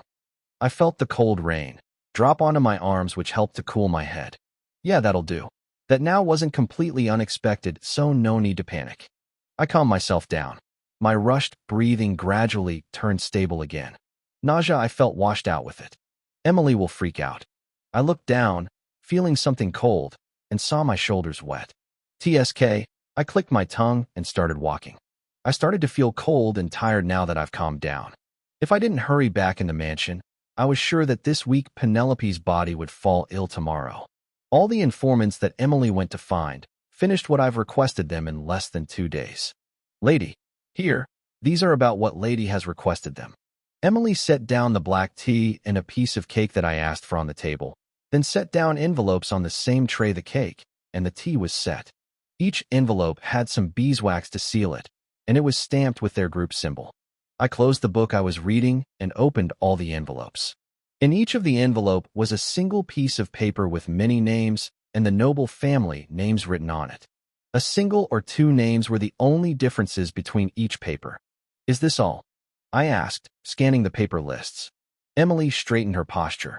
She seemed to have thought that I didn't like the results she brought with her because she panicked and started explaining. They said it would be helpful if Lady explained a little more about that person. That way they can be more. Emily glimpsed at the lists as her voice grew quieter by seconds. Of course she would be freaking out. She left, so confident that she'll find the person in no time, but a list with so many names came in return. This wasn't Emily's fault, though. A nobleman who attended the second prince's birthday banquet with a white handkerchief. The information I've written on the paper I gave to Emily wasn't enough to be able to detect a person. It was a basic of the basics to always have a handkerchief with them at a party. I'll go find some other informants, lady. No, it's fine. This is enough of lists. I shook my head at Emily's words. It wasn't like my real intention was finding a person. It's the numbers of the informants you went to. You said that you've visited many places. Emily finally softened her once tensed expression. Now I see, there's one missing. She tilted her head, finding it strange. I checked the envelopes again. None of the symbols were representing the white rabbit. I thought theirs would come immediately. I was left in vain at Binter not taking action. There was only one way left as long as he didn't show himself. I had to attend every party that he might attend and find him myself, just like the heroine from the normal mode did. How annoying. I sighed. Should I go to them again? Emily asked me cautiously, noticing my disappointment. No need. Anyways, how did the paying go? Right. I gave all of them the right amount of gem. Good job, I said, thinking about the upcoming parties that opened in the normal mode. You've worked hard for a past few days, so you have the remainder of the gems. That's... Emily's jaw dropped as if she thought the reward was too great. No, I'm fine, lady. I'll bring the box back after the cleanup. Why? Don't you like gems? Then I'll give you some gold koi. No. Emily shook her head in big motions as she refused. I don't want any of those, lady. Those words made me stop thinking about other things and turn around to face her. She didn't look so well. Don't people usually get excited and accept the rewards? Emily didn't seem excited at all, but rather looked as if she was victimized. I don't need those rewards, lady. Instead, then I remembered something I promised with Emily. No need to worry. I'll get rid of the needle just as I promised. Why, you don't have to. Lady can just keep it. I raised an eyebrow in confusion. A person who freaked out about the needle now wants me to keep it? I slightly frowned at her unknown intentions. Out with it. What do you want? Emily hesitated at my cold gaze as she started speaking what she wanted. I want to be Lady's real personal maid. I gazed at Emily to try and detect if this was what she really wanted, then spoke uncaringly. You already are my personal maid. I can't do anything more about it. Lady, Emily kneeled to the floor. I'm sorry. I've done so many bad things to the lady up until now. How dare I? Not knowing my place. It's obvious for Lady to not trust me. Emily. But if you give me just one more chance, then I'll prove it to you. I'll prove how useful of a maid I can be. I was lost for words at her reaction. So what you're saying is, you want to be my right hand? Yes. I couldn't understand. Up until now, Emily was always out for abusing Penelope. That was how much Penelope was looked down on in this mansion. An existence worse than the workers here. That was the fake gong you hear. Is she thinking maybe she'll get rewarded bigger than this if she sticks with me from now on? If that's it, then shame on her, because Penelope wasn't given an allowance on money since she liked to waste them on unnecessary things. She could only buy the jewels by calling over a jeweler and purchase through the butler or the duke, depending on the situation. Emily would know about this the best since she has been working as Penelope's personal maid for years. What is she planning? Emily spoke confidently when I stared at her, suspicious. You can keep the needle with you and show it to the duke when you find me doing something suspicious. Do you mean that? Emily powerfully nodded her head at my question. I didn't examine her face too hard, but it clearly wasn't the face of a person lying. I thought about it for a moment with Emily kneeling before me. This was an unexpected situation. To think an extra, who I thought would take action if I gave her a reward worth it, would voluntarily say that she'd side with me. Is this one of the game episodes? To be honest, this was something that wouldn't make sense if it were to happen in real life. However, it wasn't something that would negatively affect me. Whatever it is, having one loyal maid would be useful. My thinking didn't last for long. Then take the jewelry box with the remaining gems back to where it was before. Lady, Emily rapidly rose from the spot with a touched face. Thank you. Thank you, lady. I'll do my best to serve you from now on, too. Take your leave now. Emily didn't stop thanking me even when I hand motioned her away annoyedly. Click dash. Just when Emily left my room, a white box appeared in front of my eyes. Your fame has been +10 due to the reformation of your relationship with the people working in this mansion. Total, 15. Interesting. I casually read the sentence in the white box. My fame that I've already given up from the very beginning was surprisingly rising. Brilliant sunlight was shining into my room through the big window in my room. The table that was once set by the window was pushed off to the side, and I was sitting on the floor as dozing off. I thought of going out for a walk, but I was restraining myself from it since I didn't know where, when, and how I would meet the two exes. But sitting like this with the sunlight bathing me made my mood in place for going out for a walk. How peaceful. Actually, it wasn't the time for me to be like this. I've waited for around 2 more days since I got the reply mails from the informants that were delivered to me through Emily, but still, no reply came from Binter. That's why I had no choice but to request something to the butler. Gather all the party invitations that high-ranked young noble men would attend to. Just like that. The butler seemed uneasy at the news that I was going to start participating in the social circle again. Note, social circle, for example, will be things like parties/tea parties and other social meetings. Just how much of a fuss did Penelope make before that he would reflexively make a face like that immediately? Phew, my happy time-out life. Now the peace have come to an end. I pitted myself who was now about to attend all the possible parties to find Binter. Just then, creak dash. The window I opened a little, suddenly opened wider, until it was open all the way. Soon after that, a strong wind came through the opened window into my room. Fush dash. Only. Note. Sorry for making you guys wait for so long. I am going to be busy these days, but I will do my best to upload this as much as possible within the shortest amount of time. Comments on the raw. If people who bullied Penelope is also a victim, then all the people who committed crimes are a victim. They can't be a victim. Whatever happens, I'd hate for all the people who bullied Penelope to make bonds with her in the future. I started to notice Emily's route. I wonder how crazy Binter would be. Just kill them all, and let's see the happy ending. What the? I opened my eyes in surprise. But I couldn't help but close them again at the strong wind that hurt my eyes. Whoosh dash. My hair swayed and made a mess on my face. Hey, that only lasted for a moment though. The strong wind that blew so suddenly has stopped just as suddenly. The area was calm again to the point that no one would believe what just happened. I slowly raised my head. Just what is? Phew. That moment, a weird crying was heard. Dumbfounded, I turned my gaze to where the sound came from. On my dress that I was wearing. A white fluff ball. Phew. No, a rabbit. What's? I couldn't continue with my words at this unbelievable situation. A strong wind blew, and then a rabbit appeared in my room. I rubbed my eyes to see if I was seeing things, but still, I could see the white baby rabbit in front of me. QQ. The rabbit tilted its head while staring at a human before it. Then it would hop its way to me. In a flash, the white fluff ball was on my legs. Huh, where did you come from? This is the 2nd floor. Q. There's no way you have been taken from the wind. The rabbit blinked its red eyes and tilted its head again as if it didn't understand a word I said. Well, if you actually understood my words, then it would be more of a horror than this. Just then, the rabbit that stared at me for a while opened its mouth. Two cute front teeth were visible from that.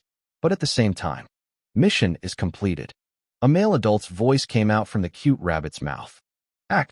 I was frozen for 1 second before screaming and backing away. Because of that, the rabbit that was on my leg was thrown off to the floor. For a moment, I thought I made the wrong move, but fortunately, the rabbit landed perfectly on the carpet. Then it looked up at me as if nothing had happened. What was that? Just now, didn't a man's voice come from that rabbit? It was a mere animal that was of the size of my fist, but I still put my guard up, scared. I waited for a while, but the rabbit still didn't speak. I muttered, unable to think of anything. What the? Was I just hearing T? Mission is completed. If you want to hear the requested, please come find our base yourself. Oh my gosh. Just as I thought I was hearing things, the rabbit's mouth opened once more with a man's sound coming out of it. I freaked out again as I backed away from the rabbit. I backed away so fast that my back was touching the pole of the bed. The rabbit didn't intend to scare me further as it didn't come any closer to me. This is the White Rabbit Informant Group. Farewell. With that said, the strong wind started to blow into my room again. Whoosh dash. The wind stopped and I raised my head, combing my messed up hair. The rabbit with a great presence was gone from my sight. Just what is? I stared blankly at the carpet where the rabbit was a moment ago. Then I remembered the way Vinter contacted the normal mode heroine. Note, I decided to go with Vinter rather than Binter since the author told me that's how she spells it. I'll edit the previous chapters, too soon. It was very rare for him to make a move himself in order to hide his identity. He usually used birds, mouses, puppies, and other small animals to deliver messages, but I remembered the most used animal was the white rabbit, which represented his informant group. I also remembered the time I thought this was quite romantic. But the reason why I was this surprised was, it wasn't said that the animals delivered messages by talking. The game wasn't voiced. I only read the messages he sent to the normal mode heroine through letters, so I didn't expect that the animals would speak out loud the message. A low man's voice that came out of a small and cute rabbit. I let out a sound at the dramatic thing that just happened to me. Why does he do that when there's mails you can send and the coworkers you can deliver them through? He's not crazy like the others, too, is he? I shook my head side to side at the thought. I was already stabbed in the back once by a Clyde who I thought I was going to go all in on. I was doing this to raise his interest in case a Clyde's interest drops suddenly. But if he's not trusted either, then... No, there's no way all 5 of them are crazy. I shook off the thought as I thought back to the normal mode story and the time at the party where I met Vinter. He was a well-mannered man who would lend his handkerchief even to a villain. His interest might be easier to raise. First, I'll go find him. I rose from the floor after I calmed down. When I did, I realized how far away I was from the spot I was dozing off a while ago. I felt a little embarrassed that I ran away all the way here, scared by a fist-sized animal. He wasn't watching all that, was he? Anyways, it was great news that he contacted me. I didn't have to go to parties to find him now. A white box appeared again in front of me when I was thinking that. The episode, A Strange Sorcerer, Vintu Verdandi, has begun. Would you like to go to the White Rabbit's base? Yes/no. Wait. It wasn't like the system could actually hear me, but I still ordered as I turned around. I rushed to get ready. I needed a little preparation if I wanted to sneak out and in again without anyone knowing. First, I wore the robe I wore when I was off to get a Clyde. Emily tried to throw it away multiple times, but I secretly got it back and hid it in the closet. Then I took out a sapphire necklace from one jewelry box. That was what I was going to pay him with. I also packed the gift I ordered to give him later, just in case, along with his white handkerchief. Should I bring this with me too? I held the mask that Reynold bought me and thought. He sent the rabbit into my room already. If he has done that much, there was no use in hiding my identity. But I was going with the high-ranked noble lady, secretly finding a man concept right now. I'll stick with the concept for a while. I put on the mask, then took a look in the mirror before dashing to where the system chart was. All done. Let's go. With the white light flashing and disappearing, I found myself in an alleyway with only a few people passing by. Is this it? In front of me was a shabby building. On the old door to the building was carved a white rabbit, not too noticeably. I've already seen this place through the game, so I knew that this place was Vinter's base. I walked up the stairs and was about to knock with no hesitation. But when I raised a hand to the door opened automatically before coming into contact with me. What the? I felt the chills down my spine as I thought if someone might be watching me. I stared at the dark space behind the door through its opening, then opened the door wider and went in. Inside was the same as what I saw through the game. A desk and a bookshelf, and a sofa for greeting the customers. It was one normal-looking office. However, no matter how much I looked around, one person I was seeking for wasn't seen anywhere. Did he go somewhere? I came here almost immediately after the rabbit came by. I thought if I should go back to the mansion or not, but I decided to wait a little since I was already here. I was going to go back to the mansion by a carriage that the White Rabbit group used since I didn't know a way back. The carriage here was the same as the taxi in the other world. But there were no workers working here where they sell more valuable information than the others did. What kind of an informant does not use a coworker? I thought, but soon guessed the reason. Well, it's probably because of it that he sends a manly talking rabbit that brings up the goosebumps. I closed the door and sat on the sofa. I was going to rest here while waiting for him since I was a guest invited to this place. I once again took a look around the place. Bam dash. A noise came from somewhere, and I could feel the vibration from it. What's happening? I jumped up from the sofa. The shaking of the building calmed down immediately. Was it just me? I tilted my head and was about to sit back down again. Crrr. Once again, I could feel the strong vibration enough to make me lose my balance.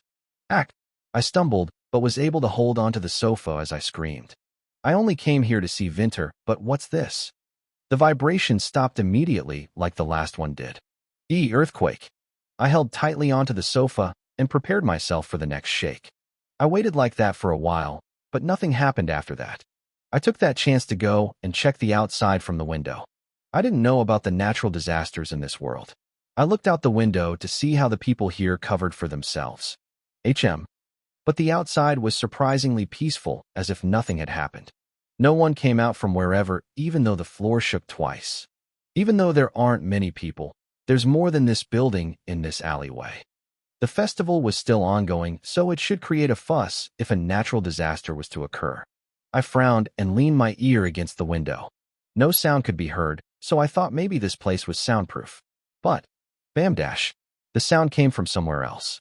In this building, behind my back. Only. Comments on the raw system. Choose one between the no-answer crown prince, mad sorcerer, slave out of his mind, and the realistic older brother 1 or 2. Penny logout. System. There is no logout. Welcome to the Einker's castle. Pikachu with a Deadpool's voice? I thought it was Vinter who transformed into a rabbit for a second. Nope. No one's normal. That maid was suspicious, too. A prince with an antisocial personality disorder who is currently progressing due to post-traumatic stress disorder. The 3 family members with no answer who has been a domestic violence activist. An AKA bodyguard who's ready to slice your neck with a possibility of 10,000%. A mad sorcerer who seems to have lost his awareness as a civilized sapiens who has sent rabbits that speaks in a loud voice of an adult man and turned the genre of this novel into thriller/horror. Get lost, y'all. Asterisk gasp started. I jumped in surprise and turned around. Then I noticed something strange on the wall. What's these lines for? A rectangle was formed on the wall. I approached it. Thud. That sound once again ringed in this space again. I was finally certain of it. That the sound was coming from the wall where the rectangle was formed. I reached my hand and touched the line. This is... I looked at it closely to see that it wasn't a line, but a crack. That was nothing other than a door. A door seeming to lead down to some secret pathway. Oh ho, is it trying to prove that he is a mystic sorcerer? My heart skipped a beat in excitement. This was something that could be seen in novels or movies. In the game, Vinter always appeared like a ghost in front of the heroine if she was feeling down, and showed off, Shalala pretty magic. The producer's intentions were pretty clear on this Vinna character. You're one and only healing man who appears and makes your mood whenever you're sad. Is probably what they aimed for this character. The normal mode was really easy, but Vinter's was the easiest. Unlike the other tricky male leads, he started pouring his interests to the heroine from the start. That's why I didn't cross his name out on the list I made. He's caring, just in case. Even though now I'm trying to raise his interests on me. I stopped thinking and started examining the area. How do you open this? It didn't have a doorknob, and it wasn't the kind of a door that you could open without a knob. It was only a crack with the shape of a door. Definitely sure it's not just some kind of office interior. I rubbed my chin and stared at the door seriously. Then I tried laying my hand on the door again. Who knows, there might be a hidden button. Just when I was feeling the door with my hand, the white square box appeared. Hidden quest. Reveal the sorcerer's secret. You have found the sorcerer's secret space. Would you like to enter? Reward. Unknown something. Accept/reject. I widened my eyes at the sudden quest. What? It was a quest that didn't appear in the normal mode. I checked the reward and frowned as soon as I did. Arg. The quest was just like it said, hidden, so it didn't tell you what the reward was. Just like the choices on off system. Do I need to? I considered for a little on the spot, glaring the accept button. Vinter's interest was the only thing that mattered to me, and I didn't really want to know his secrets. Every people have their privacy, and what do I gain from revealing it? Interest's not the guaranteed reward. What if something bad happens? Huh. I was just about to hit the reject button. Bam dash. Once again, the loud noise filled the room. The wall vibrated. This time, I was watching with my own two eyes. But if this is Vinter's secret base, then it means that Vinta might be in there. Now I realize that I've waited for quite a bit. He still didn't show up. I shouldn't think this short-sightedly. This could be one of the hard mode's routes that I failed to unlock while playing it. I carefully read the letters in the box again. It only had the reward, and there were no penalties for fails. Even if I fail this quest, there wouldn't be anything much happening afterward. Probably. Yeah, you know what? I'm here already. I'm going to see him today before I leave. I changed my mind and pressed accept. Then the door opened with a somewhat large sound. The secret pathway was revealed. I entered without hesitation. Behind the wall was dark and large hallway. From the outside, it wasn't a place big enough for a pathway this big and long. I felt like a heroine in a movie, which made me feel excited. Thud bam dash. The loud sound continued to come from in the pathway. I raised my hands to my ears and covered it. Just what is he doing? The noise seemed to be coming from the space in the other end of the pathway. The bright light was coming from the place as well. I walked down the hallway with my ears covered and stopped in tracks when I arrived. An extremely large, about the size of the Eckhart family's mansion field, was revealed. Each wall had so many bookshelves with so many books stalked on them. The Eckhart family's library in the mansion was extremely big, but this place was the level of a national library. Wow. I blankly looked around the magic space that I didn't even get to see while playing the game. There were so many other things to see besides all the shelves and books. Glass cages on the floor, and inside it, filled with varieties of accessories and jewels that I've never seen before in my life. Or are they fossils? There were giant bones of many unknown animals on the other side of the room.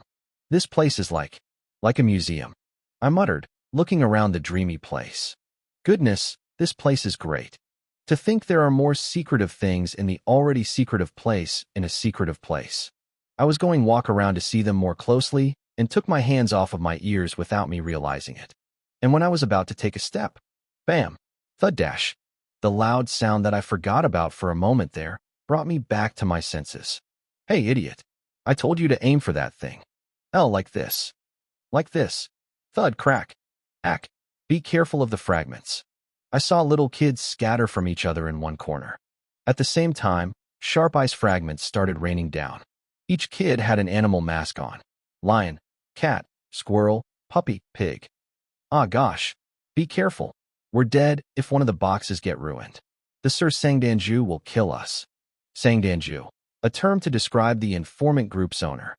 Note, by the way, it says the informant group, but usually there's only one informant in each group and others are co-workers. In Vinter's case, Penelope said it before that there aren't any co-workers. The kid with the lion mask barely managed to avoid the ice fragments and rose and shouted. Okay, I'll carve the area carefully then. One kid muttered sorrowfully as he picked something up. A staff? Are they sorcerers? The other kids who ran away from the fragments came back and raised their staffs, too. This time, you do the left. I'm doing the right. The 5 kids surrounded the giant ice that was higher than their heights. I studied the ice. I saw something stuck in the middle of the ice, frozen. That didn't look too strange for me. If I remember it correctly, that's The Ancient Sorcerer's Relic. Ancient Sorcerer's Relic earned. This necklace is one of the ancient remains that Vinter discovered in the north, and is an artifact that the ancient sorcerers used. It changes color if poisonous things are near. The other relics are destroyed during the departure. Therefore, it is the one and the only relic left in the world which, if you earn this item, the scarcity is acknowledged as Vinter's interest. I didn't remember what percent of Vinter's interest rose. There is a reason why there's only one relic left in the world. Just then, Nam Perdanyang Pero Sum. One kid with a pig mask on shouted a weird spell. At the same time, a white light brimmed from the staff, and the light was shooted like a laser. And thud dash. It caused an explosion as soon as the light touched the ice. Ack! Get away! The kids ran away from the ice again. The white fog was soon lifted, and through it was the ice with a small hole that almost reached the box in the ice. Wow, guys! We finally created an edge. We did it. We really did. Let's try it once more. I was shocked while watching the kids jump from happiness. Those reckless kids. You treat the ancient relics like you treat a newborn baby. Judging from what they are doing, they're surely going to break the ice but the box inside it, too. Hey kids. I hurriedly rushed over to the kids. Nam Perdanyang. Kids, stop. I stopped the kids who were casting that weird spell again. Just what are you doing? 10. No, 11 years old. The kid's gaze turned to me. The lion mask moved his staff from the ice and pointed out to me. Asterisk, gasp asterisk. Who are you, auntie? Note. In Korea, auntie and uncle could also mean middle-old age people, aka not too young, but rather old. What do you mean, auntie? I turned serious. But you're wearing the mask that looks like some noble aunties. Yeah. Scary noble auntie's face. It was when they commented that I realized that I was wearing a mask. But why a noble aunt? I tilted my head and kind of understood. Maybe a white mask with a smiling face reminds them of a noble woman. I'm not a noble aunt. I came here as a customer. I calmed myself down and explained, acting mature. I asked, who are you guys? We are the Sir Sangdanju's top pupils. In case you don't know what pupil is, or think it's the I thing, a pupil in this case is like a student/disciple of a master/teacher. Idiot. You're not supposed to say that. Hey, the customers are not allowed in here, though. They can't come in here. How did she come in? I couldn't think straight with all the kids talking all at once. I wasn't good with kids, even back in the world I belonged to. I was flustered of what I should do when this kindergarten line popped up in my head. Kids. Stop. Hocus pocus, everybody focus. Only. Comments on the Ross. Clap 3 times. I remember my kindergarten days. That works for like a second, but like, kids start chatting again 3 seconds later. This just became childish. Oh Mayo, what's up with the spell? The kids closed their mouths at my shout. I quickly added on to that before one of them says anything. Who I am and who you guys are aren't important right now. The problem is that you guys are trying to break that precious relic. Don't you guys have pegs and hammers? Did your master order you to break that ice like that? I was asking from pure curiosity, but the kids lowered their heads, taking my words as a scolding. Then they muttered. Actually, Sir Sangdanju gave us this before he left. The kid showed an awl and the hammer small enough for them to use. The other kids saw that and showed me theirs, too. The ice was too thick and hard that it was impossible to break with these. And the ice has a spell cast onto it, so that the broken spot regenerates back to its original shape after a few minutes. I thought we could quickly pull this off since we can use magic like Sir Sangdanju can. The kids let out all their sorrows. I sighed and reached my hand out to them. Hand that over. I approached the giant ice with the awl and the hammer in my hands. The kids followed after me, clearly curious. It's true. The carved place on the ice started to grow back to its original shape again. I stared at the process. I watched to the end and saw that the regeneration had a limit. The carved place wasn't completely covered back. I might be able to do this if I do this right. I asked the kid with the lion mask. Do you have some hot water? Yeah, we can make some with magic. Can you spray a little around the edge without it touching the edge? Since the relic could get worn out. The kid powerfully nodded and pointed the wand out to the ice. Water pishin. Water started to come out from the end of the staff. A moment later. Now stop. Wait until I tell you to and spray it again when I do. Okay. I stopped spelling out what they did wrong and instead, helped them. The surface of the ice melted a little because of the hot water. I set the awl on the ice and hammered it, careful to not touch the box. Crack dash. A long crack was formed on the ice around the box. I hammered around the crack a few times and got rid of a lump of ice. The edge of the box was revealed again. I didn't touch anything further and stared at it. It was just as I thought. The ice regenerated far slower than the first time this exact same place was curved. There's only one way to use if I want to break the ice without damaging the relic. What is it?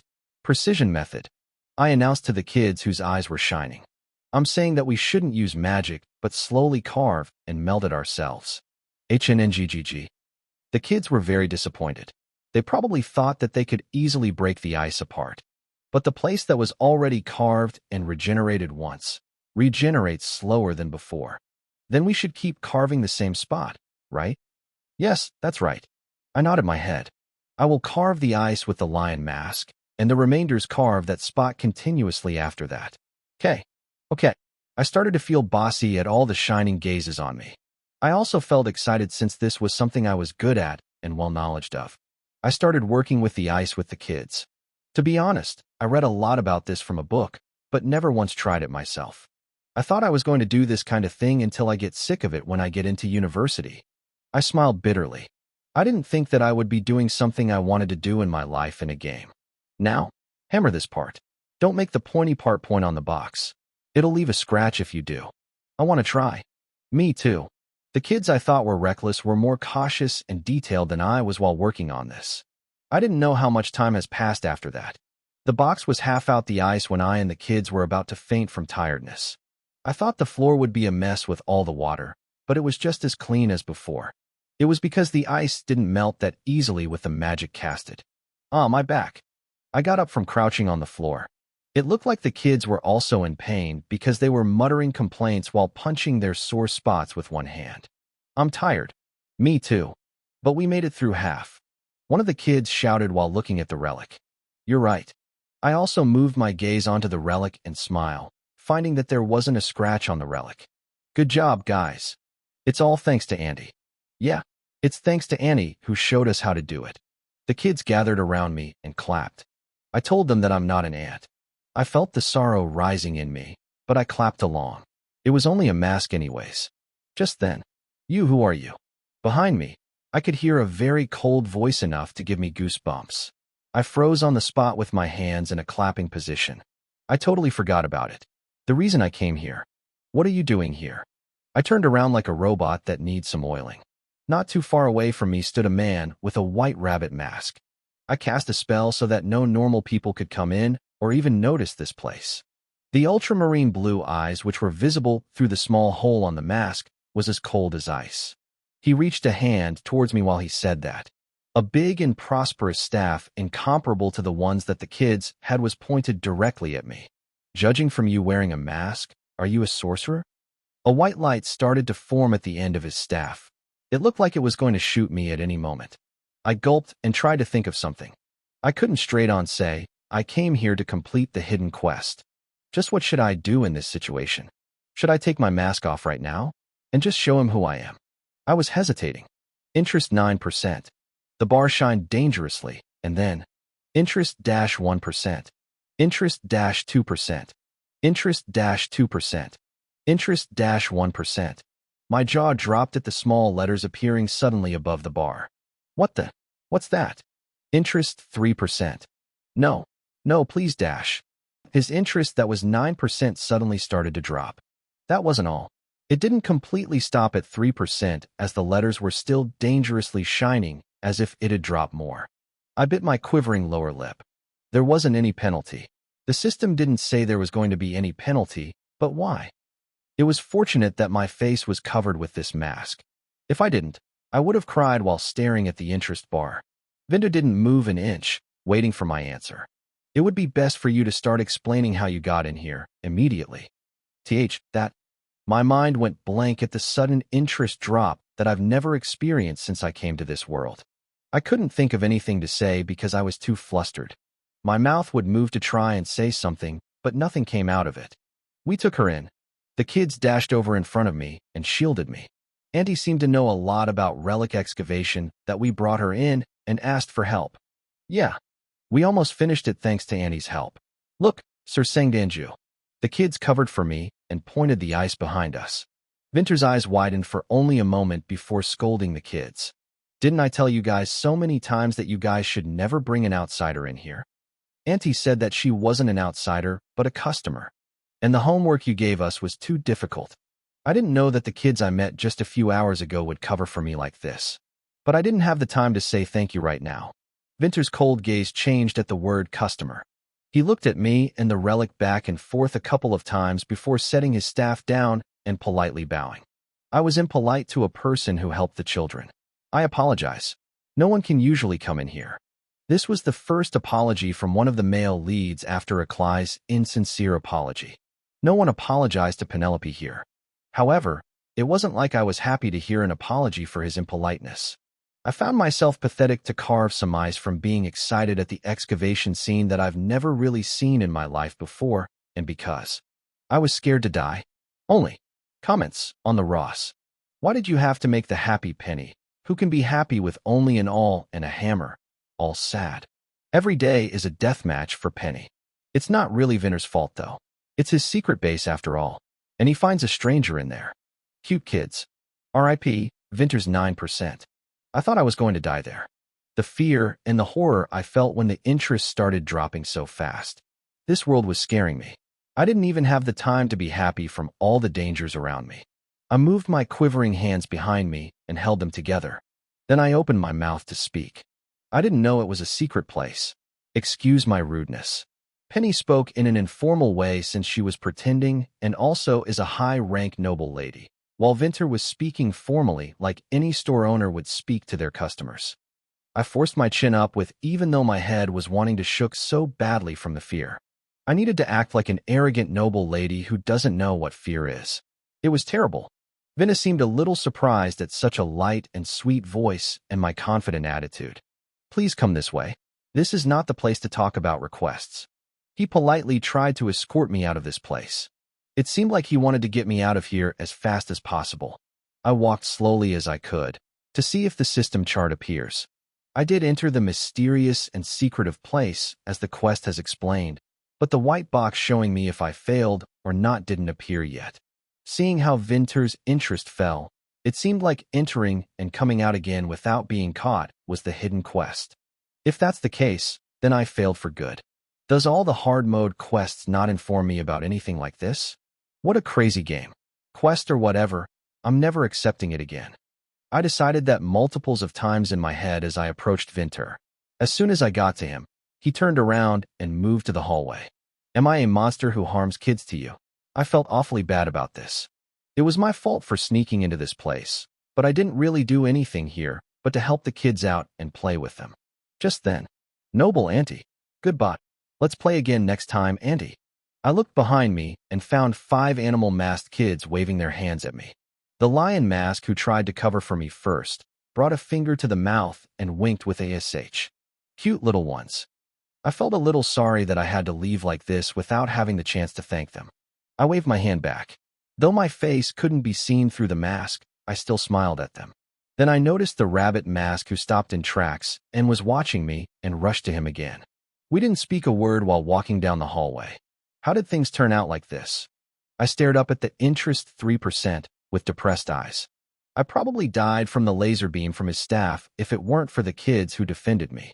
Vinter was going to be my insurance for just in case Akai's interest dropped, but now I was in a state to be thankful for Vinter's interest not falling anymore. I let out a deep sigh mentally. The hallway was a lot shorter when we walked back out. Vinter stood by the open door and waited for me to exit first.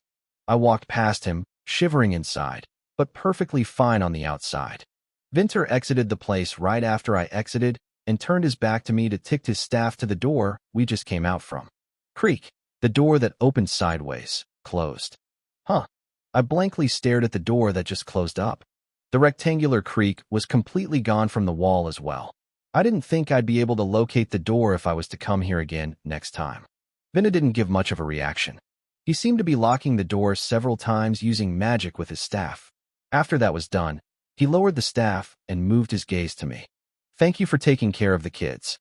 But it is too late to hear out your request, so please come again next time. Again, Winter is speaking formally. Honestly, I thought he was going to ask more about how I got into this place. But he didn't and spoke well-mannered. I looked at the window and his words. It was noon and the sun was starting to set.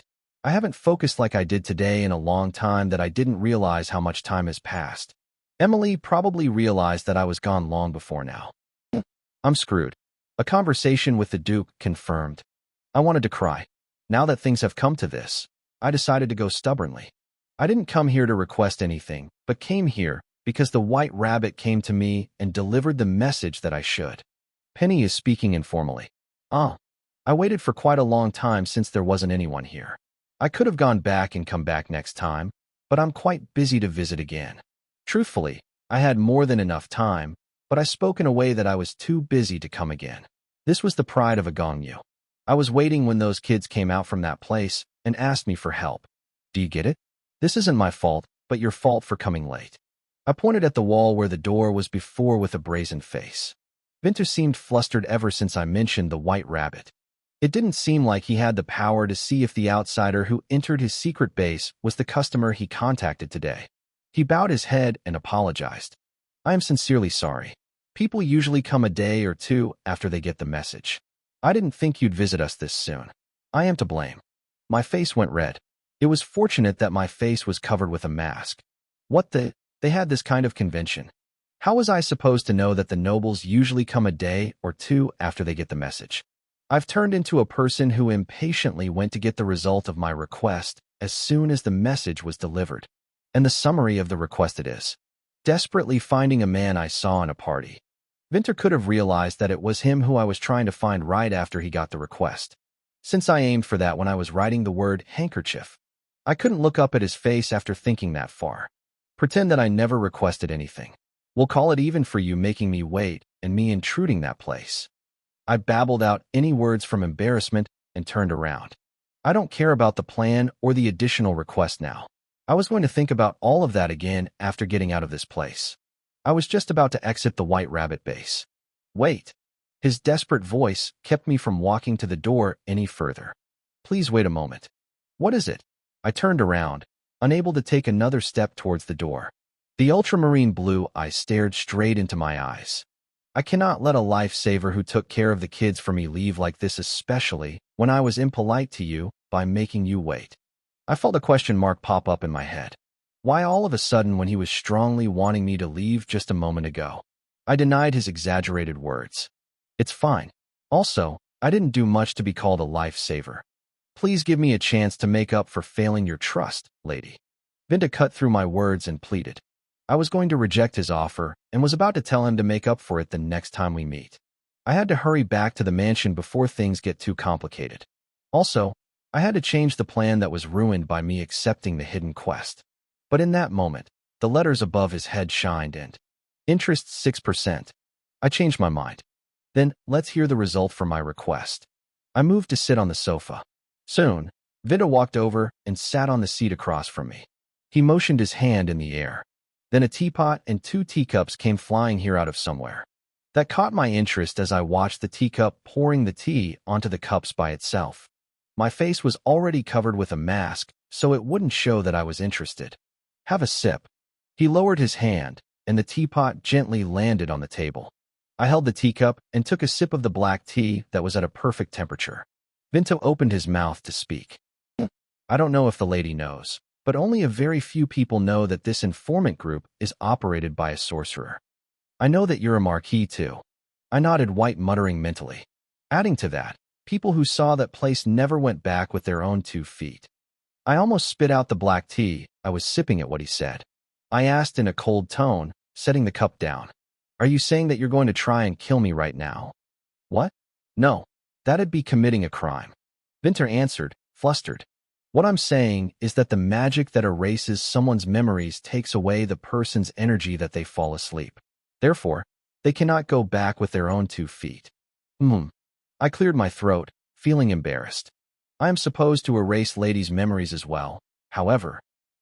Vinter, on the other hand, calmly continued with his words. Only. Comments on the Ross. What the LOL. I thought he would be a worse person than that. You're not crazy in a way that the others are. Then did you politely go insane? Interest falling to Penelope is the same as a game character's HP falling. How scary. Is he normal? Weird. Lol, what are you? I couldn't possibly. Thinking about my rudeness towards you earlier. The informant group's top priority is the trust between them and the customers. If I were to erase your memories, then I'll have to erase everything, including you sending us a request, but I do not wish for that. I frowned when he said, erase your memories. I almost had to attend parties to pretend to find him. Thank goodness that didn't happen. So, what is it that you want to tell me? Please keep what you saw today in that space as a secret. In return, I will provide you with anything you want to know about that person you are seeking if I can. I was surprised at his offering. Just what's so important about that place that he goes this far? What is so important about the kids in there? Are they like the descendants of the traitors? They are the rescued, imprisoned, and abused orphans of the semi-magic organization. Semi-magic organization? Were there such an abstract setting to this game? I went through my memories, but couldn't remember anything like that. Vinter explained in a somewhat bitter tone. At around the time when the magic started being commercialized, people who pretense of being faithful Christians started to strongly suppress the sorcerers, saying that it was secretly dark magic that went against and messed up the doctrine. The royals' culture is also linked with the divine messages from the god, so the way people treat on the sorcerers is getting harsh these days. Vinta paused for a moment, then continued. There are some heathen groups announcing a false statement that only when the time comes to when all the existences which cast those kinds of magic will the true emperor that the god chooses will be born. The lady probably knows that the remnants from the Rayla's new country, which lost in the war that was led by the crowned prince not too long ago, are making many troubles these days, right? Of course. Nope, not at all. But even so, I nodded my head, pretending that I knew it all. It is such a false statement that nobody would agree to, but surprisingly, there are many nobles who thinks the same. The nobles? Why are they doing that kind of thing? Usually they are the nobles who operate a business with magical tools. Sure, they use the sorcerers to produce magical tools, but they do need to erase their existence if they wanted to monopolize all the markets that use magic. While playing the game, I didn't understand why Vinna hid the fact that he was a sorcerer. I just thought it was just because. I didn't know there was this kind of reason behind it. I thought it was just some simple story setting, but the crown princes along with Vinter's background held the reason behind everything about them. The more I stayed in this world, the more I came to compare this to the game. I plead to you, lady. Vinter bowed his head as he pleaded again. The children's life depends on this. The interest 6% above his head shined as he worried about the children. I realized immediately that Vinter's interest will rise or fall depending on how I answer him here. I opened my mouth to say that I will keep it a secret. But wait. I felt like something was out of place. How is the interest related to this? Everything happened so suddenly today, especially the hidden quest. Requesting something to the White Rabbit informant group wasn't something that happened in the game in the first place. Then a light sparked in my eyes. It was because I found a big error in my thinking. The story setting I knew so well was when the game was set as a normal mode. I don't know Vinter in the hard mode. Vinter was decent and a person with good nature in the game. He would help out poor people and would take care of the orphans. The sorcerer who was walking in the slums to help people there meets the real Gong Yu who was adopted and was being raised by one poor commoner. The kind heroine, who was able to come back to the mansion with the sorcerer's help, started to donate her things generously and take care of the unfortunate children along with him. A question came into my mind while thinking of the story setting. But why did kind and good-natured Vinter bring the heroine to Penelope's coming-of-age ceremony? The time where the fake Gong Yu gets the most attention. No matter how much I try to think of some other reasons, nothing came up in my mind except that he may have wanted to piss Penelope off. Lady? Vinter called me when no answer came back from me. Something was strange. The hidden quest that appeared out of nowhere. The downfall of Vinter's interest. I, who didn't know too well about the hard mode storyline, have been twisting the story from how it was supposed to flow while trying to avoid my death. But what if all of my actions were one of the route included in the hard mode, only that I didn't notice? I held on to my quivering hands and turned on the choices that has been off for a while now. Choices on. I needed to check. Now? A white box immediately appeared in front of me. Would you like to on the choices? Yes/no. I clicked on yes. Then the choices appeared in front of me. 1. Why do I have to? 2. I wonder. I don't think that's a good deal. Don't you have some rare gems? 3. And what if I go on, telling everyone about the kids here? Then what are you going to do? I sighed mentally. Why are my bad feelings always right? These sorts of situations were everywhere in Penelope's life. She was the one who was hated by all the capture targets in normal mode, too. I chose one of the 3 with my shaking hands. And what if I go on, telling everyone about the kids here? Then what are you going to do? It's been a long time since my mouth moved on its own. As soon as my sentence ended, the eyes visible through the holes on the mask stiffened. The aura coming from him was now totally different from before. Then even your trival noble rank will be at risk, dear customer. He whispered in a shrewd tone about my identity. It wasn't him asking for a favor just because he had his head shook. It was a warning. So he knows. No wonder. There's no way he wouldn't know who I am as long as I told him that I got the white rabbit from him. Penelope, in the normal mode, thoughtlessly babbled about everything despite Vinter's warning. Choices off. I turned the choices off and spoke, this time with my wills.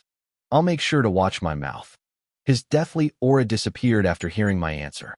And interest 8%. The decreased interest rose to close to where it was before. I felt so miserable to feel relieved about this. I stood up from the spot. Are we finished with the conversation? I need to get going now. It's getting too late. I was too tired on doing a masquerade party on my own. I wouldn't have come with a mask on if I knew this was going to happen. Vinta stood up, following after me, and looked at me curiously. What about the information about the person that lady is finding? I don't need it anymore. I raised my hand to stop his sentence. I coldly spoke, already done deciding in such a short time. I know who it is thanks to the other informant. He flinched and stiffened. It was probably an unexpected blow to him. But that wasn't refreshing to me. He was fairly normal comparing him to the other capture targets. But my plan to raise his interest in case something goes wrong was a fail. It was because of that damn system that I was forced to know his secret, and because of that, everything got twisted. And at that, Vinna was going to find the normal mode heroine soon. A lovely lady who he meets every once a week at a ghetto, somewhat like a slum, and the crazy bitch from the Duke family who has his weakness. Now I couldn't even aim for Vinter's kindness that I've had hopes on. I'd rather go for capturing other capture targets who has yet to meet the heroine and won't for a longer time. I gave up to care about how he sees me now. I coldly ignored the interest 8% as I walked past him. Then I remembered something. You guys offer an information in return for keeping something a secret, if I am correct. Then I walked back to the spot I was at a moment ago and took something out of the pocket of the robe. I don't need any information, but instead, give these to that person. Since the reason for coming here was to add a request. I set the white handkerchief in the old-fashioned velvet box by the teapot. What message should I deliver these with? Reciprocate is all he needs to understand. The ultramarine blue eyes slightly widened. At that moment, only. Interest 13%. Comments on raw. So, normal mode was after the hard mode. So if you reach the ending in hard mode and proceed, the story of normal mode can change. The game is crazy. In the end, hard mode was not based on raising interest, but based on quests to provide the reason to why the characters would hate Penelope. So the sacrifice to lead the normal mode heroine to her happy ending is Penelope. The heck? What if the hard mode does not to provide a reason to hate Penelope? Maybe it is hard mode that allows users to change the future after seeing the normal mode? So if you unlock the hard mode endings, you can see the hidden ending. If the heroine resists with the interest high, the hidden ending will be opened after you see the routes. So that's why the normal mode heroine started with everyone's interest towards her at 30%. Commenters, Conan. Me, what's going on? His interest rose high. Despite that, however, I didn't hesitate to approach the door. Then I'll be leaving. With that, I've paid back all the debts I owed him before. I should hurry home and cross out some things on the paper. I was opening the door, but just then, click, the door shut back, closed the moment it started to open.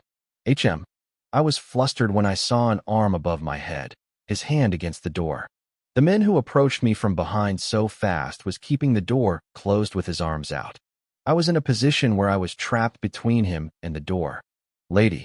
A low voice ringed throughout the room. I was visibly flustered from the unexpected position I was in. What is it? Do you still have something to say? Vinter replied after a moment of silence. I want to return the favor as you've watched the kids for me. It's fine. I wasn't supposed to enter in the first place. I'm the kind who cannot live on when I have debts to pay back. He lowered his head down towards me while speaking. The two masks were now a level closer. Is he perhaps threatening me to make sure that I keep my mouth closed? My throat felt dry. Even if he didn't act this way, I was still going to watch my mouth as I didn't wish to get involved with him any deeper. I leaned against the door on my back, trying to get even a bit further away from him, but still tried to look calm and relaxed as I shrugged. I don't really need anything specifically. Det my ass. Your name will be crossed out from the paper when I get out of this place. Vinter waited a moment before stating something out of the blue. I'm a sorcerer. I have a skill where I can do things that most of the others cannot. I suffered as I couldn't understand where he was getting with this. So is he saying that others cannot kill me, but he can, or what? I was trying to find the words to reply to his threats. Please visit us whenever you need help. That moment, a white box appeared behind Vinter's head. Hidden quest. Reveal the sorcerer's secret. Mission completed. You have successfully figured out his secrets in the sorcerer's secret space. The sorcerer's help one use is given as an reward. Would you like to accept the reward? Yes/no. Huh. The reward was so absurd that made a feigned laughter come out from me. Fear, decision-making, and the fierce worries that I had to experience due to the unexpected quest. Isn't the reward too ridiculous, thinking that it is given to me who is currently running away from the situation, thinking in mind that I'll never going to see him again? How cruel. Pardon, Vinter asked when I muttered to myself. I softly pushed him away from me. I didn't use my strength in pushing, but he backed away anyways. He was how completely behind the system box. Then I secretly pressed on, yes, while pretending that I was taking my hands off him. I'll visit again when I need something. I was in a position where I had to accept even those kinds of rewards that seemed to ridicule me. It was because I didn't know when and how I'll come to use it if a moment comes where my life's in danger. Though there's no way that'll happen. At least, there shouldn't be. You have received the sorcerer's help one use. Shout favor to use. I checked the system box for the last time before I turned around and opened the door. And when I was finally out of Vinter's base, the sky was already dark above the alley. Shit. I felt despair as I walked down the short stairs from the entrance of the base. What am I thinking? Forgetting to ask for a carriage to take me home. Idiot. I completely forgot about it as my head was spinning back in there. That I couldn't teleport back home. Should I go back in and ask for help? I thought, looking back at the door I came out from. However, the thinking didn't last long. It was me who confidently acted as if I didn't need your help. How weird of me would he think when I enter back in and ask for a carriage? I couldn't handle any more ridicule today. It's too long to get back. I hope the Duke is still working when I get back. I stared at where the end of the alleyway. Thankfully, the end of the alley was bright with lots of lights, still shining due to the ongoing festival. Even the crowded sounds could be heard from all the way over here. Let's head to the main street first. Then I'll be able to find some place I could rent a carriage. I quickened my steps as I thanked that it wasn't a maze-like alleyway that I went through to save Eclise. I got out of the alleyway to soon be greeted with the main street. The place was very similar to the streets I visited with the two sons of the Duke last time. I had to rent a carriage, but not a single one was visible, as people were the only things moving. I frowned as I looked around. Then I saw it. An armor with a very familiar symbol shown on it. Show us your identification card. The two knights with silver armors on from not too far away approached a not too kind-looking man and asked for his identification. Why are you asking for my identification card? There has been an order to crack down the hidden criminals during the time of the festival. Hurry it out. That's... A small conversation went between the man and the knights. I've seen those armors before. I was trying to remember, then I widened my eyes. That's the symbol representing the Eckharts. I looked around once again to see the knights from the Eckhart everywhere with a small space between each one of them. Why are they here? Are they perhaps here to find me already? I felt my eyes wavering. Emergency. The one who was currently in charge of the Eckhart Knights was Derek. It meant that Derek could be here somewhere. I'm dead when I get caught sneaking out secretly. It was me who said that I'll be in a timeout. I looked around me once more. I needed to get back home without being caught by Derek. But then, what's going on? A familiar voice was heard from where the man and the two knights were. Commander, have you arrived? The knights bowed as they greeted someone in a strict manner. I looked that way, hoping what I was thinking isn't correct. Black hair. A man walking with a fancy black cape on a pure silver armor with Eckhart symbol on it. It was Derek. He instantly arrived at the scenery. My heart beat fast, nervous of if I'd get caught. But fortunately, I was wearing a robe hood and a mask which hid my face completely. There's no way he'd recognize the mask, is there? It was a week ago. Derek, who hated me, wasn't a person caring enough to remember the mask I bought back then. Point 42. The street was crowded with people, so he wasn't able to spot me. I crouched down as much as possible. I was thinking of moving carefully while hiding myself in the crowd. Great. That's the group. Talk about timing. There was a group with people wearing masks coming my way. I was waiting for the right timing to move while glimpsing on Derek every second. He, who was listening to a guard, suddenly tilted his head up. And the direction he tilted his head towards was directed exactly at me. I backstepped from surprise. In that moment, our eyes met. He held a curious look a second ago until it gradually changed to one frowning. You? Only. Shit. I turned my back towards him before he could fully recognize me, then hurried back to the alley I came out from. However, the end of the alleyway was blocked by several buildings that looked almost like Vinter's base. If Derek were to follow me in here, there was no doubt that I'd be caught. I raced up the staircase without having much of a choice. And, thud, favor dash. It hasn't even been 5 minutes since I decided that I wouldn't use this so-called favor. Ha ha. An awkward silence corrupted the space. Surprisingly, Vinter was standing on the same spot I last saw him before I left. My face lit up bright red at his surprised ultramarine eyes. Thank goodness I'm wearing a mask. Please come in after you close the door. Vinter, who was staring at me in surprise, soon moved out of the way so that I could enter. Ahem. Shoot, how embarrassing. I cleared my throat and quickly closed the door from the embarrassment. I looked at the door to see the dark alleyway, but Derek was nowhere to be seen. Did he lose me? Even if he did, it was too soon for me to relax. I'm doomed if he goes back to the mansion and finds me missing. Sorry that I changed my mind so suddenly, but I'm still allowed to make one wish, correct? Of course. That wish, I'll use it now. I want you to take me to Hamilton Street. Right now. I got straight to the point. I had to get home before Derek does. Vinter should have a way for that, as he can use magic. If it's the Hamilton Street. He seemed to be thinking where it was. Where, huh? It was a street a block off from the Eckhart mansion. He already knows who I am, so it'd be much easier if I asked him to take me to my room. But I decided to continue to act as if I didn't know he didn't. I wasn't going to see him again after today anyways. It's hard to reserve a carriage due to the crowd. I spat out an excuse a second after that. Didn't you bring a bodyguard with you? I could see that his eyes have turned serious through the small holes on the rabbit mask. I thought of my one and only bodyguard at the mansion. Eclise is a bodyguard by the title, but I wasn't going to use him like one. I need to treat him more carefully and seriously as if I treat a baby, now that he's the only hope I have. I shrugged and answered him with a lie. There's always a secret or two that every ladies have. He erased the curiosity in his eyes. Vinter seemed to have understood a little of what I was saying. Then he took out his staff from his clothes, and he reached his other hand out towards me. May I ask you to lay your hand on mine? It looked like he was going to teleport me there as expected.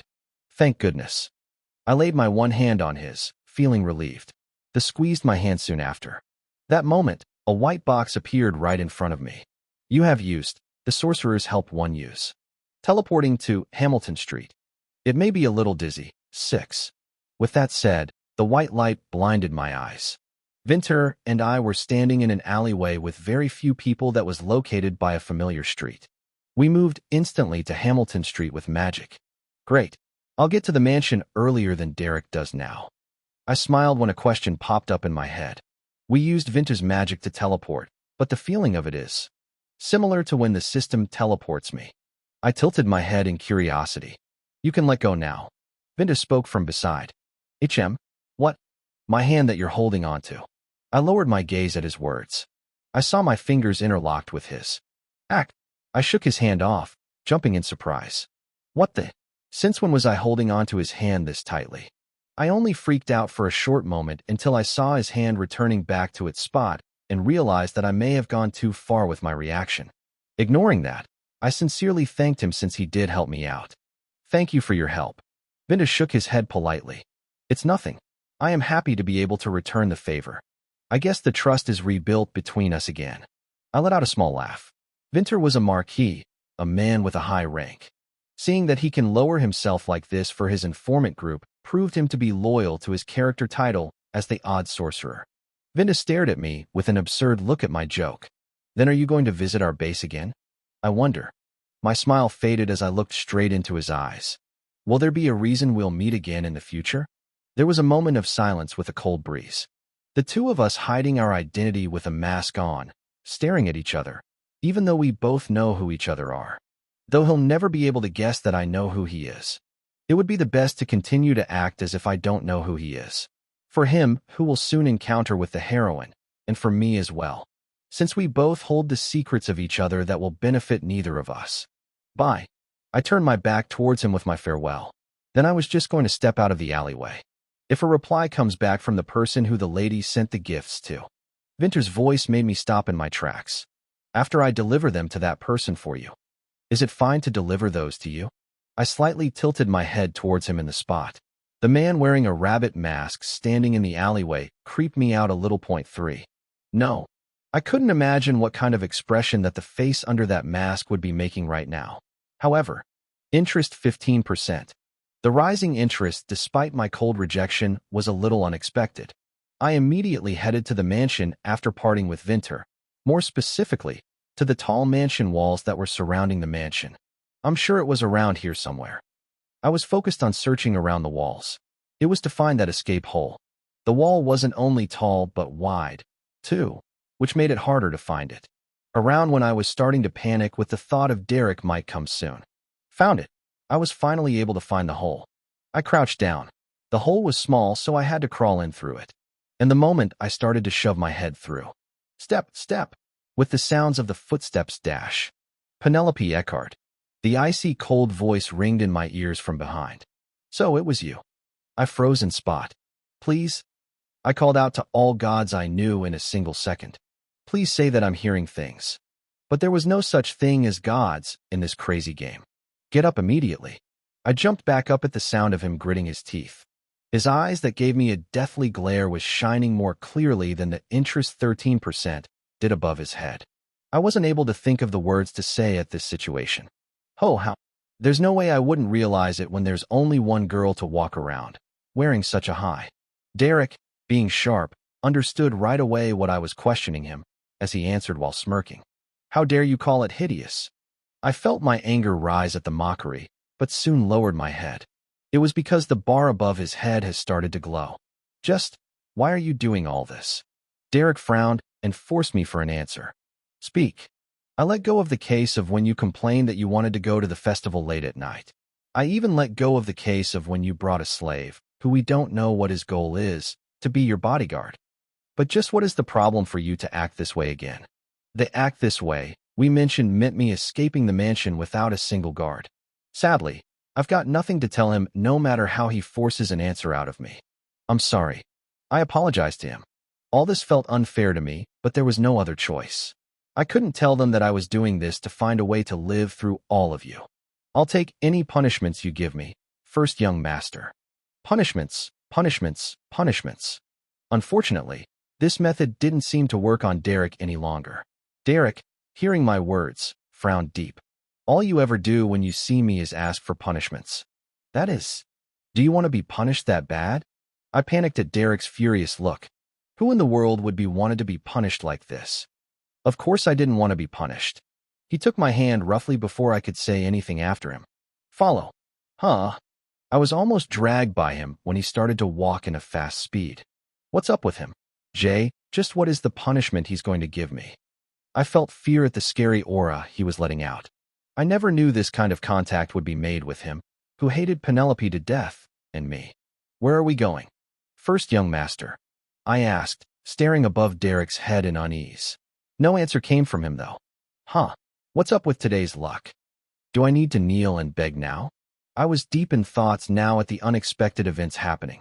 No way. Though I am his hated stepsister, there's no way he'd stab me like the crown prince would just because I left the mansion for a little. 26. I tried to think it positively, but that didn't last long. Well, probably now with a sword, but he would kill me in other ways, isn't he? For instance, dragging me into the mansion and introducing the hideous-looking me to all the people in the Eckhart mansion, making the smallest mistake I made into something big and chasing me out from the mansion. Even more so on the Duke, who was the one who brought Penelope here in the first place. These sorts of things were what they were good at when I made the wrong choice in the game. Phew. Yeah, do what you want. I decided on giving up. It's not like anything would change even if I were to beg now. I was used to all these things from the incidents in my previous life, so this sorts of things, I always dealt it this way. Point 4. Unlike Penelope, who didn't know how to control her angers, I gave up on everything and followed Derek. As expected, the place he led me to was the mansion's main front gate. The guards who were guarding by the entrance spotted Derek and bowed. Until then, I definitely thought that he'd drag me in.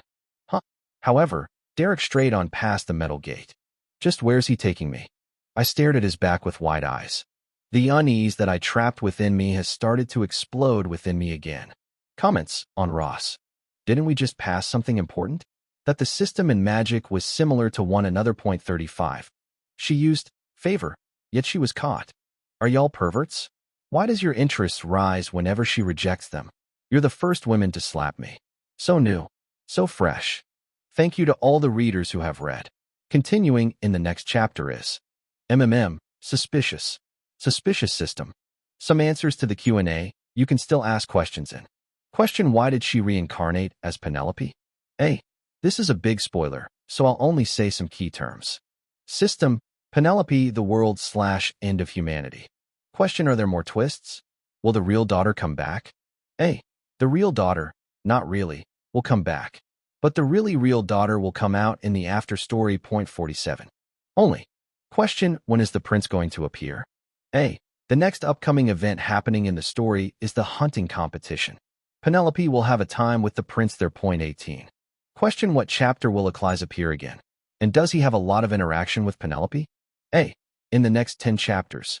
Will Achilles finally completely open his heart to Penelope? Question: is Penelope waifu material? And who is the ML? A. LOL no, the male lead is the waifu material. The ML, you guys already know, the crown prince. You may all like Achilles right now, because I did too, but now I like the crown prince better. Happy face. Question: single or harem? Ending. A. She ends up with the crown prince, but good question, because the author has said that she might make an if ending with all the other characters as well. Question: how will all these interactions connect with the heroine? Vinter is the one who will first contact with Yvonne, so what will happen to Penelope? Will Vinter still do the same thing in the game? Is the way for Penelope to have an ending is longer than expected? A. Due to Penelope being someone else now, her actions leads to different plot of the story than what happened in the game. And yes, her way to the ending might be longer than expected.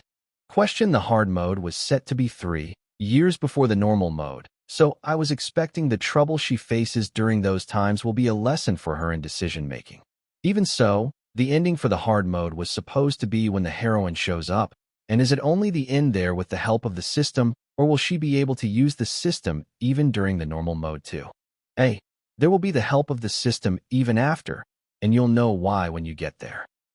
Question: I expect the normal mode heroine to be a villainess in the story. So when Penelope met the heroine later on this date, will she somehow be able to know about the existence of the system because of it? A. Penelope will know the truth about the system, and the truth about Yvonne, the real daughter. Yvonne, however, won't know. P.S. The normal mode heroine did not reincarnate like Penelope did, nor is she stupid like all the other violinnesses. We walked a while to the main street, then slipped into another street with barely any people. We passed by some buildings and met with the pathway up. Through that, we could see the flourishing trees and grass fields. The road wasn't your ordinary road, as it was decorated with several very detailed small lamps that were brightening up the area. The beautiful sight reminded me of fireflies. Then I took a closer look at the grass and the trees to see that they were all treated with care, just like the ones in the well-cared garden. Then I spotted the sign with East Hill written on it, and because curious, why are we here all of a sudden? I dimly knew of this place. This was a walkway made by carving a mound owned by the Duke family. It was also the usual date location for the normal mode heroine and the capture targets .35. Of course, it was my first time here as I was never in a situation to date any of them .7. The walkway was luxurious. However, access to it was strictly controlled. It meant that ordinary commoners could not enter. Are you planning to stab me where there are no people? 24. I stopped in my tracks after I passed the sign. Jay, just a moment. Then Derek coldly turned towards me. What is it? Why are we going up there? Didn't you say you wanted to be punished? Follow without complaining. 55. He turned back again and started walking again. In a flash, we passed the entrance and climbed onto the ramp. I couldn't talk back to that as there was something I said before. I also couldn't predict what he would say if I were to say I didn't want to go. I followed him without having much of a choice, but this body got tired too fast even when we didn't walk that much. And I had to almost run rather than to walk at his fast speed. Ha. I breathed heavily behind the mask on my face as I thought. Is the punishment he's going to give me perhaps climbing up this hill? 15. If that's the case, then he really was a cruel bastard. 4. Not being considerate for a lady, Derek continued walking fast without looking back. Without holding back any longer at that sight, I spoke. Wait. What again? He didn't stop walking this time as he replied annoyedly. And that was enough to make me feel scared again. Even so, I couldn't continue to be dragged like this by him. The robe I was wearing was already dirty on the lower ends. It's hard to keep up if you walk that fast. I protested with a timid voice. I thought he'd ignore me, to be honest. Or if not, he'd at least spit out insults like he did every time. 4. Surprisingly, however, his steps began to slow down. 2. And soon, there was a constant distance between him and I. I'm fine, right? 1.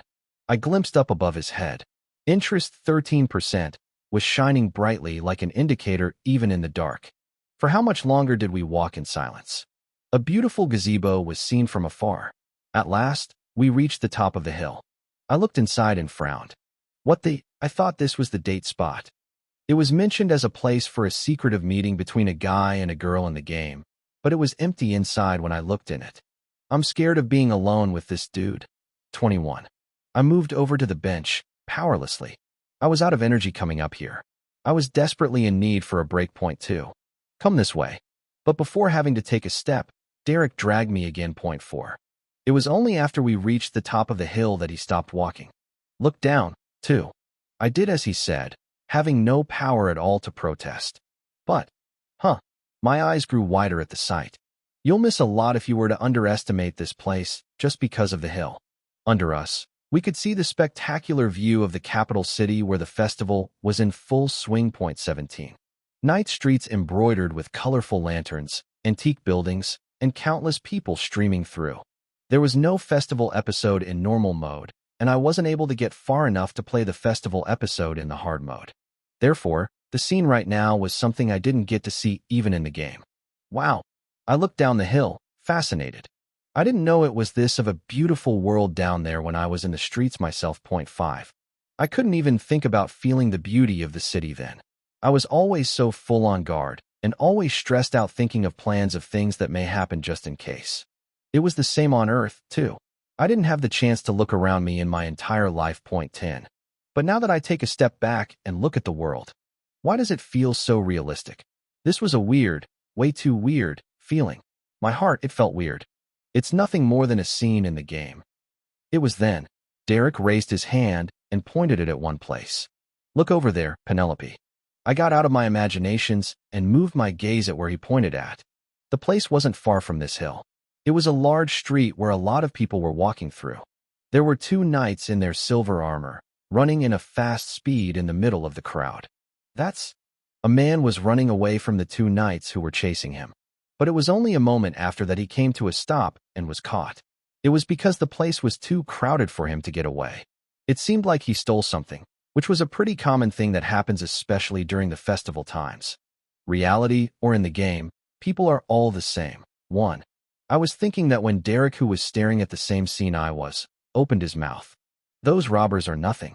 Many culprits of much harsher crime appears from everywhere around you during the festival.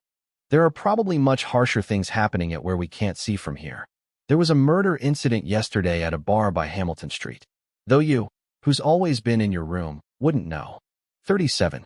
Are you slagging me off right now? I looked up at Derek, curious. I didn't get why he was telling me this all of a sudden. Things are like this even in the areas the Duke family watches over. What do you think it'll be like in the small streets on the upper portion, where many culprits and dangerous people roam around? 3. His continued words made me realize that this was a conversation continuing from the scolding from before we came up here by the escape hole. If so, then is this an admonition or a mockery? Now all there's need for me to do is figure out his purpose on leading me up here. Are you planning on befriending those people and start hanging out with them now? 30. Here's an immediate response to my last question. It's a mockery. Phew, what did I expect? I sighed once and spoke, leaving a moment of silence before I did. I swear, I didn't do anything that would bring down our family's reputation. It's not you who chooses what's good or bad for the reputation. Reputation is what follows after your actions. That is why I wore a mask. I shrugged. Then Derek icily glared at me. What if there are people who recognizes you immediately like I did? No, before all that. Do you think that the people who find out that you're a girl would leave you be with your mask on? I'm not a little kid, first young master, 6. I replied without hesitation. It is true I have made a lot of scenes up until now while not knowing my place, but even so, I'm not an idiot who enters a dangerous place with my own wills. 6. I was scared of how he'll answer me with now that I've said this to him, but it was something I had to go through anyways at least once. I didn't have a chance to properly confront Derek as I was busy handling the Duke up until now. So I had to draw the line between us that we both shouldn't cross, just like I did with Reynolds. You say you're an idiot. Are you saying that not even an idiot, but a gong you would crawl through the hole to escape? 2. The reason why I went out secretly without telling anyone about it is, I worked my brain to come up with something while buying me some time by slowing down my speech. An excuse that's not exaggerated, but enough to make Derek, who's more harder to deal with than the Duke, understand. I told you that I'll live like a non-existent person so that you wouldn't have to mind at all. And the first master also wanted this. 6. So I only went out and came back quietly without making a scene. Yeah, that's right. You told me to live as quietly as a mouse would. So I quietly went out and quietly came back. Point 2.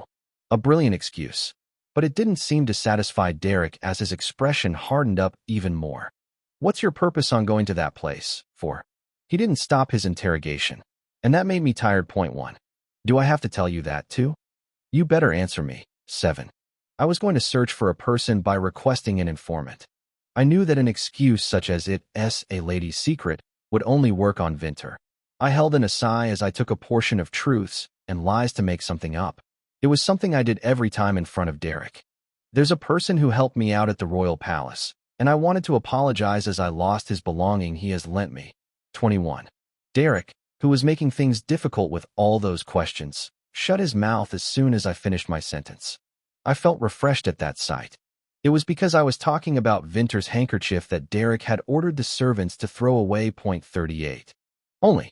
Comments on the Ross. You said to throw it away. I pretended that I lost it. And so it's your fault in your perspective. Get it?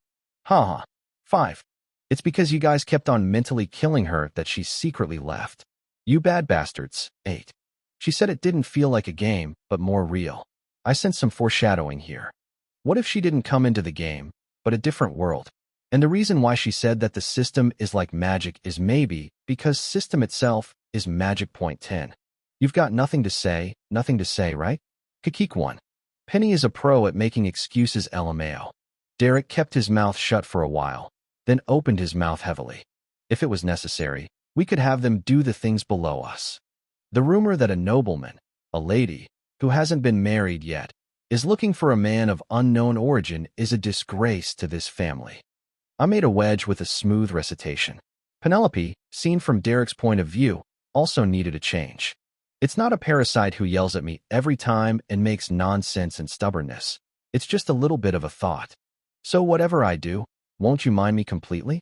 I looked at a good 13%, with cold eyes. I've lowered myself as low as I can and said it politely, so there won't be a fall. But he didn't even have a rise. Penelope. But why? Derek opened his mouth with a deep sigh. You're an adult soon, so I won't bother you until you don't want to know your destination. But if you're going to go out, don't use the dog hole. Just use the front door proudly. I'll tell the butler. Favorite 17%. Or you can drag out the slave you bring in. Derek's favorability has risen. I didn't understand. Not only his favor, but also his words to me. If I'll die in your hand without knowing what my mistake is, then why do you do me a favor? Considering Penelope in the past, his questioning of a secret outing was justified. And if you go anywhere and run around like a crazy dog, then it's all up to him. However, it was an unexpected scenario that he would continue to admit to going out like today. Won't you punish me?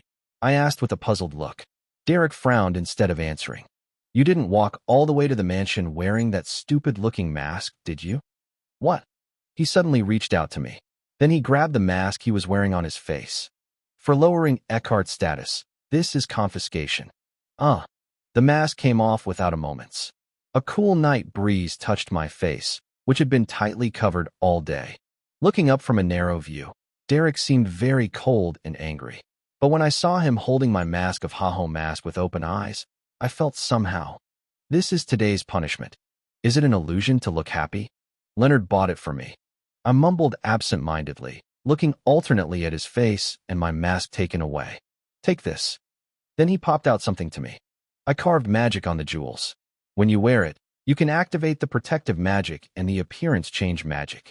The wizards who carried it said, it's going to look like a boy your age from the eyes of someone else. On his large palm, a handkerchief with a platinum string bracelet with finely scarlet gems showed up. The things that were originally attached were broken because they were cheap, so I changed them into the best garnet. Derek added. He sounded like he was grumbling. I looked down at his big hand in a big way. On the first day of the festival, sneaking out to save Eclipse, it was the bracelet that Derek picked out when I picked up the mask. Looking at the ripe plum-colored jewels, I thought it was similar to my hair color, but I didn't think he would give it to me as a gift. Because it was enough pink. I thought you'd keep it and give it to the FL later, but it's already the second present. Expensive-looking scarves and magic bracelets. When I looked up and saw Derek's blue eyes again, I felt strange. Why? That's how. The words popped out earlier than I thought. What? Why do you give me this? I glanced down at the bracelet again, asking so. When I switched to a top-class garnet, the small gems of crimson glowed brightly in the dark. Even I, who was not very interested in accessories, had such a fine figure. But rather than gratitude for giving the bracelet, they were ahead of questions and doubts. He and Leonard have had a history. The vulgar thing. The eyes that looked like dirt on Penelope's memory. You didn't like me being extravagant. Wasn't it that you liked accessories? Derek seemed a little embarrassed for some reason at what I said. I like it. I admitted mildly. Even in the game, Penelope couldn't use any fancy accessories. But it was the only way to fill solitude and sadness.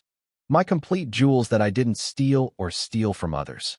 I don't know why you're giving me this because you despised me so much. I didn't know how far Derek had figured out what I was saying. I'm sure he's got a stiff look on his face because he remembers what I said. If you don't want it, get rid of it. He easily flipped the handkerchief he had put on the bracelet. A sparkling platinum string crashed to the ground, and he rolled over the dirty dirt. Struggling with his absurd behavior, Derek turned and quickly walked down the slope. It was a moment when I was wondering if I should follow. Derek, and Festival View, quest success. Would you like to get a reward for system? Yes/no. Suddenly, a white square window popped up in front of my eyes. I was stunned with laughter. Is this quest still not finished? I definitely pressed refuse when asked if I would do it again before, but why is it a success? I frowned and nervously pressed yes. The writing in the square window changed rapidly. I got favorability plus 3% and magic bracelet from Derek for system rewards. Oh, this is a guitar reward. I remember it saying, favorite guitar, but not like it. I didn't really care because I didn't need anything. I looked down at the bracelet rolling on the dirt floor with cold eyes. A mean bastard. Eventually, he crouched on the floor and picked up the fallen bracelet. So you really throw it away? When I was shaking off the soil that was covered by the wind, I suddenly felt sad because I was in such a desperate situation where I had to be rewarded and receive S. What's the use of a gift? Favorite 20%. I whined dissatisfiedly as I saw the white writing getting smaller and smaller. The last day of the festival, which had been long and long for nearly a month, has come. Emily made a fuss that there would be more spectacular parades, acrobatic troops, fireworks, and other attractions than ever since it was the last day. She meant to go out together. But I didn't want to do that at all, so I ignored it lightly and overslept. Having just got up and had a sandwich for breakfast, I sat down in front of my desk after a long time. It's been a long time since I came here. Seeing that they all clashed one by one throughout the festival, it seemed like it was time to turn over a big episode of the game. But it's still stuck. When I first came, every single day was like a dying crisis. Of course, I'm still at the end of my tightrope. I couldn't do it. There is a long way to go. I'll have to do an interim check. I opened the drawer and pulled out the paper I had kept hidden deep. It was the basic setting of the male leads, who first came here, and wrote it down so as not to forget it. I took out a new piece of paper and began to write down my earlier favorability and recent developments. Derek Eckhart 0% to 20%. Leonard Eckhart minus 10% to 10%. Callisto Legals 0% to 2%. Eccles 0% to 25%. Winter Verdandi 0% to 15%. As I wrote it down at a glance, the difference from the beginning was clearly noticeable. Unexpected. Looking at Derek and Leonard's favorability, I opened my eyes round. Especially Leonard. It was a far lower favorability than other male leads, but considering that it started in negative territory, it rose by as much as 20%. So was Derek. Is it because you ran into him most often? I tilted my head and thought about their unexpected good defense. Just by looking at the paper written down at the beginning, I had put an X in their names without any sign of consideration. However, the two's favorability was not something to be happy about. Because I had a slight increase in my favorability when I don't meet, it was highly likely that Penelope was eased from being extremely hated to just disgraceful, because I didn't act recklessly like the original fake princess. If we keep running into each other like this, we can maintain it. Both were not stable, considering that the basic favorability given in normal mode was 30%. But I didn't have a reset button, so I didn't even intend to take risks and raise my favor. Squeak. I firmly drew an X on Derek and Leonard's names as before. Next, Crown Prince. This guy is, well, not even a moment's consideration. I hit the X several times without a break and moved on to the next. But soon after, the hand holding the pen stopped. Eccles. As planned, Eccles was currently the #1 favorite. Now, if you raise just 5%, you will fill the basic favorability of normal mode. It was not as difficult as other Southerners. Eccles's favorability was very wide of the increase. If it goes on like this, it would be quick to see the ending. Well, I've been so busy since last time that I haven't been able to meet him. Around the name of Eccles, Sharp Nib constantly drew a circle. In fact, I said I was busy by mouth, but nothing else was so busy except the day I met Winter. Nevertheless, I did not come and find him. Why do I feel so uncomfortable? I still remember that day clearly. A wooden sword aimed in the blink of an eye, a ghastly look as if it were an enemy at any moment. Ugh! Reflectively shuddering, I strove cynically, caressing the ruby ring in my left hand.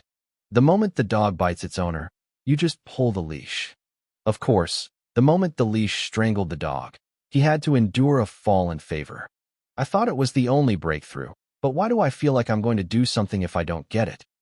I shook my head away from my anxious thoughts, and then I went on to the next one. Winter Verdandi. He was the first character to taste the fear of a plunge in favorability. I already decided not to look back at that moment, but when I saw the figure of 15%, I was a little worried. Although Winter had the biggest drawback of having the fastest contact with the FL, he also had the advantage of being the one of the top person of the 5. The speed of printing paper with the tip of a tap, tap, tap, and pen gradually increased. I threw my pen in the air without making a clear decision. Why isn't there easy route? It was then. Knock knock on the door. I was extremely sensitive because I was scribbling down important things that others should not see. Therefore, my voice stretched out sharply unintentionally. Who is it? This is Pennell, miss. It was the butler. Wait. I grinned and relaxedly arranged the papers lying on my desk and put them deep in the drawer. He allowed the visit only after putting the pen I was holding onto the pen stand. Come in. Creaked. Carefully the door opened and the butler came in. What's going on? I'm here to tell Lady that the Duke wants to have a luncheon with Lady after a long time. Lunch. I blinked my eyes. It was an unfamiliar remark. Ever since I came in here, I've been eating alone in my room. Compared to the dinner of a nobleman I know, it was honestly a series of absurd diets, but I was satisfied in my own way. It was better than eating rotten food or starving like the first time. Emily, who never bumps into the Duke and his sons for nothing, and who is often stabbed by me, is attentive. How perfect a self-meal it is. I didn't want to go all the way down to the dining room on the first floor and face an uncomfortable person for lunch. Moreover, I was already feeling bloated when I imagined that I was eating under the eyes of employees who hated me for being a princess. I don't mind eating alone in the room as it has been. I wanted to avoid it if I could avoid it, so I gave a moderate refusal. The period of self-reflection is not over yet. The Duke said he have something to tell to the lady, so Lady must attend. If it's, you're saying that all my brothers are joining too? Of course. I'm doomed. I managed to catch a crumpled look. It was foolish to show a blatant dislike in front of the Duke and Derek's closest aides. Mind control, mind control. I breathed a deep sigh and sighed. Butler, I have one thing to order before I go to the dining room. Give me your order, Lady. At my words, he looked different. If you have any digestive medicine, will you bring it to my room after lunch? You mean the digestive medicine? He asked back as if he was curious about the unexpected digestive medicine, even though I had not eaten yet. Yes. I nodded strongly. Because I'm going to rush from now on. I followed the butler out of the room. It was because everyone was waiting for me downstairs after all the preparations for the luncheon had been completed. There was no time to procrastinate on the pretext of preparation for one-sided notification that could not be rejected. The Duke seems to be very busy with the royal palace these days. As I was walking down the hallway in silence, the butler suddenly talked to me, adjusting my stride. I had no idea that the Duke was busy. He seemed to be coming home late, but I wasn't very interested. I think he did. But I responded with a silent nod of the head with an expressionless face. For some reason, I felt the butler carefully watching my face. In the past, every time the Duke was at home, he attended the dinner table regularly. By any chance, did you have any inconveniences at the dining room? The question that followed quickly crumpled my forehead. Was Penelope like that? A brim is also good. What good there could be stuffed food in my throat in that position? If you see it, you'll only receive nothing but despised or ignored. She's really oops.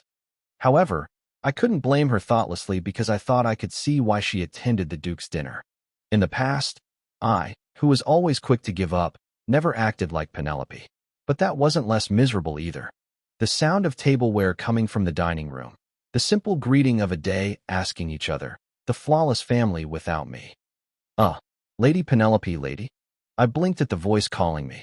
Pennell, who had already reached the front of the stairs, looked at me with an unanswered eye. I didn't feel uncomfortable.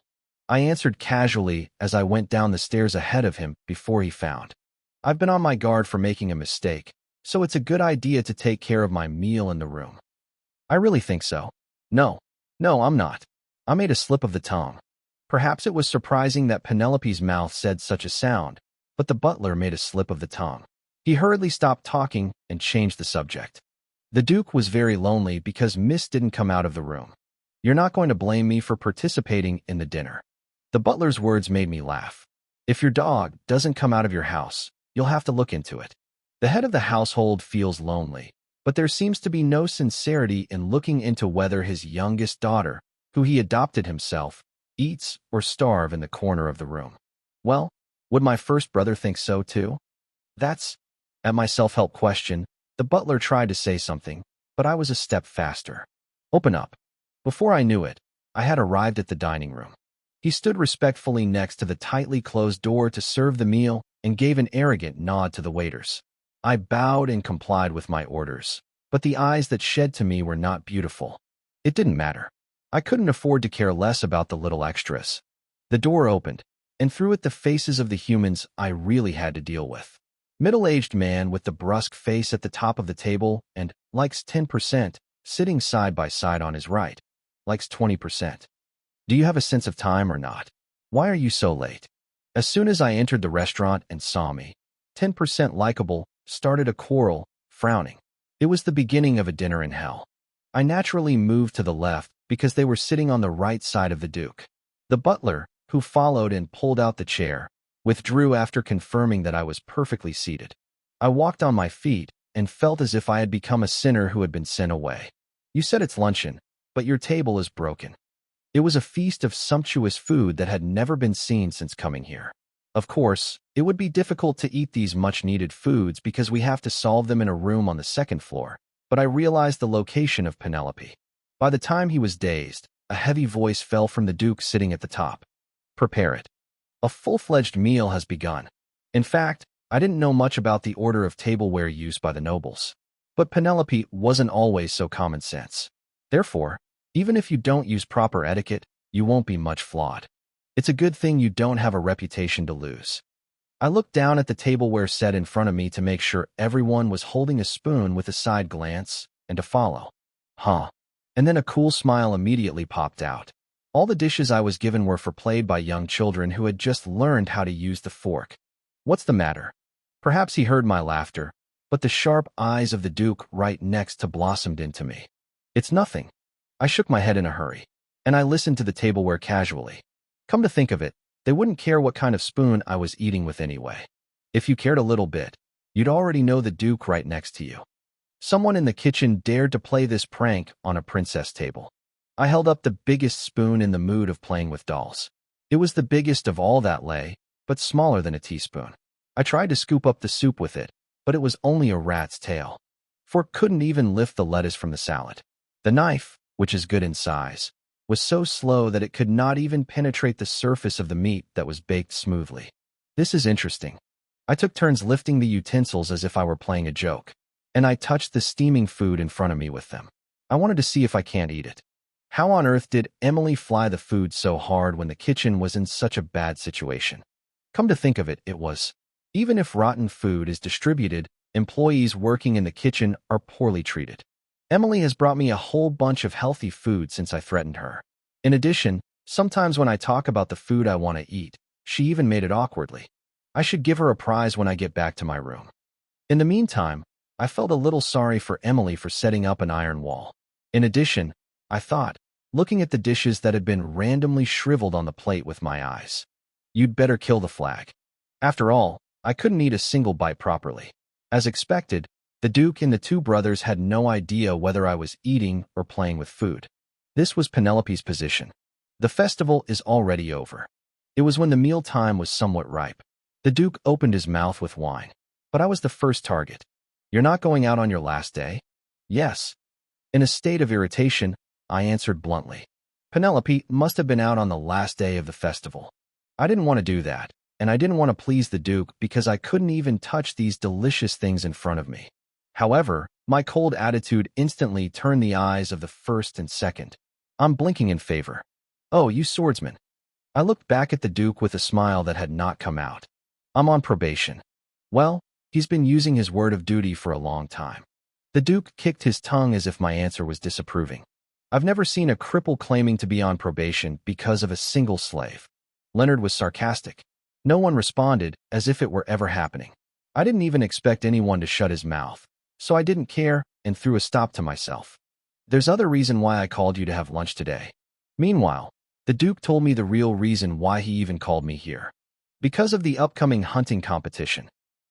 Hunting competition. I pondered over the contents of the game. It didn't immediately occur to me whether there was such a thing. It's going to be held again in the northern forest of the palace. In the meantime, the Duke gracefully laid down the tableware and continued to speak. As you all know, this hunting competition is significant. The Crown Prince decided to release rare animals representing each country, including royalty and aristocrats from the country that was subjugated by the war. The eyes of those who support the Crown Prince for not participating in the war are not favorable. At times like this, it would be better to consolidate our status. So, last night, at a meeting of the nobility, Eckhart also expressed his intention to attend the hunt. They were words that had nothing to do with me anyway. While half-heartedly listening to the Duke, I suddenly remembered the hunting contest in the game. The Inca Empire holds a hunting competition every quarter to impose indirect pressure on rare creatures or slaves in each defeated country. I have seen a brief background explanation while playing normal mode. However, FL was not able to attend the hunting competition at this time. This is because Penelope secretly fed poison to the returning real princess, who was jealous of the attention of the male leads. FL, who couldn't go to the hunting competition because she was wandering, instead raised Eccles's favorability left in the mansion. It was the moment when Penelope's last hope left. Since then, the hunting competition has disappeared as a woman like a relative who has failed to see the evil deeds of the cruel empire persuaded the crown prince. And at the end of Crown Prince Route, Penelope is simply tortured as all the atrocities she committed against the FL are revealed. It was a torture of freezing the heart alive so that it could not die and feeding the poison that had been fed to the FL one by one. Penelope's face, which had been cruelly melted by the poison. Ugh! I shuddered reflexively as a series of vivid illustrations emerged. It was then the Duke, who talked about the aristocratic meeting, suddenly turned to me. Penelope. Yes, yes. I didn't listen at all to what he said, but I was stunned and stuttered like a fool. Fortunately, the Duke took it lightly. A vote was made at the meeting to lift the ban of woman participation. Participation ban? Yeah, what do you think about it? I couldn't answer the Duke's question right away. What's that about? I didn't know what kind of violence Penelope had in the hunting competition. I felt uneasy. As I hesitated, the Duke asked me again whether I would participate. If you're going to participate, I'll tell them to trim your hunting gear as well. Father, it was then. Boom! Pink Hair pounded the table violently and shouted violently. That crazy bitch. No, that girl. She did something last year, and she's going to do it again. Leonard. The Duke kicked his tongue and called out his second son. When I think of the time when aristocrats' daughters were flocking around and begging me that it's like keeping them in prison at every hunting contest. But despite the Duke's dissuasion, Leonard stared at me furiously until the end and shook his teeth. His eyes were looking at the bandwagon. First of all, we need to figure out what the situation is. I went out as brazen as Penelope. What did I do? Do you ask because you don't know? Then if I know, do you think I'll ask? The words I wanted to shoot at Leonard, who had a sneaky answer, filled my throat. But I had to put up with it. We need to know the whole story by provoking him. But the answer I really wanted came from an unexpected person. I asked other ladies to make a crossbow that they didn't care about. The calm voice compared to Leonard made me turn my head. The first one stared at me with blue eyes and whispered softly. You must have already forgot. Even though it was dangerous, you took it with you, overpowered the guards like a beast, and running around to shoot and kill Countess Kellen and her flock at the tea party. So for a while there was a rumor that someone was teaching the crossbow to a crazy chimpanzee in Eckhart. As soon as Derek was finished, Leonard smiled coldly and sarcastically. I'm going to get ruined. I couldn't answer anything back because of the enormous violence that I couldn't get rid of, but it wasn't as surprising and shocking as I was prepared. Yeah, she's the worst villain in the game, and she should have done that. It was not as drunk as some of the truths you see at the opening meeting, but it was a sufficiently manageable line. Stop it. I'm sure she had regretted enough. While I was silent, the Duke stopped two men who peeled me off in a quivering voice. It was not a bad timing, even though I had already been reprimanded. As the two sons shut up, the Duke looked at me with a grave look and warned. You still remember that Eckhart's mouth is heavy, Penelope? Yes, you won't be disappointed this time, father. I answered promptly.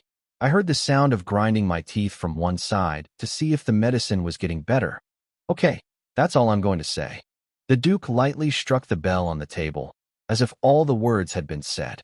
Then the door of the dining room opened and a servant with a cart pulled in. It was a dessert. I didn't even eat. What kind of dessert is that? I looked at the servant with gloomy eyes, each laying down a different dessert.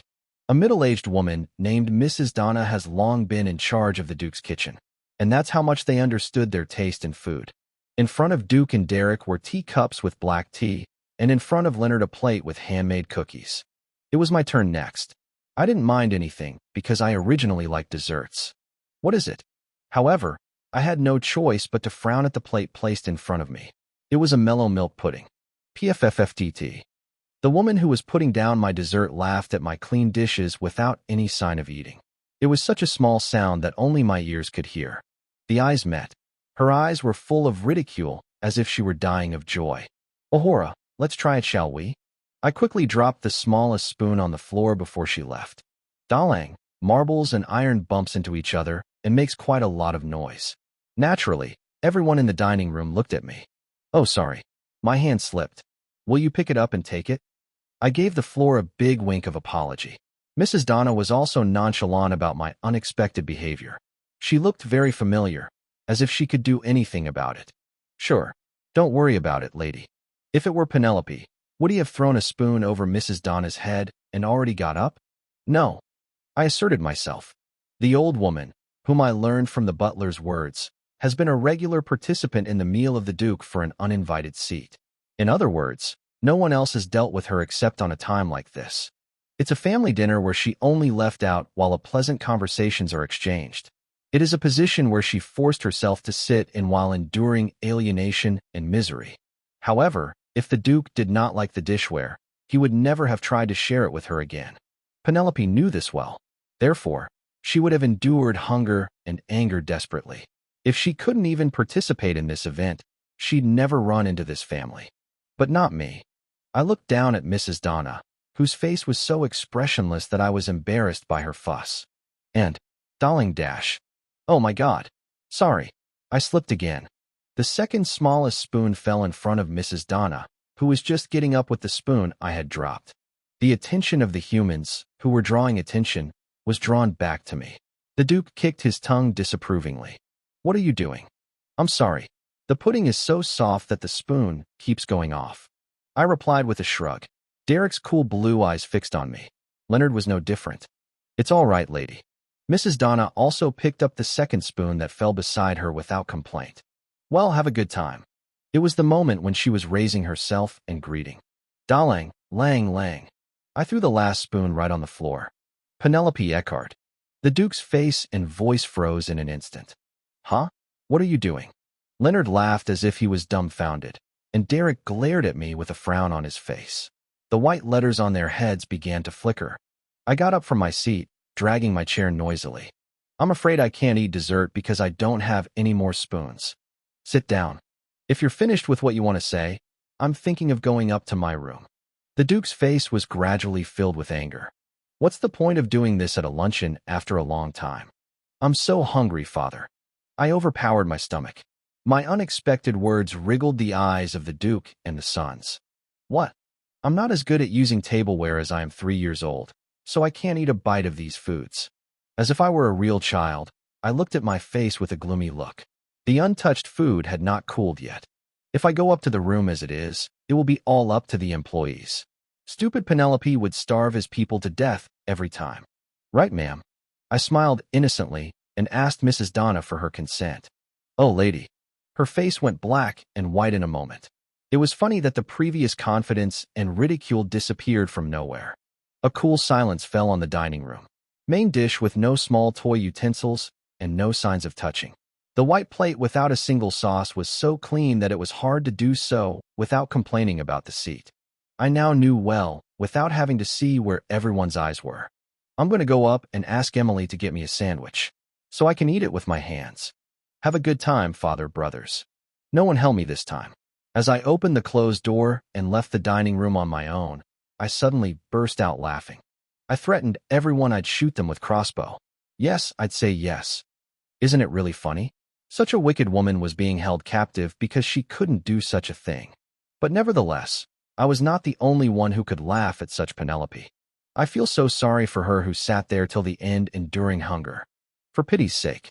Coming straight up to the room, I took out the book I was reading from the bookshelf and sat down at my desk.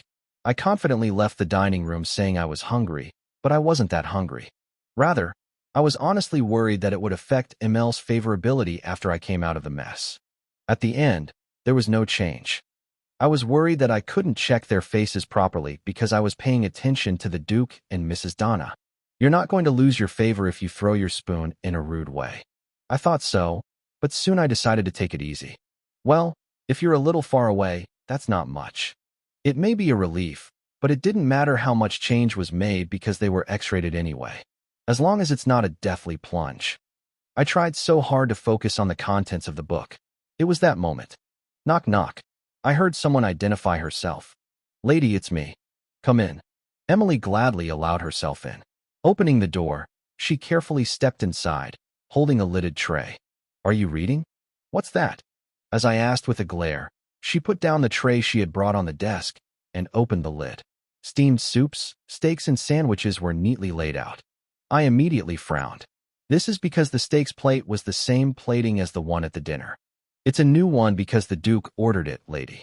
Maybe she heard the whole story, but Emily slowly took a look at me and added, and this is what the butler told me to bring you. A small brown bottle, a digestive medicine. No thanks. I don't want to eat much, so take it out. Fortunately, or unfortunately, I had nothing to eat, so I had nothing to upset my stomach. Emily cried when I told her to take it back. I heard you wanted to have sandwiches. You're hungry.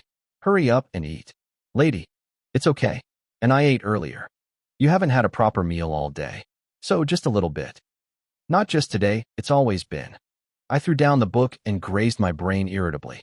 Was there any food you brought that could be called a proper aristocratic meal? Oh, lady. Emily was at a loss what to do with my cold look. I knew it was a useless vent. Emily has been good enough to me as long as I can. It is not that I was very dissatisfied with the meal, which had only 1 or 2 dishes and desserts. I never starving. But still in my situation.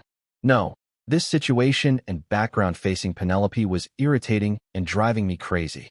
Stop carrying that and go out. I don't really want to see your face right now. Emily eventually took the tray back with a somber face. I thought I was too much for someone who took care of me because I was worried, but I didn't feel very sorry. From the moment I left the dining room, I opened the book again, pressing down on my rising emotions. But soon after, I threw it back down as if I had thrown it back. I'm annoyed. Standing up in front of my desk, I went to bed and lay down. A luxurious, antique room ceiling was visible. The owner of the room couldn't even get a proper meal, but it was funny because it seemed to be wrapped up in a plausible way. Why should I come all this way and go through this shit? I couldn't understand it at all. So I muttered to myself, if someone other than me was possessed by this game, I might be happy to see such a spacious and lavishly decorated room. But I wasn't particularly impressed with these things that is because the place where I stayed at my parents' house was also luxurious and spacious enough to live in. But ironically, living in such a fancy room, I was worried about eating the next day. After the second son of a bitch graduated, bullying at school reached its peak. It was basic to keep getting cut in line and eat the last meal of the day, and it was usual to deliberately hit the shoulders and make them spill the plate. Even if I starved all day and went home, I couldn't eat right away. Except for me, they did attend a nice family meal. Where is his pride? Now that we have succeeded in escaping, it was truly foolish. I should have had enough food to last. Unlike Penelope, who has a maid, I didn't have anyone to feed me. She used to leave work right after finishing the dishes. I held my stomach tightly and went to the kitchen only when the men of the house finished their meal and went into their respective rooms. Then I put rice in a cold soup or poured the leftover side dishes into a large spoon and rubbed them to eat them. However, I often spits it out without a bite, more than when I can eat it whole. Wow! The rest of the soup or side dishes tasted terrible, mixing vinegar, sugar, salt, salted fish, and sometimes unknown things. It was the second son of a bitch. A beggar. So why are you sneaking around like a rat? He sometimes hid and watched me like that, and then giggled out and sarcastically. So I had to suffer from malnutrition and chronic gastritis until I escaped from that damn place. I was really like a beggar. Looking back on the past, I smiled weakly. I thought maybe it was much better to be a fake princess, now, which I thought was no better than me. That's enough. It's nothing more than past. I jumped out of bed. At times like this, I had to move my body. Staying still will only erode you into gloomy thoughts. I took out a shawl and went out of the room. I was going to take a walk. I was just going down the stairs across the hall. Lady. I happened to run into the butler, who was coming down from upstairs. He asked with astonishment, "Where are you going?" "Outside the house." "You're going to East Hill to see the fireworks?" East Hill. As I asked back, I immediately remembered where it was. Not long ago, It was a small hill where I was taken by Derek and came down alone. Penelope must have been out to watch fireworks on the last day of the festival every year. I found out why the Duke asked such a question at the dining room. No. I shook my head straight away. I wasn't romantic enough to go all the way there just to see fireworks. What are you doing this time? I'm bored. The butler put on an awkward face. It may be quite embarrassing to see a kid who had been going steady until last year suddenly change her attitude. But it didn't matter. A wicked woman is bound to boil with whims. To celebrate the victory, the finale of this festival will be much bigger than last year. Fireworks will be everywhere. I don't know why the butler is holding me back and telling me this story. It was very uncomfortable to face him because he was also at the luncheon earlier. Good luck, then. I brushed right past him. Lady Penelope. But I couldn't go down the stairs because of the urgent voice that held me. Why? Down a notch. I stopped and looked back at him. The old butler hesitated for a while and managed to open his mouth. I'm on my way back from organizing the attic under the direction of the Duke. I'm on my way to deliver it to you. To me? I wondered why the butler told me that. The passage to the attic was at the end of the corridor on the 3rd floor. So I've never been there. Why? Don't you often go up when you're young? When you first came to the dukedom, you saw fireworks in the attic. The Duke probably told me to clean up the attic because he remembered it. You have to say what you want to say right away, butler. I cut off him coldly, with a sarcasm, burst into laughter. I've been in a position where I couldn't go up even though I wanted to. Thanks to someone who felt uncomfortable for me climbing up there often. The 3rd floor was closed, and I couldn't get near the attic. His mouth shut. I wouldn't have been this aggressive if I were normal. The butler happened to have a bad time. It was because he caught me who was on my way to calm down my anger because of the strangely overlapping situation with the past. My sharp point carved deep wrinkles on the butler's forehead. Mrs. Donna was fired immediately. Mississippi. He carefully opened his mouth again with a darkened look. The Duke was so angry that she was kicked out naked without a penny of severance pay.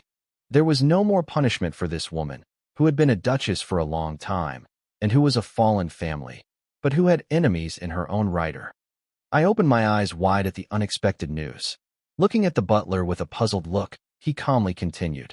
But Master Derek has come forward and burned his employment contracts and letters of recommendation, so she won't be able to find a job in the aristocracy. So, do I owe you a toast? I blinked and asked back in a cold tone. It was a little surprising, but it wasn't exactly a pleasant story.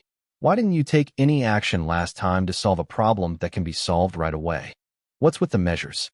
I would read about how long Emily had worked and threaten her to live quietly. When I recalled Derek at that time, I felt even more pathetic. You don't have to give me all that stuff. It's not my responsibility anyway. The Duke was heartbroken by the day. He seemed to keep worrying about your skipping meals. So what do you want me to do? Pressing down the words that filled my throat, I forced up the corners of my mouth. If I go down to the dining room and eat now, will my father feel better? Princess. It was then. It's all my fault today. The butler suddenly bowed deeply in front of me. I opened my eyes wide. My biggest fault is that I haven't been able to faithfully support you under the pretext of being busy. If you punish me separately, I'll take it sweetly. By the way, my lady, could you please accept the Duke's sincerity? I looked at the butler with a strident glance, bowing before me. After leaving the dining room like that, the Duke thought a lot about how to get rid of your hurt feelings. Then he came up with what you liked when you were young. You know it's very rare to withdraw an order once you've given us. What the butler said was true. It has already been 6 years since he locked up all the doors on the 3rd floor and banned her from entering due to a small commotion that took place shortly after she was adopted. But now that you want to withdraw it, it must have been shocking in many ways to see your abused foster daughter who showed you her broken heart. The butler stooped more closely, seeing me thoughtless and silent, thinking that there was hope. The old man opened the 3rd floor, which was closed himself, and arranged the attic with all his heart. So let's get out of here, lady. I looked at the butler with a dull face without an answer. If it was really Penelope who was here now, not me, she would have been so happy. One of the humans who led the bullying was fired and the family's attention was drawn. How satisfying would this situation be for the deacon, whom I have always felt sorry for, to nod his head to me. But it's late. I wasn't Penelope. Why didn't you do this for her at least once before I came into this body? If so, this stupid pathetic little girl would have forgiven everything unlike me. It's too late. At the moment, the butler's pupils, which found my face distorted in a mess, expanded greatly. "Oh, lady." When the embarrassed man raised his back completely. "Yes. How can I ignore my father's sincerity?" I had a quick look on my face. I was just on my way out for a walk, so it wouldn't be a bad idea to go there after a long time. When he looked like he was going to cry, I went back to my arrogant Penelope and said, "Take me to the attic." It did not seem to have fully opened the third floor. Crossing the hallway, a large two-door was tightly locked with a chain wrapped around it. "That's the ladies' room, isn't it?" Penelope's room was pretty good, but the FL's room was different from the size of the door. It wasn't offensive or upsetting. How can a real daughter and an adopted daughter be treated the same way? You need to know your place. As I passed in front of it, the butler looked at me with a particularly. Of course I didn't show anything. When I opened the small door at the end of the corridor on the third floor, a spiral stone staircase came out. It seemed to be a turret built in preparation for the invasion, but it was poorly managed compared to other places, perhaps because it had not been used for a long time. "Be careful with the high stairs, lady." The butler went up first and warned me. I grabbed my skirt and carefully climbed the stairs. The attic at the top of an old, narrow stone tower. It's definitely a secret place for kids to like. He climbed and climbed spiral stairs with no end in sight. After a long time, the stairs broke as if they had finally reached the end, and an old door came out. The butler opened it up with familiarity and went inside. After that, I honestly didn't have much expectation. Even the attic was made by roughly removing the place used as a warehouse. Oh, but the place I entered was surprisingly good. Like a small study, on one side of the attic was filled with books, and on the other was a cozy couch and a fireplace. There was a large, round window in the middle of the window. Through an open window gap, a cool breeze came in and tickled the bridge of the nose. "Do you like it, my lady?" The butler asked me with a satisfied face when I looked around. I answered mildly, "This good. May I bring you some refreshments?" "No thanks. I'd rather stay here till late in the evening." "Of course you can. The Duke has already allowed us to spend as much as we want." I liked it. Feeling a little better, I spoke in a softer voice. "Thanks for your guidance, butler." "Don't mention it." "Then make yourself comfortably, lady." The butler bowed to me and went down to the attic. I walked slowly inside, looking around the quiet interior once again. Penelope deserved to go up a lot. Comfortable, desolate. She was just adopted as a Duke daughter and was perfect for a hated child to hide without knowing the reason. I arrived in front of a large open window. Then I glanced out. The sight of the Duke was very large. Therefore, the city streets were not as visible as when I followed Derek on the hill a while ago. Instead, it was good to see the endless sky and scenery as there were no buildings high enough to block the view. I left a couch covered with blankets and flopped down on the bare floor in front of the window frame. The sun was setting outside the window. It was when I was staring blankly beyond the horizon, where the red sunset was overflowing. Dalkak, suddenly, I heard something behind my back. What? Someone with the pink hair just opened the door coming in and met my eyes. "Why are you here?" After finding out that it was me, Leonard stopped making a gesture and frowned. "First, do you think I'm happy to see you?" I glanced over his head and answered back calmly. "I'm here because the butler showed me around." "I'm not talking about that." Leonard glanced up and down at me, then laughed. "You're off the third floor, aren't you?" "Oh my God. Who's the reason keeping me out?" Out of nowhere, I snapped at him with a coy smile. "The entry ban has been lifted from today. My father gave me permission." "Oh, that's why he suddenly asked me about the attic I didn't use." "So why are you here?" "I'm not off limits like some idiot." He walked in sarcastically. The figure was frowned upon. I didn't want to be disturbed alone by an unwelcome, uninvited guest. I was irritated to death. "I came first. So I was telling you to stay away from my seat." But he was not a man who'll listen to. "Who said something?" Leonard came into the attic without any distance and lay down on a fluffy couch and stared at me with languid, downcast eyes. "You're sitting on the ground there. That's a perfect seat for you. Why do you want to stay here, not in your room?" "It's because the second master of this house wanted to." "Oh man, just." The fist trembled. I wanted to put flowers in the face of a mean fellow, but I held it back desperately. 10% favorability, 10% favorability. It's just 10% earned. Only maintenance was the answer. Trying to ignore Leonard, I concentrated again outside the window. But he wouldn't leave me alone. What are you going to do sitting there like a rock? I'll just watch the fireworks and go right away, so don't worry. Sad, I can't see the smoke field from here. He giggled and said nonsense. It's the last day of the festival, so everyone else left early, and the slave boy you dragged will still be hit and run. What? My mind went blank as if I had heard something I couldn't hear. I slowly turned my head towards him. What does that mean? Surely, he stay alone, training himself and die. Leonard grinned and replied deftly. I was speechless for a long time. I stammered and barely asked. Why on earth? Because I had him do it. You crazy bastard. Tuck, tuck. I hear Eccles's favorability dropping vertically. What nonsense is going on while I didn't care? No, no, no, no, no, no, no, no, no. I jumped out of my seat to check his favorability right away, and I was about to leave the attic in a hurry. Tack dash. Are you going to see him? He caught my wrist roughly. Lovely pink hair fluttered before my eyes. Before I knew it, Leonard, who had risen like lightning, was holding me. I frowned at my nervousness. Let go of me. It's late. He's been watched by me the moment you brought him in. Huh, Leonard said playfully, winking his eyes. My eyes were stunned. With a deep sigh, I forced out his hand and recited nervously. Why are people so childish? Be kind. It's creepy to hear such a thing coming out of your mouth, man. He rubbed his arm too hard. I glanced sideways at favorability 10% above his head. What did he eat wrong today? Today's luncheon, which only I couldn't eat, was excellent. In other words, there is no reason for him to act like a man who is so impatient after having a meal. Of course, he did that every time I ran into him. But today he was unusually serious. If you don't like me here, just say yes. I'll give you a space. I finally sighed and decided to step down. I was the only one to suffer more. It was best to avoid it. So tell me to get out of here quickly. I'll get myself out of here. I was quietly waiting for his answer. Don't you have any conscience? A man who stared at me suddenly uttered nonsense. What? How dare you crawl in here? Huh. I couldn't help but laugh. You look like a grumpy daughter-in-law who doesn't like it. I didn't mean to laugh at Leonard. However, I could see a spark in his blue eyes that heard my laughter. I quickly lowered my eyes and answered back obediently. What do you mean by that? You've been doing things you haven't been doing lately, and you've been stuck in your room, so I was wondering if you'd finally come to your senses. I'm crazy. I think this shameless little bitch has changed a little bit. I swallowed a sigh that leaked out into the temple.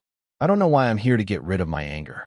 I, who used up all my anger during the conversation with the butler earlier, honestly felt tired and burdened by this situation.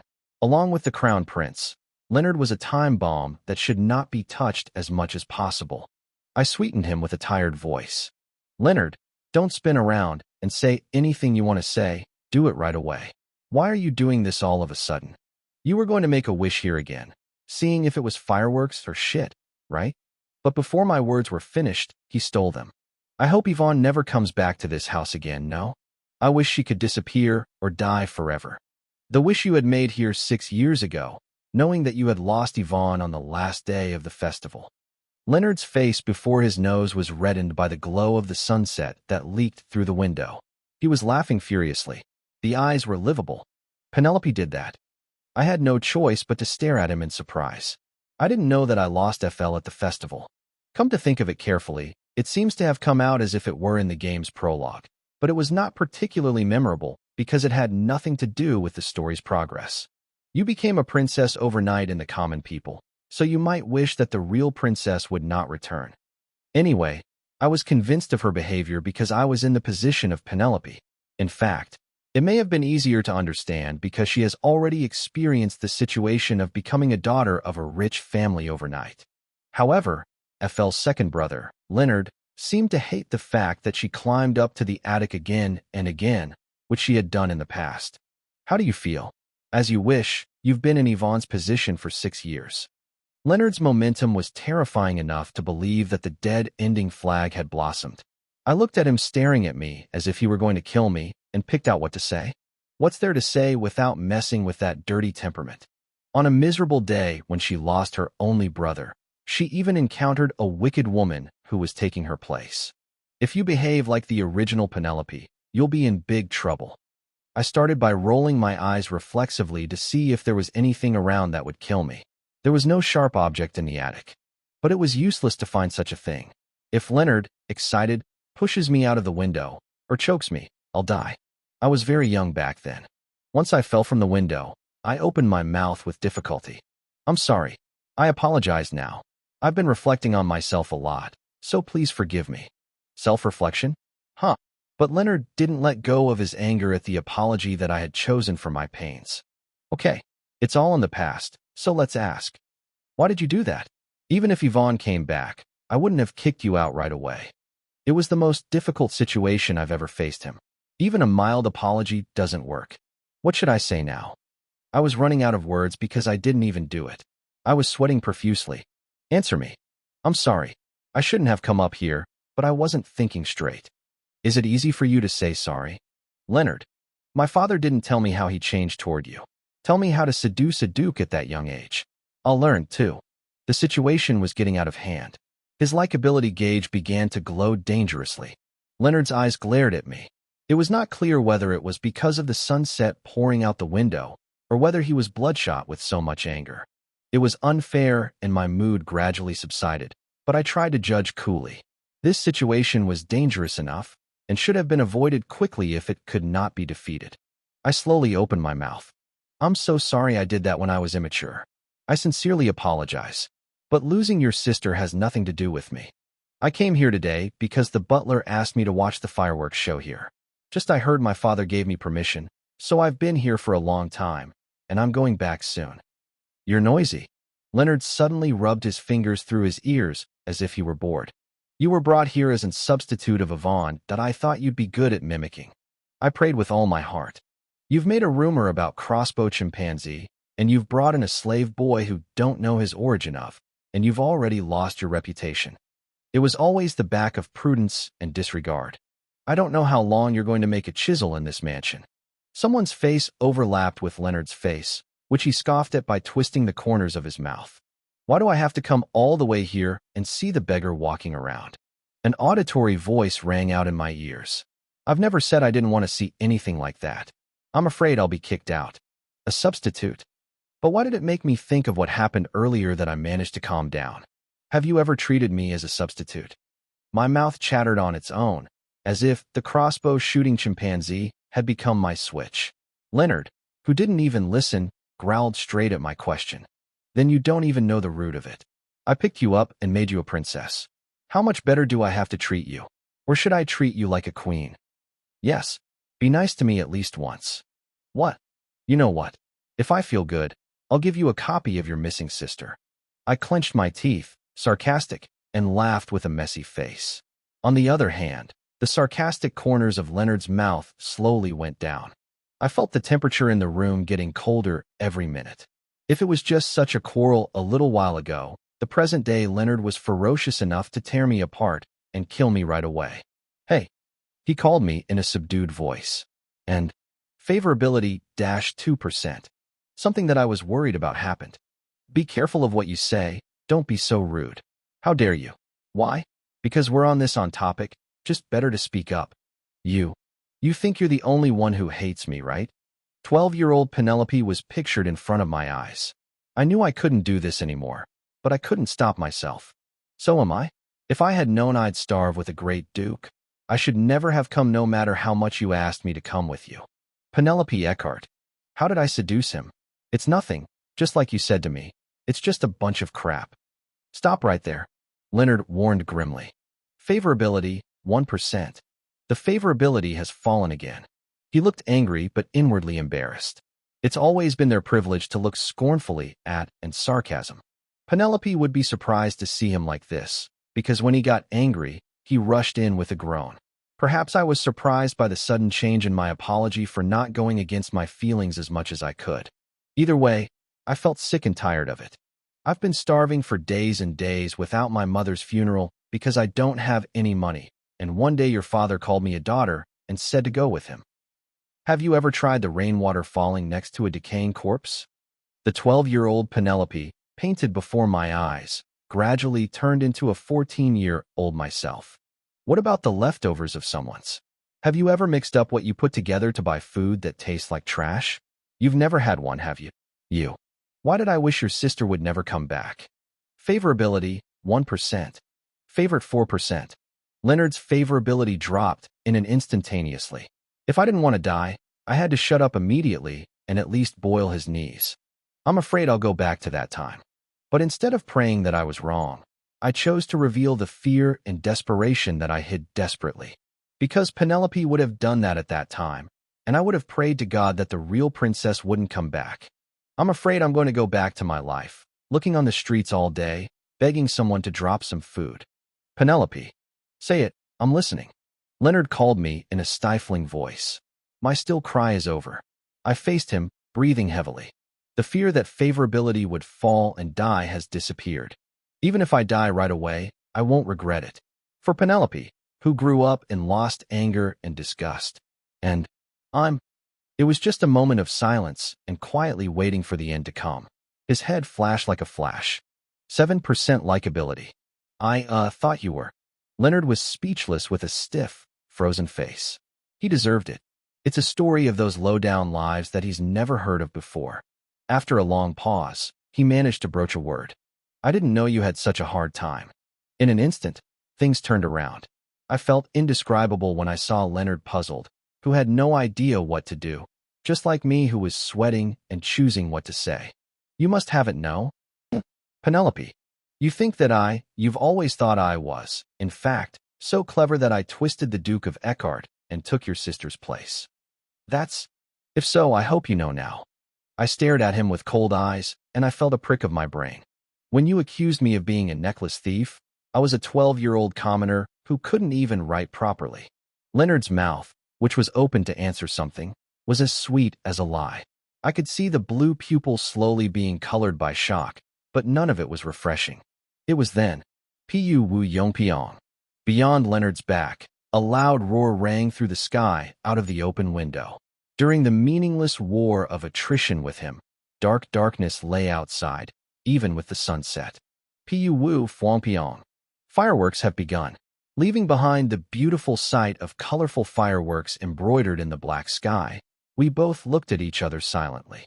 Every time the firecracker exploded, the colorful shadow of light shone on Leonard's face and repeated that it would disappear. Maybe that's why. His expression staring at me, I thought, seemed a little bit nervous. At that moment, the top of the pink hair glistened once again. 14% likability. The favorability has risen sharply. It was almost at the same time that a white window appeared before my eyes. Festival View Quest success with Leonard. Would you like to receive a reward for quest? Yes/no. Huh. I smiled disheartened at the quest window, which suddenly appeared in a situation that should not have appeared. Whether or not the favorability is broken, will you succeed if you meet the requirements of the quest? But in the end, yes. This situation, which had to press yes, made me shudder. Reward, favorite plus 3%, and crossbow, of Leonard, 4 has received. Looking at the sensitivity of rising straight away, I felt the steam ahead just subsided like a dying embers. Poof. Pu Fuang dash. Unlike me, a brilliant fireworks display was still in full swing outside the window. Even if I get kicked out of this house, I'm just going back to being a poor commoner. It's weird. I muttered to myself through the loud firecrackers. You always make me miserable, like a beggar worse than a slave. Leonard's wobbly face was completely distorted by my voice. Perhaps it was from this point on what I began to imagine after I left the dukedom. I looked at him for a moment with my burning eyes like ashes and turned around. Penelope.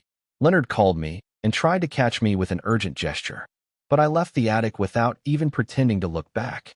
Coming down the dark stone steps alone, I alternated with Leonard's likes and impulsively non-talking conversation. Favorite 17%. It was a really generous result for a person determined to die. Of course, the past of Penelope I poured out was all a great lie. I don't know her past that didn't even come out of the game. He said he ate rainwater next to the dead body, and that he ate leftovers and leftovers. All those nasty stories. He must have been like this. It's just an assumption I want to make. Not my story. Other rewards earned by completing the Leonard and the Festival quest were paid shortly after that. The next morning, I had breakfast that Emily had brought me from the table in near to the window. "How does it taste, lady?" Emily asked me gently, looking at me. The quality of the meal had improved significantly, unlike before. It was like the aftermath of yesterday's work. The chef woke up early this morning and cooked himself. It sounds like my breakfast so far is not made by the chef himself. Emily immediately shut her mouth and took a breath at my pick point. "I'm not trying to blame you, so relax." I put down my fork for a moment and looked at Emily. "I know you've been trying so hard for me." "Oh, lady, I'm going to hug my man for sure. Don't worry, as much as you've tried, the rewards will follow soon." Emily burst into tears at my words with a bucket full of emotion. "Boo, I've never asked for compensation. Tuck, from now on, you're going to act modestly." It was just after breakfast, soothing Emily. The butler came to visit. "My lady, did you call me?" Standing in front of the door, he bowed politely. I nodded roughly. "Come in." "Excuse me." The butler came before me carefully. "Thank you for the attic." "I'm just going to say thank you." "I'm glad you did." I smiled at the old butler's face, which seemed tense. Then his face brightened up. "Did you enjoy the fireworks? It certainly starts earlier than the last festivals." "Yeah, well, I didn't even get a good look at the fireworks because of fighting with Leonard, but I couldn't bear to tell the truth with a look of anticipation." "The Duke has ordered you to open the door whenever you want to climb the attic." "Really? That's good news." "Of course, I don't think I'll ever climb there again," and I answered without a soul. Then the butler went further and delivered a shocking sound. "And Master Derek also makes sure that you can have a luncheon together whenever you want." "That's enough. I called you today because I had a question to ask." I hurried to block his words. It was also something that would never happen again and again. "What do you?" The butler looked puzzled. I asked what had been bothering me since I had cleaned up Leonard yesterday. "How's Eccles doing?" I think I asked the butler the other day. "If it's Eccles, you mean the slave you bought?" Slavery. The naturally flowing title hardened my face. "You don't call him that in front of anyone else so far, do you?" "Oh no, I made a mistake for a moment." "I'm sorry, miss." The butler shook his head hurriedly at the cold voice. "Yesterday, I, well aware of what he cared about me in many ways, decided to be generous with a minor slip of the tongue." "Where is Eccles staying now?" "He's staying at an apprentice's quarters next to the Secretary of State." "Who was teacher assigned to him?" "The apprentices who enter the family's nights are assigned teachers to serve as seeds." Based on what happened yesterday, I guessed that the teacher of Eccles would be Leonard, but I was dumbfounded by the words returned of the butler. "He cannot have a teacher." "Mississippi." "What? What? Isn't he a slave?" The butler just opened his mouth after a little bit cold, as if he had thought of my reaction. "Since the lady insisted strongly that he would become your escort, the little Duke made him as an apprentice to the family, but it meant that it was more difficult than impossible." "Huh." I felt empty and leaned my back weakly on the chair. There was nothing wrong with what the butler said. I paid a price and bought Eccles from the slave market, not from the order. How can I dismiss his slavery? My question made the butler look perplexed. "There's a way to buy a new identity or to be recognized for its brilliant work, but neither will be easy. He's from a defeated country."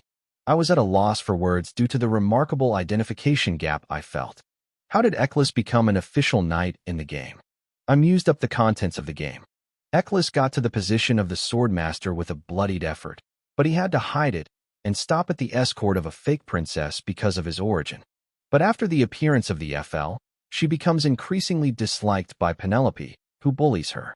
And he is freed from slavery in recognition of his contribution to stopping a wicked woman who was trying to kill a woman in her bed and finding evidence of it. It was the highlight scene of Eccles' route when the two made a vow of loyalty to the FL at their own inauguration ceremony, and then the FL handed him the ancient sword. After killing the villain, he reveals that he is the sword master with the full support of the Duke and proudly honors his knighthood from the Emperor. Thinking of Eccles' success story, I suddenly frowned. Then when did he become the sword master? Originally, it was the Duke who brought him. It was bought at a slave auction because it was noted that his swordsmanship was outstanding, so even though Eccles was very good, he could not have reached the level of swordmaster alone. Then, the Duke, who knew his potential in advance, trained him as hard as he could. Thinking that far, I suddenly opened my mouth to a creepy family. Then I'm in big trouble. She brought him here to use him as an escort, and left him alone without knowing if he had a teacher or not. And she's the one who made the crazy guy got bullied. Crazy, my God. I was overwhelmed with astonishment. If I were Eccles, I would have made dozens of promises to kill myself. Oh, miss. The butler suddenly looked at me as if I was strange, blushing. Butler. I pressed down on my trembling stomach and asked, how does the butler see Eccles these days? What? In what way? In many ways. How is he training, adjusting well among apprentices? How do you feel? To my question, the butler answered as if he were pondering. He hasn't changed much, so I don't know how he feels. But he seemed to be doing well. Really? Well, it would be much easier to get by than the cramped cage that holds the slaves, and he'd be very grateful to you. I was visibly relieved by the butler's answer. He said the right thing for the first time in a long time. I have seen with my own eyes the iron bars that kept slaves in captivity as if they were keeping animals in the auction house. Yeah, it's much better here than the auction house. I nodded, but my happiness circuit was that far. Of course there are some complaints or suggestions from other apprentices. What complaints? Listen to me. Miss, when he was first assigned to the quarters, there was a friction with the slave about not sharing the room. What? I screamed at the butler's subsequent words. But that's inevitable, considering his origins. Lady, the other apprentices have been removed from the family of the household gods. The butler calmly explained the reason, but I could not hear a thing. The pupils shook like an earthquake. Damn it. I've been busy in my own way and never imagined it was happening to Eccles. If this continues, I will die in his hand first. I quickly ordered the butler. Please get ready to go out right now. Yeah? What kind of outing are you talking about? Shopping. The butler, who was embarrassed by the sudden remark, made a dazed sound. It must have been a very solemn tone. Yes, lady. The butler hurried out of the room with a bow. Being fast and quick was one thing I liked from him. I also called Emily urgently to get ready to go out. What's the matter, miss? Call the maids and make as much effort as you can. Yes. Quickly. Yes, yes. Emily was also embarrassed by my out of the blue and hurried to pick up the skillful maids. I had to break away image an owner who neglected her people. Left alone in the room again, I looked into the air with blazing eyes and muttered in a dreary voice. Today's operation is someone's got my baby down. You're so beautiful, miss. You look like a goddess who just came down from the way you dress up. The maids made a fuss again this time, as expected, whether they could not dislike the beautiful face decorated even if they hated the princess. This time, I asked, exhausted, for giving up everything the swings did without stopping. Are you done? No, I haven't touched your hair yet. Have a little more seat, miss. I was forced to sit down by Emily's shoulder, and it was a long time before I could get out OG the torture. How is it, miss? Looking at me standing in front of the full-body mirror, the maids looked very excited. I looked closely at my reflection in the mirror. When asked what concept I wanted, I asked them to do enough to make a stone go away, and they faithfully fulfilled my words. A style of half-braid with light makeup and finely braided sides. Ruby earrings and necklaces that are the same color as crimson hair. Wearing a white dress with gold threads tightly carved on my shoulders and chest, I was really pretty like a doll God had put his soul into. It was embarrassing to say this with my own mouth, so I laughed. There was an exclamation from the maid's side. The cold impression of the woman disappeared from nowhere when the smile came on my face, and a new image of a charming woman appeared. I like it. The one word was nothing, and the tearful girls burst out laughing again. Once again, I turned to Emily and said, "Good work, Emily. But where the hell are you going, lady?" Emily whined, "Take me," with a sad face. I told him my destination with a fresh face. Military field. Let's go try to cheer him up. The sky was sunny. It was the perfect weather to go out, seducing Emil. Arriving at the military field, gently waving the fan Emily had brought, I did not go straight in and checked it far away. Eckhart, the sword of the Empire, could not interfere with the knight's time because he considered it very important as the title. I don't even want to get stabbed like last time. Fortunately, this idea was right. Training was done under the Maritime Affairs Department. I hid among the trees and peeped at the military field. There were also groups of people training in pairs, and some of them dragged heavy metal blocks around the military field to death. He also held a wooden sword and practiced cutting a scarecrow. Most wooden swords belonged to apprentices. I looked around there for Eccles. And when I finally found him, my expression immediately rotted. Why is he alone in such a miserable mess? Unlike other apprenticeships lined up in a row, he was training alone in a faraway place. I expected that he was being ostracized, but when I saw him with my own eyes, I felt mixed up. Watching him train, however, made me think so. Tack-tock. The men who had just become boilers practiced stabbing and hitting the vital points of the straw scarecrow. But unlike them, Eccles was not just stabbing and hitting, but almost mopping up the scarecrow. Part-hole perch. Every time he swung a wooden sword, a scarecrow as big as a human was chopped up like a radish. The straw powder splashed in all directions. He didn't cut it with a sword, but it seemed to break off because he hit it with force. Oh, is that the quality of the sword master? Of course, I just admired that I didn't know much about swordsmanship. It wasn't long after I realized it was a long way off. The pole revealed by the completely dug straw and the blind sword wielded by Eccles touched. Pawak dash. With a loud rupture, the wooden sword he was holding broke in half. Eccles looked stunned at the two pieces of wood, standing still. Hey, it was then. How many times do you break it, damn it? Are you going to pay for the wooden sword? You son of a bitch. Puck dash. Someone came up quickly and kicked Eccles's belly mercilessly. That bastard's trying to shorten someone's string. I managed to squeeze myself out of the way. This is because I decided that it would be better to watch the situation first than to go forward recklessly. Indeed, like an ML, Eclipse did not fall backward. I just took a few steps back. But the guy who hit him seemed to be even more annoyed by the look. Hey, aren't you going to get out of here right now? I'm sorry. I'm going to be more careful in the future. Did you break it once or twice? Every time I order a new wooden sword, I know how much you can see. Forget it, stretch out. Get out, you bastard. It's training time now. I will take the punishment after the training is over. Eccles replied, bowing his head down. It sounds to me that the quarrelsome man was an engineer in charge of managing public items for training. Eccles's words were valid. It was common for training tools to be broken. Therefore, people usually buy and use cheap products in bulk. Therefore, it was very unfair to embarrass everyone and discuss punishment in front of them for breaking that cheap wooden sword. However, Eccles's response to punishment after training seemed very familiar. Looking at his expressionless face, I just thought, oh, it's gone. Huh, look at this son of a bitch. You're a slave. You're not training. Don't you get out fast. Wow, you're a believer, aren't you? Perhaps he is getting more and more angry because of Eccles, who doesn't listen to him. He now slapped Eccles on the cheek with his hand that was hitting his shoulder. You got the wrong line. You piece of shit, I thought you caught it. I thought you were a rotten bastard. If Our Lady Yvonne come back and kick that fake girl, do you think she will care a mere slave? I don't think you can handle your future properly. Don't insult my master. It was that moment.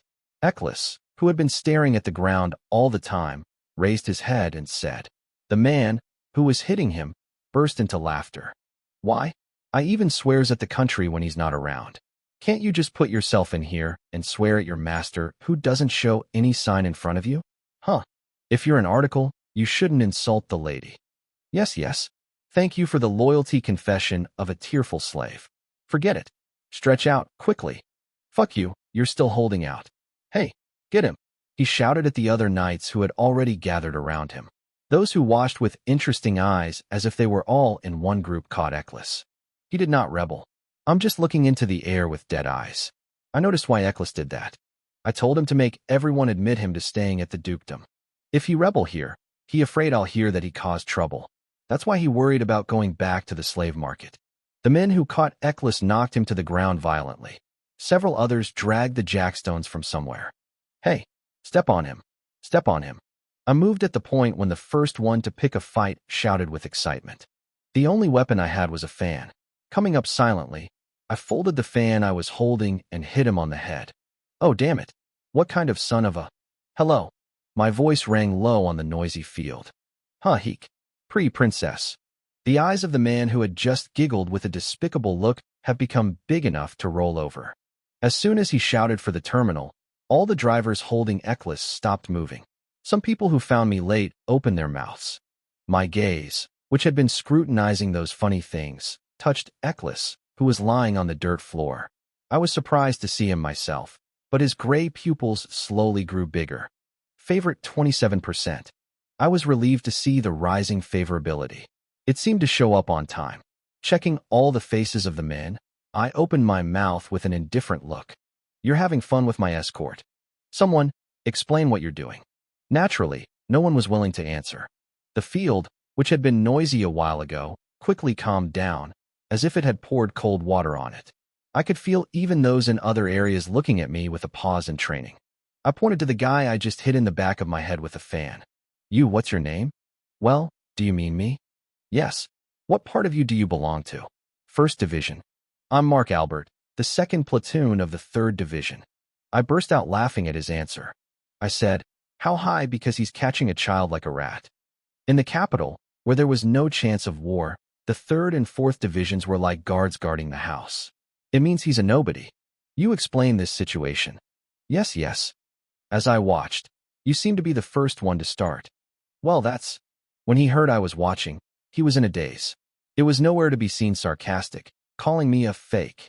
From the tense images of the nights, I noticed yesterday that news about Mrs. Donna had spread throughout the mansion. What are you doing? Why don't you explain it quickly? Yes. The slave? No. Eccles had an accident during training. At my urging, he opened his mouth. What accident? He broke a wooden sword. The price of a wooden sword has gone up a lot these days, and he had broken it once or twice. So, well, I was admonishing him. But then, he suddenly came up against me, a senior, and it was... Really? Yes. He broke his head and nodded hurriedly, as if he had gained hope that I had been convinced by his gentle voice. But what if there is? Yes. In the absence of it, I am insulting the country and also the masters, and if there is... His expression was dazed. I rolled up the corners of my mouth and smiled brightly. Is it okay if I kill you right here now for blasphemy? A chilling silence fell upon my words. The guy in front of me just stammered with his mouth open. Princess. In a chilly atmosphere, one of the less-than-expected articles stepped out. Compared to others covered in dirt, he seemed to be more of a superior than a small group. First of all, calm down. I'll bring the captain right now, and then I'll take care of him. Eccles. I called Eccles without even listening.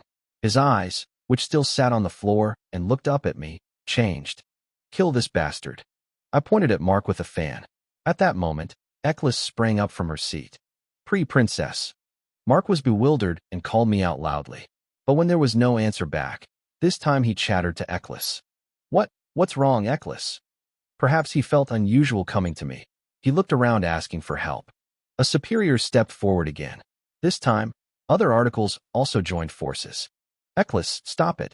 It's an order. Yes. I was just a little too much. I'll apologize. Quadic dash.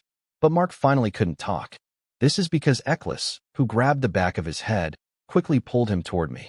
KKK. Embracing the blinding Mark in his arms, Eccles began to strangle him dreadfully. Mark's suffocated eyes opened wide. Eccles, what are you doing? Stop it. The knights called him in full of astonishment, but Eccles remained adamant. Even though they saw a slave strangling his colleague, none of them rushed forward. Even though there was an order from me, but a great deal of life was leaking out of the slaves had ignored. Oh no. Meanwhile, Mark's tongue stretched out of his mouth. The saliva ran down his chin. Dirty fluid soaked the strangling arm, but Eccles didn't budge. Princess, you can't do this. The knights, who were watching their breathless colleague, eventually boiled their knees in front of me. We're sorry. I'll report this to the leader without fail, and all of us will volunteer to receive a reasonable punishment. Dear Princess, murder is strictly prohibited within the Knights of Eckhart. I poked at my ears, wondering where the dog was barking. It was something I learned from Leonard yesterday. Princess, when Mark's eyes finally turned upside down. Stop.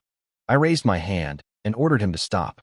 Eccles, who seemed busy strangling him, immediately unfolded his arms as if he had waited for my hand. Flopdash. Ku-hyuk boo-hoo. Okay, huh?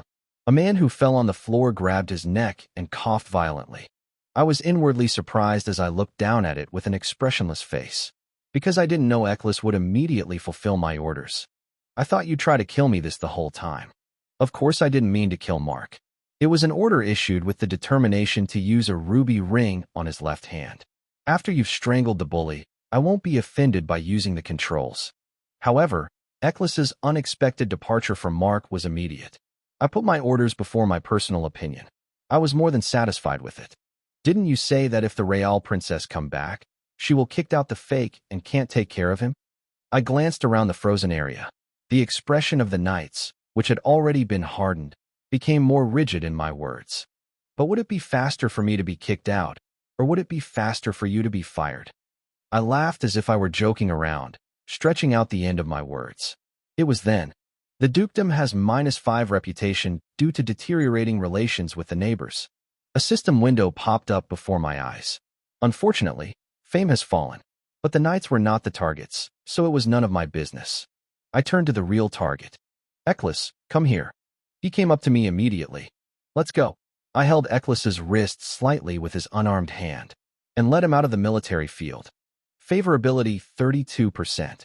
It was still an inorganic look, but the rising favorability was just like a shaky dog's tail.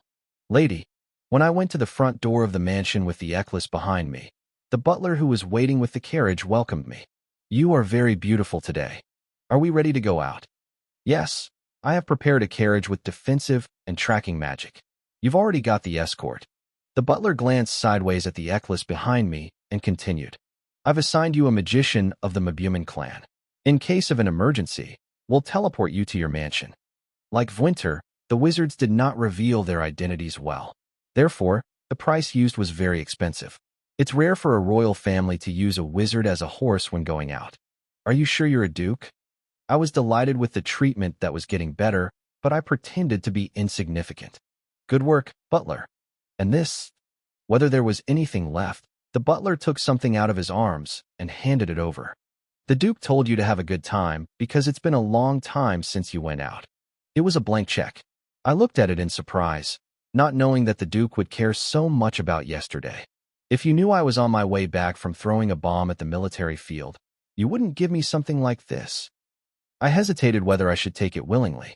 It was the butler who instigated me like that. Take it, miss. You haven't even called the merchants these days. Yes, well, I can't help it. I gave up my hesitation and gladly accepted it. Tell him I'm very grateful. Of course.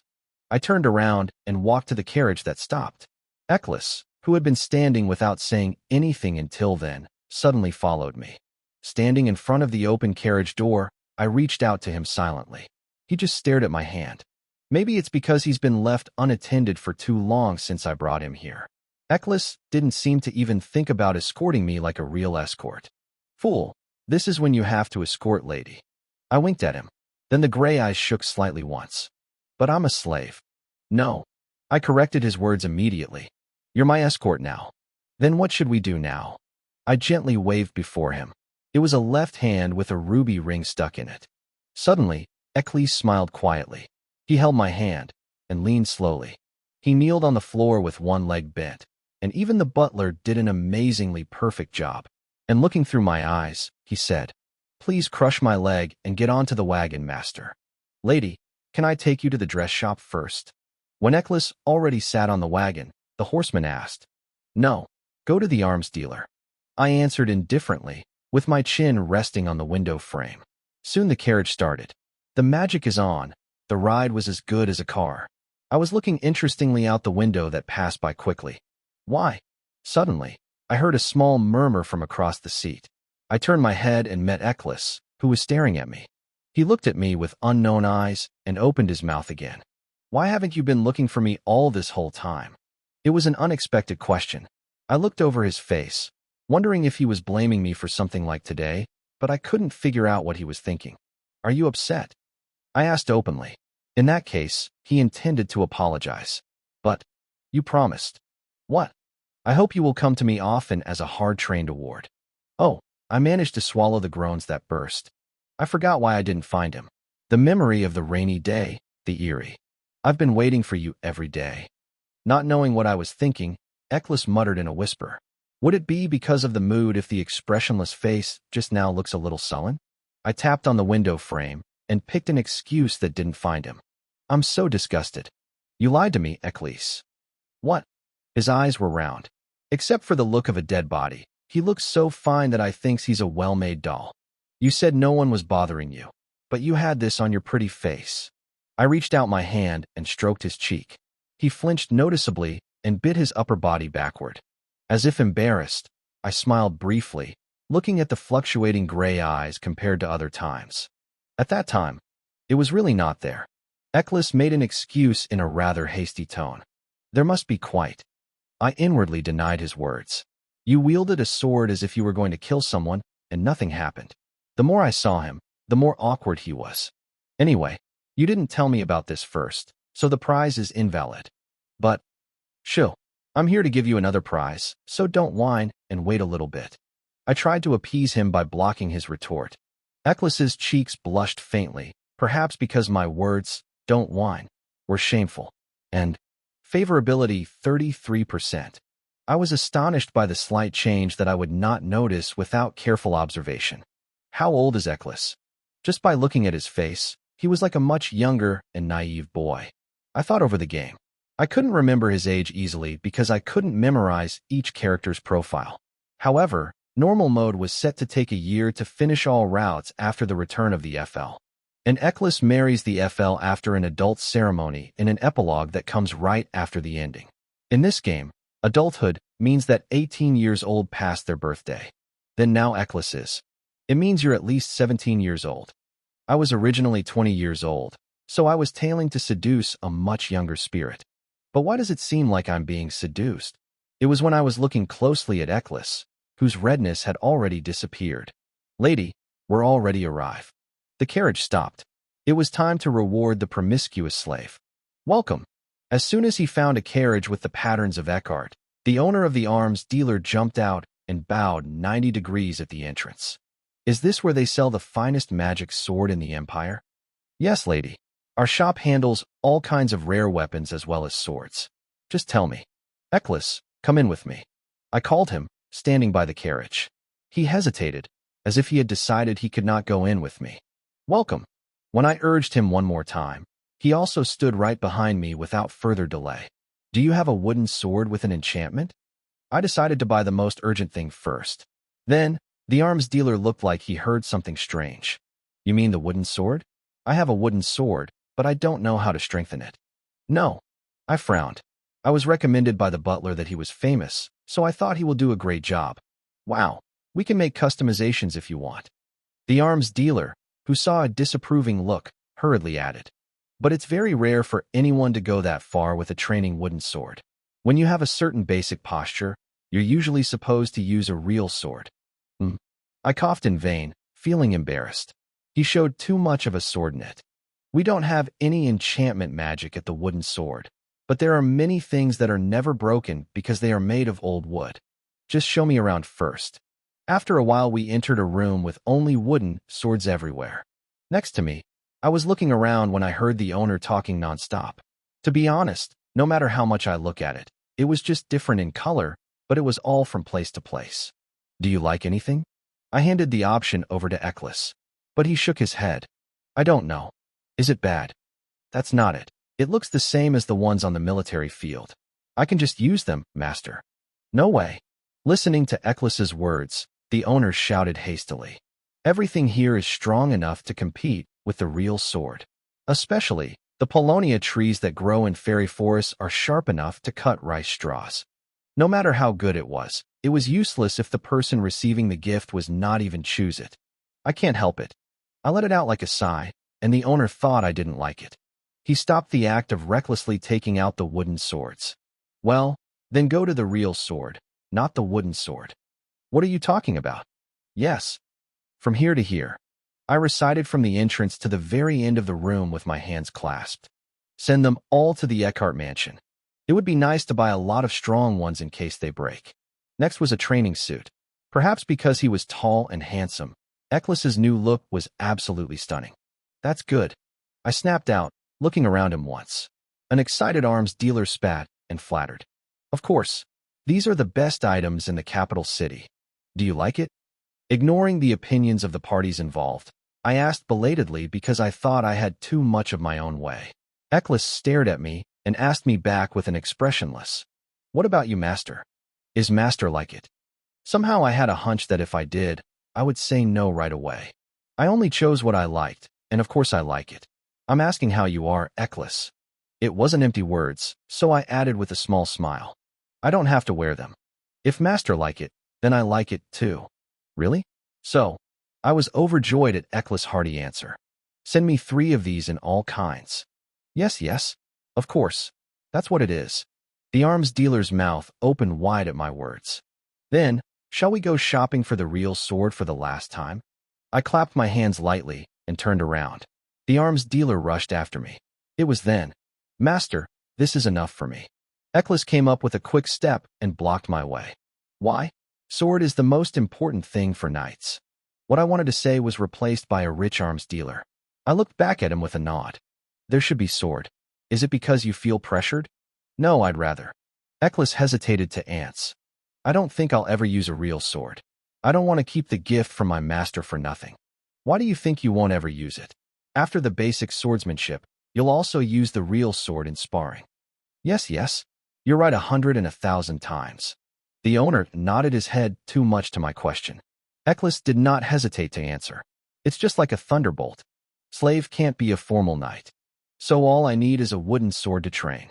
I was so embarrassed that I couldn't say anything. He knew he couldn't be a knight, but I was the only one who was under the premise that it would happen someday. Come to think of it, it's all because Penelope died that Eklis became a full-time knight. I was in a situation where he was bullied, but I was in a hurry to pay attention, so I couldn't even think about the game. In order for me to live, maybe Eclipse shouldn't be a formal article. Perhaps he thought I was reconsider buying a real sword when I was lost in thought. The arms dealer hurriedly added. Wah, what are you talking about? Still, sword is a must as a guard to protect his master.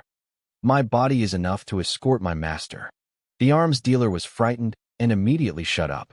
In fact, it was so true that I had nothing to say. Considering his brilliant track record, he was like a weapon all over his body. First of all, it's okay. If you think so. I nodded my head in a coolly way. It was also not good to force the burden on those who had already given up. I'll have to look around a little more, so go outside first and wait. At my words, Eklis turned his back immediately. I shrieked at him walking along without even saying hello. Who's your master? As I felt before, Eklis never stepped forward and set an example unless I pointed out. He was such an impudent fellow for a slave. Well, do you need anything else, miss? Just tell me. The 2 men asked me, looking at my wits. Now that you're here, let's go see the magic sword. Oh yes. This way, please. The arms dealer was pleased with my words. It was worth it because it was the main item for sale. Certainly the place where the magic sword was displayed was much larger and wider than the others. The number of swords on display was also enormous. I looked round the swords with admiration. From small daggers to large swords the size of my body, there were many different kinds. But the decorations, cuts, and handles were all splendid and magnificent. It's just too conspicuous. Is there anything simple? Then, please wait a moment, miss. Somehow the arms dealer searched the corner of the display case with a grim face. How about this? After a while, he brought a white box of dust.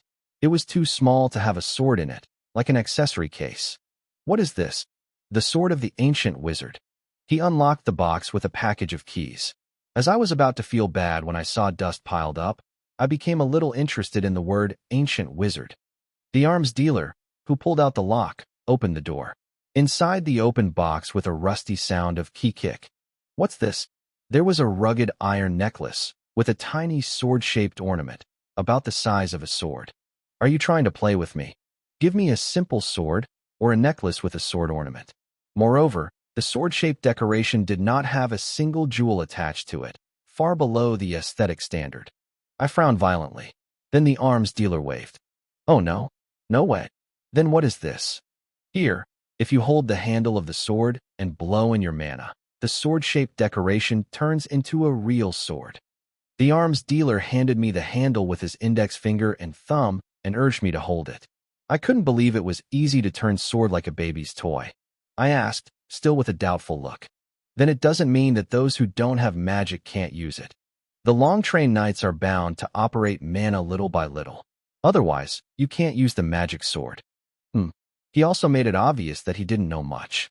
I quickly turned the subject around with a dry cough. I don't know if Eccles has magic. Don't worry, miss. I've been selling weapons in the capital for decades. I assure you, that slave. While he was talking in a sly manner, he changed his words in a hurry at the sight of my eyes. Not, but the spirit of the escort was great. I've been running the arms dealer for 30 years, but I can't believe I've ever seen someone who's been spouting such a horrible aura. Really? Yes, of course. I was itching to brag. He's going to be the sword master, but I held back. In fact, this sword is so rare that we've been trading on the black market for a very high price. But it's also too expensive, and knights usually look for fancy swords first. The arms dealer whimpered, "My poor baby. Although this sword doesn't have any special enhancement magic, it is made from a rare mineral. How the hell they make it? Was made of steel from the mines of the extinct dwarfs a long time ago. Is it good? There is still no way to make it same. It's their secret. This is good one." I didn't understand the half, so I just nodded silently. In addition, when it gets smaller, the size of the mana engraved on it becomes smaller. Even if you're in a place where you're not supposed to be armed, no one will notice you're carrying a sword. Even in a palace, for example. The arms dealer nodded and looked around for no one, then whispered secretly, "That's perfect for assassinations." It was too much. In common sense, who would assassinate with a small, growing sword, other than a poison or a citation? I didn't show up though, because I like the sword itself very much. You can't show it to anyone else, but you can always have a sword. I actually thought of a small type of dagger, but I thought this would be better. If Eccles is anyway, it will be used as a weapon as soon as it is lifted, whether it is a magic sword or a toy necklace. Well, I'll take this. Thank you, miss. I can't believe my baby finally found such a worthy guest. The arms dealer immediately asked with tears in his eyes, "Do you want to send this to the mansion together?" "No, give it to me now." After a while, as I was about to leave the arms dealer, I suddenly stopped walking on the glistening thing that caught my eye. What is this? To be sold at the top of the weapon, it looked quite glamorous and elegant. There were letters carved inside a circle as small as a token, and there were glittering jewels in between. It was the first time I've seen it. Oh, it's a kind of amulet. Amulet. Yes, it's a hunting competition soon. It is the most popular product among women these days to give as a gift to lovers and family members who participate in hunting. Really? What effect does it have? The magic is automatically activated in case of an emergency because we have a magic stone embedded in the original sheet. What kind of magic? That depends on the order. Most of them are defensive magic, but some teleport to a safe place. Oh, that's good. These days, detachable magic is built in, so you just have to stick it anywhere on your body. The merchant, who recognized that I'm listening with an exciting face, immediately threw the bait. "Would you like to take a look?" I nodded. Not long after I came out of the top, I had Eccles's necklace and 3 colorful amulets of gold, silver, and bronze. Did you have a good time? Instead of the reticent Eccles, the horseman rushed in and took a shopping bag in my hand. It was an amulet. I had a present for Eccles in my inner pocket. "Where shall I take you now, miss?" "I heard there's a quiet lake on the west side." "Oh, you mean Lake Kalia? I'll take you there." The carriage left without a sound. Actually, I was thinking of buying a lot of new dresses and accessories since I came out, but I was already tired because it's been a long time since I went out. I wanted to go back to the dukedom, but I still have a present to give. I should give you what I promised. I was going to put an end to the grief and resentment accumulated in Eccles's mind today. "Miss, we're here." Soon after, the carriage stopped. I got off the wagon with the help of Eccles. He naturally stood a few steps back. It was to fulfill his duty as an escort. "Please take a walk with me. Wouldn't it be lonely to walk alone?" I looked back at him like that and reached out my hand gracefully. Eccles hesitated for a moment and then slightly caught the edge of my hand. It was such a feeble force that I didn't even feel like I caught it. I kicked my tongue and I clasped the hand first.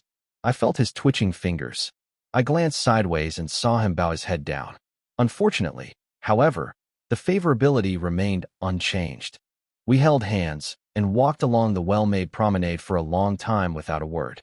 We finally arrived at the observation deck built on the lake. It's a place like a dating spot, but there weren't many people because it was daytime on weekdays. He laid his arms on the railing and watched the view of the lake for a while. There was a gentle breeze from afar accompanied by the scent of water. I glanced back at the man who stood there, neither looking at the scenery nor trying to talk to me. Are you feeling better? The gray eyes that were facing to the air moved toward me. As if to what he was saying, he was wondering. You've had a bad day since this morning. Eccles did not answer immediately. In the end, he answered my question, as if he was reluctantly making excuses. It wasn't a big deal. I asked as carefully as I could because I had committed a crime. How many more things like this have happened? It's the first time. Eccles. I called him out like a sigh. Don't try to trick me with a blatant lie. I told you. Make everyone admit you staying at the mansion. I'm not going to scold you for not doing it right now. It's beyond your control, so I'm coming forward. Does Leonard take the lead in harassing you? Eccles looked at me with a strange look and silenced. I was getting more and more upset. Tell me how Leonard has been doing to you. I'll figure it out myself. How? Eccles, who had been silent until then, tilted his head sideways. What? What can the master do to the knights? I lost my words for a moment. It seemed sarcastic about what you could do with your subject, but there was no expression on your thin face like a wax. No matter what, nothing will change now that I'm a slave, master. If it's for me, just pretend you don't know. Because I don't care. I was embarrassed by the unexpected answer. However, the hidden meaning behind it was not immediately understood. I'll stick with you, so don't make me get kicked out for nothing. Unexpectedly, he may have adapted to the dukedom's mood faster than I thought. And that's how much you know about the princess position. Agreed, 33%. I glanced up over his head. Only 33%. It has barely surpassed the basic level of favorability given at the start of normal mode. Eccles was a tough opponent even in normal mode, where the difficulty was easy. I thought it was because Penelope had a little loyalty. Now I get it. His original personality. Was the truth just a close tug-of-war for one's own survival? Seeing the favorability of over 30%, I seemed to be feeling better without even realizing it. After the morning incident, frankly, hope has swelled. At this rate, I thought I would be able to see the ending quickly, and I felt funny when I was dragging myself to the arms store. Yeah, you're right. I don't know how hard the reality is. I replied in a weak voice. Now you know. My position in the dukedom. Why didn't he think that while I was weighing all the bread for him, he was also measuring whether I was a lifeline or a rotten rope? I don't have the power to dismiss you right now. As long as you're a slave, there's no fundamental solution to bullying. There wasn't much I could do, as Eccles pointed out. You can go to the Duke and say that bullying is rampant in the Knights, but you have already put the wrong button for the first time. A Duke who's not happy with what I've brought would never care about the bullying of slaves. I gave up the idea of trying to calm him down. But I'll keep you on the knighthood. I gazed at him with a blank face, and my brain was as arrogant as usual. Your sword must be worth a little bit to catch the Duke's eye. So bear it even if you're sad. Note, keep training and improve your skills. Sometimes I'll go and play with you like I did today. Even if I could step on the little ones, I couldn't handle it to Leonard, who led the bullying. So I didn't say any more things about the solution. I was also walking on thin ice day by day in the midst of their leading abuse and contempt. You and I, we've had a nasty life. Suddenly, a laugh burst out. How could I choose ML, who was at the bottom of the line, even if he was all out? Come to think of it, I'm the one choose this situation. I knew that it was easier to win favor of the one who had nothing than the one who had a lot of things. Come on, take this. It was impossible for me to give a surprise gift with a lovely face like a woman in normal mode. I relaxed my grip on the necklace and held it out to him.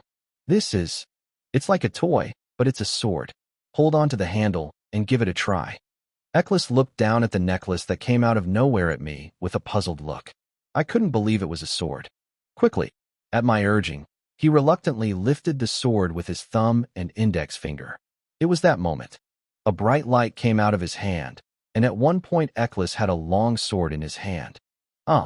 Eccles looked at the sword protruding out of nowhere with his big eyes. Unlike other swords, it looked rugged without a single jewel or ornament, but the light flowing through the blade was unusual. I thought I could get a 10 times refund if I got cheated, but it was real. Whether it's because he is an ML, Eccles, wearing a new training suit and standing with a grand iron sword in one hand, is quite stylish. No one can imagine him being a slave. I could feel the occasional crowd around him glancing at him. "This is why?" Eklis asked, looking down at the sword in his hand. The voice from him sounded somehow clogged. I opened my mouth with a hint of his majestic iron sword. In the Inca Empire, it was unreasonable for a defeated slave to wear a sword. But if you don't change your mind to take me as your master, the article I'm going to keep next to. You're the only one. Eklis's pupils expanded even larger than when he found the necklace turned sword. What will you do? Originally, I was not planning giving him sword and threatened him like this. Like the FL of normal mode, I intended to recite a touching line, saying, "No matter who you are a knight to me forever." Haha, I'm so touched by my subject that I'm frozen to death. From the time I brought up the subject of bullying, I swallowed my tears in a tumultuous atmosphere, culminating in threats. Choose whether you'll get the sword I give you or keep being enslaved. Eklis only glanced at me, and there was no answer. I had given up halfway. If he didn't take it, I was going to take it back and give it to him as a duke or Derek as a gift. It was then, suddenly, the sword with Eklis's was lifted high, and, quagic dash, the sword was thrust into the wooden board floor. What are you? The moment I stuttered at his sudden action, he slowly boiled his knees in front of me, and he rudely grabbed my hand, which had been lying at random, and clasped it tightly in his grasp.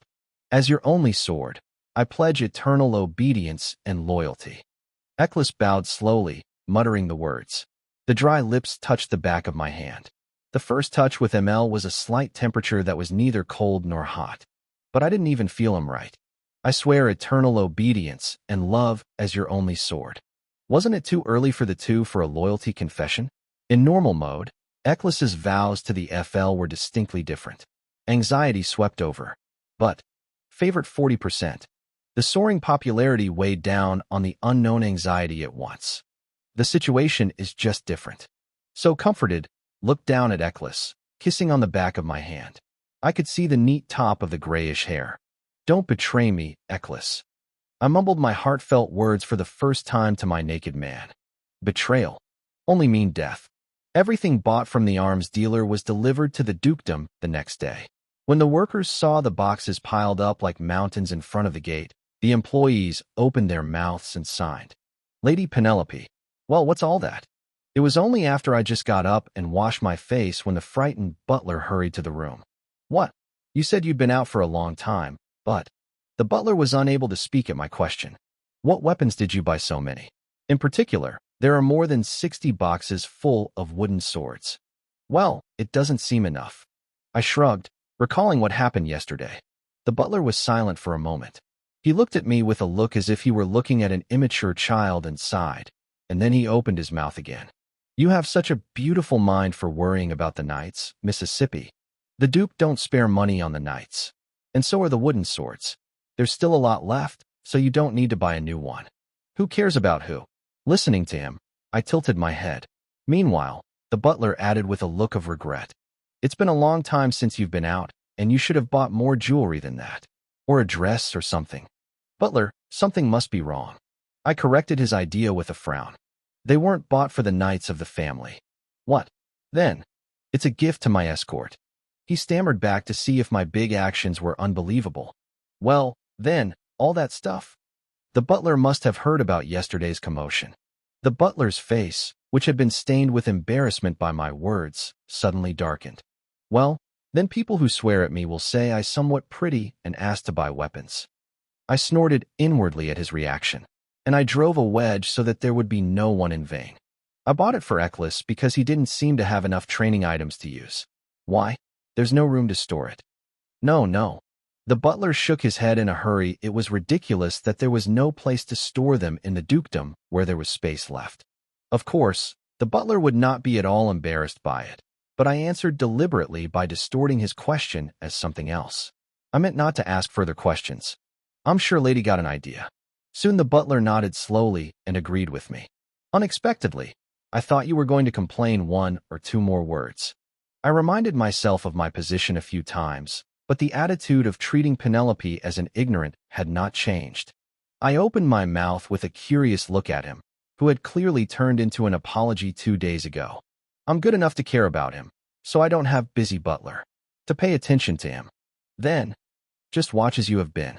Sometimes when something like yesterday happens, you inform it to me.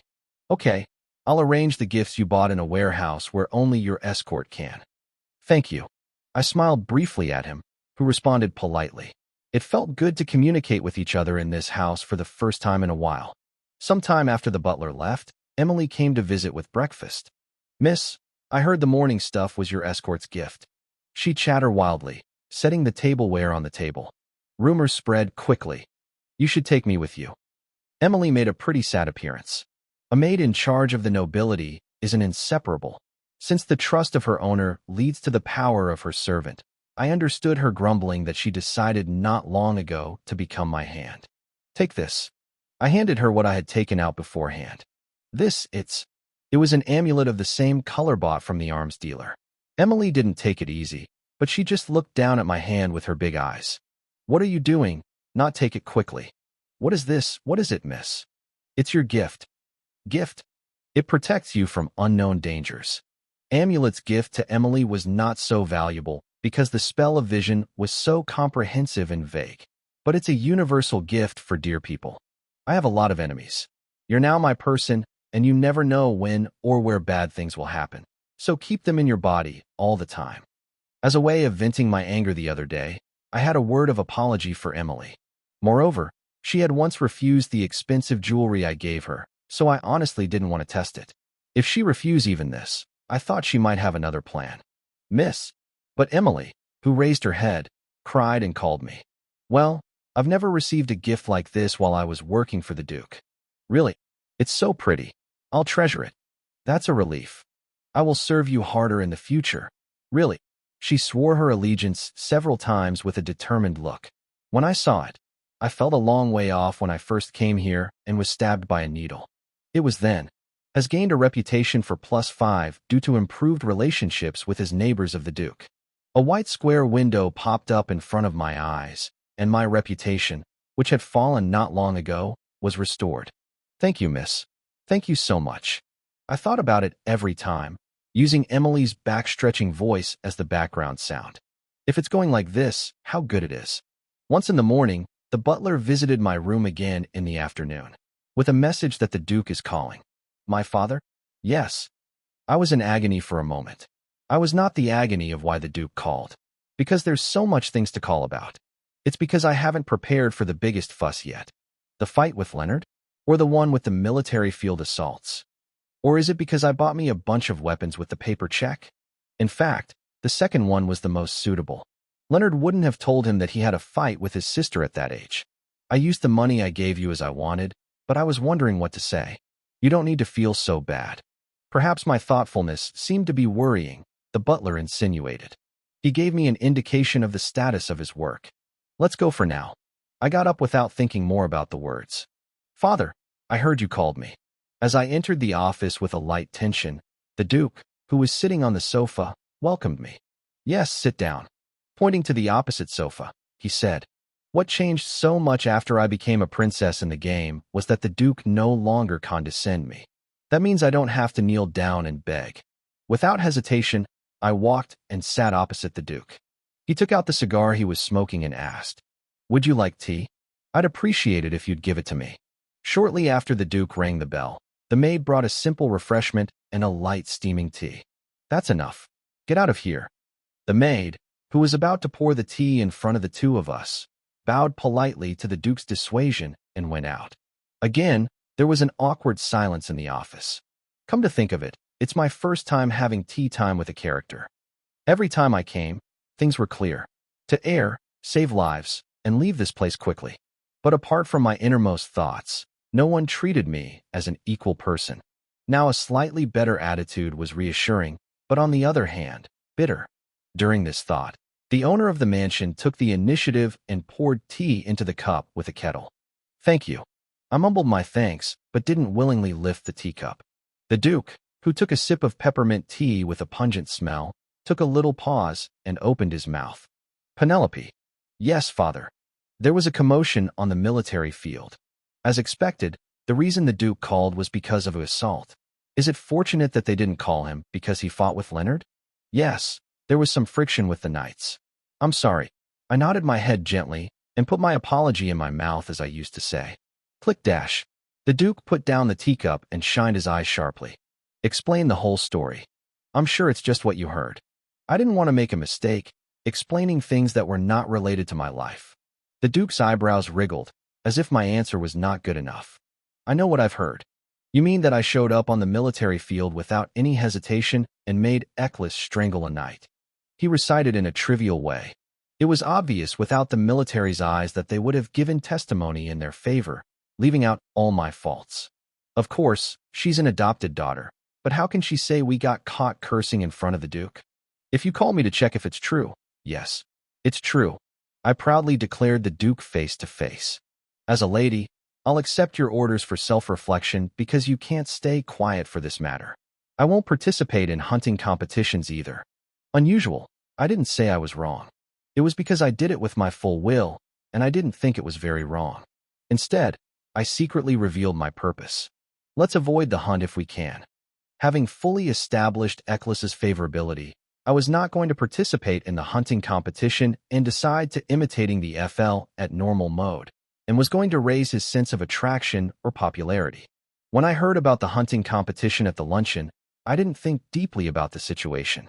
It is customary for all proud aristocratic men to participate at the hunting competitions. So it's a day when all the men get together except for Eccles, who is a slave and cannot participate. No matter how hard I tried to avoid it, the forest was too dangerous. It's a perfect episode to die without knowing the reason or the cause. Moreover, it will be held in the royal palace, so with a high probability it will be linked to the crown prince successively. He was so interested in me that he sent me invitations separately. If you're setting fire to the curiosity guy who just went out hunting and barely turned it off. No dash. I screamed with a shudder. But I never think I was wrong, father. A cold silence swept through the office. The Duke asked back coolly with a lower voice. You asked to kill the family guard, and you've done nothing wrong? Yes. I answered straight away without changing my face. Then the Duke sighed shallowly. Okay, then why did made you escort to do that? Why are you asking me so persistently today? I tilted my head. The Duke had a very high status and trust in the knights. Ignoring Eckhart's articles is ignoring Eckhart. I'm ready for some punishment, as I've done the ignorant act for strangling the knight. I thought you'd get mad like a thunderbolt if I went out shamelessly with I didn't do anything wrong. I, in need of spirit, was considered a surprise to the Duke's reaction. Don't you think what the knights say is more reliable than what I say? Penelope Eckhart. The Duke called my full name with a serious look, overshadowed by his agonizing words. I am asking you why you did such a thing with the surname of Eckhart, so be sure to answer with caution. You wouldn't say you was bored for no reason. You, who have never been in the direction of the Secretary of State, have never been in. The suspicion of the Duke was justified. You know, she's a mad dog's bitch, but she wouldn't go and fight with the knights who train for no reason. And before you went out, I asked the butler in detail about the treatment about your issue in detail. Well, that's... I raised my head in amazement at the added Duke's words. As soon as I tried to ask how he knew reflexively, I closed my mouth. The butler is the only one who asked that question, so of course it's him who went out of his mind. Phew, such tactician. I resented the butler for misbehaving. The Duke, who recognized my hesitation, looked at me. Do you have any thoughts of speaking now? It's all my fault, father. I just went to the military field with a simple whimper, and I didn't like the way the knights greeted me. The stories of the knights will determine the punishment of the slaves you brought along. Will you speak, or I'll kick the slave out of his position as an apprentice, who caused a disturbance without knowing his subject? I was rapidly depressed by Duke's voice, who became increasingly angry. Even with the word simple whims, didn't made him believe it. It seemed to him that there was a different reason. Tell me every detail of the day. Otherwise, I'll hold the slave responsible for all this commotion. I couldn't help but open my mouth at the mention of Eccles. I took my escort from the field to go out. I've seen a knight named Mark punish him too much for breaking a wooden sword during training. It was like a childish child complaining about nothing. The Duke's eyes were grimly frowned upon. He shouted as if he had intuitively guessed that was the reason. It isn't uncommon to see severe punishment in the top-down relationship of knights for military purposes. I'm not old enough to say I don't know it. In the meantime, he insulted me, the owner of Eccles. While what?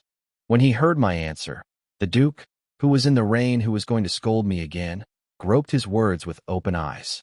As expected, it must be the boat they were talking about. My escort was furious, and the top knight was trying to beat him up with his colleagues. So I told Eklis to fight the knight who defiled lady's honor. I meant to kill him, to be exact.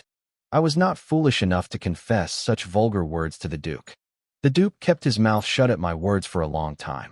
I looked down at my teacup, blankly without a bite. The contents that were steaming up suddenly cooled down. Neither the Duke nor I, however, tried to pour a new tea. I'm sick of it. While glancing sideways at the hardened Duke, I suddenly felt that this situation was boring. How many times do I have to repeat this until I escape? The Duke made a deep, deep-seated sound after quite a long time. What did they insult you?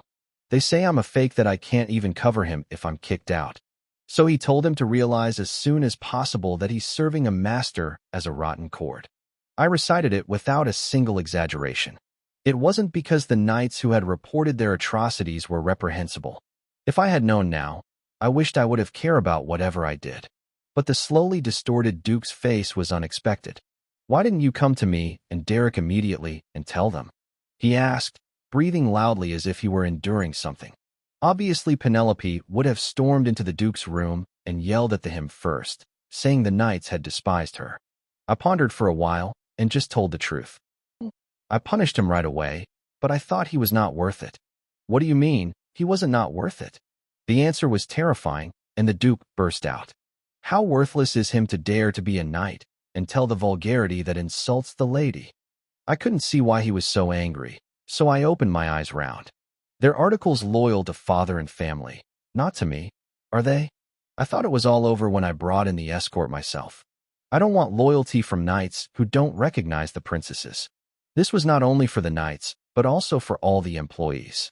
In fact, compared to starving with rice just around the corner, that kind of curse is nothing. If Eklis weren't involved, I would have just walked by. Penelope, what the? But the Duke didn't seem to think so. He looked at me with a vague look, as if he didn't know where to start. All of the articles of the family are your articles too. It's going to remain unchanged as long as you're a member of the Ecart. Eklis is enough for me. I'm not just talking about escorts.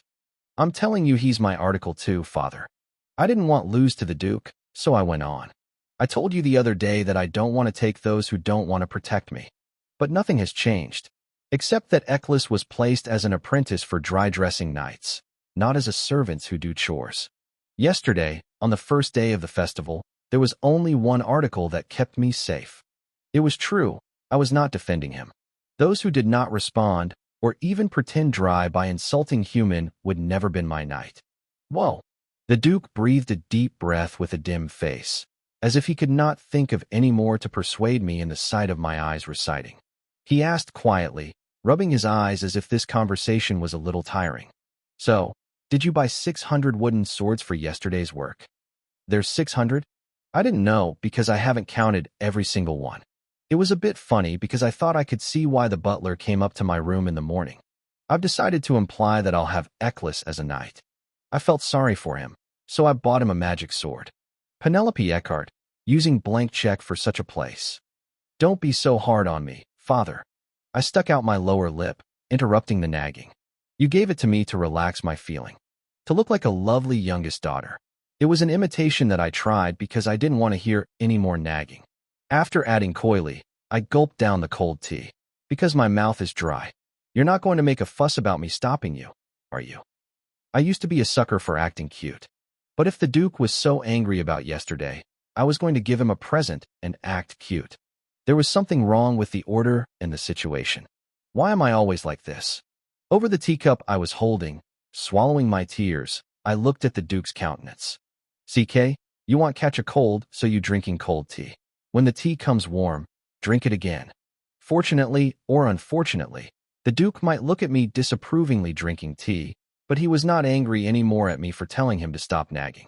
He soon called the maid with a calm face and ordered her to heat up the kettle. That's a way to work. I was relieved at heart. Last time, I'm glad I thought of a contingency plan after the conversation with Leonard, which can't be resolved even with an apology.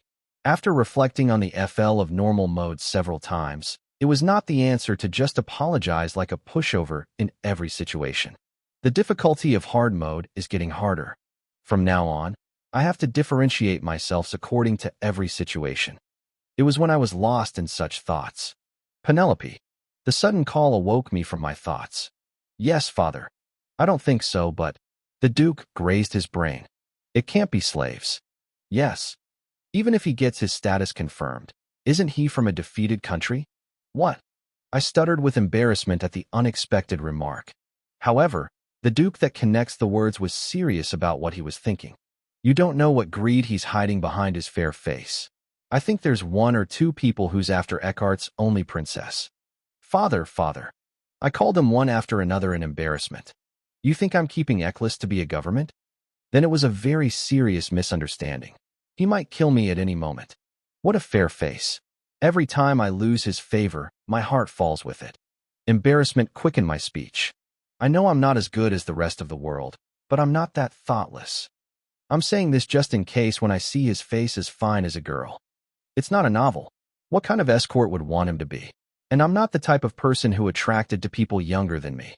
After all, the ML's owner is FL. Besides, I'm going to see the ending before he even reaches adulthood and leave here without looking back. The Duke was embarrassed and coughed in vain to see if he felt something amazing. Yes. I'll believe you say so. Don't worry, father. It'll never happens, never. Vain expectations and useless feelings will only hinder the escape. I don't miss this moment and push ahead. If you're really worried, for the time being, I will not going out anywhere and I'll on probation in the room. Since you've been proficient enough, make sure you participate this hunting contest. What? But don't just stay in your room. Take this opportunity to get along with your peers. Reduce that nasty temper a bit. The Duke clapped his tongue. A sudden surge of resentment rose. He think I'm stuck at home because I'm happy to see someone. I couldn't get over my last lingering regret. But father, yesterday it was very big. I've caused a problem. What's the problem? It not going to change. All right then. Let's stop talking about it. The Duke gritted his teeth and then suddenly stopped talking. I seemed to be self-conscious as I thought he would curse badly if I did more. First of all, I've asked to strangle a precious knight, and it's not going to be a good thing to change. That's too much. I pouted my mouth. Nevertheless, it was sad to have to thank the Duke for stopping his anger at this point. I was given a terrible punishment to participate in the hunting competition. Take this. It was then. The Duke suddenly leaned over and lifted something from the floor. It was a big, luxurious wooden box. I didn't know it was there because it was covered by a table. Tack, as if quite heavy. It made a heavy noise from the box on the table. Looking closely, it was not just a regular box, but a box for storing something. It was because there was a handle and a lock button on the top. Then the Duke, who unlocked all the locks, opened the box and turned it toward me. I was surprised to see the stuff in the box that was showing up in front of me. A magnificent silver crossbow, which is seen in medieval movies everywhere, was placed on a fluffy cushion. It has shiny color like a new one. The elaborately carved patterns and glittering jewels in places looked expensive even at a glance. It's your crossbow that I left for care. My eyes suddenly brightened. Reward, 1 magic crossbow, has tamed. Reward? What? When I looked at the square window that suddenly popped up, I suddenly remembered that I had forgotten it. In compensation, Renaud's affection plus 3% and a crossbow. This was the crossbow I got from a quest with that damn Leonard. I was so dumbfounded that I could not help but sigh. But the Duke said triumphantly whether he took it wrong. This time, I've done more for safety. I looked down at the wooden box again at his words. The crossbow was more like a magnificent ornament to hang on the wall than a weapon. You said it was for safety, but you made it impossible to shoot at all. By the time the thought had gone so far, the Duke had reached out and picked something up as if denying it. It was a black pocket that had never been seen before, attracted attention by the colorful crossbow. Look at this, Penelope.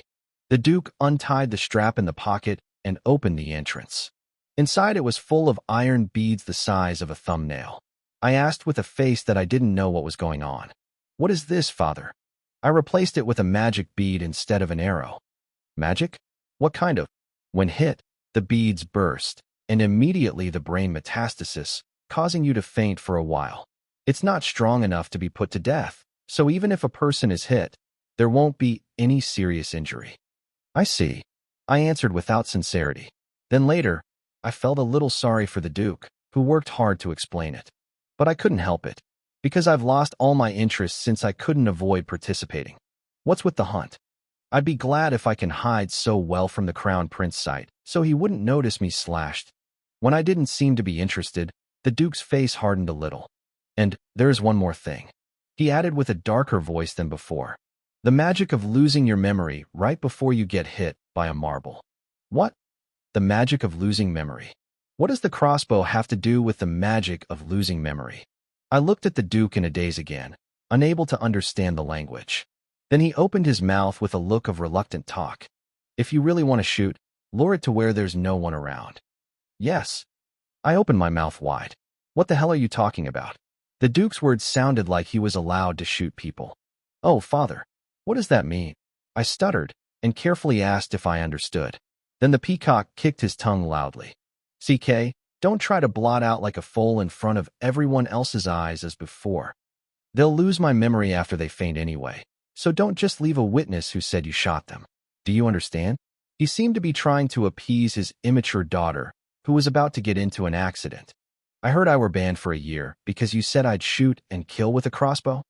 But instead of telling me not to do it, he even changed the arrow into a faint bead and cast a spell that makes people lose my memory. Oh my God, the Duke is so powerful. Or should I say he thought that Penelope, who has reached a point where he can't control her that much, is great. Why aren't you answering me? The Duke looked at me, who was silent, vaguely, and the Duke was full. Oh yes.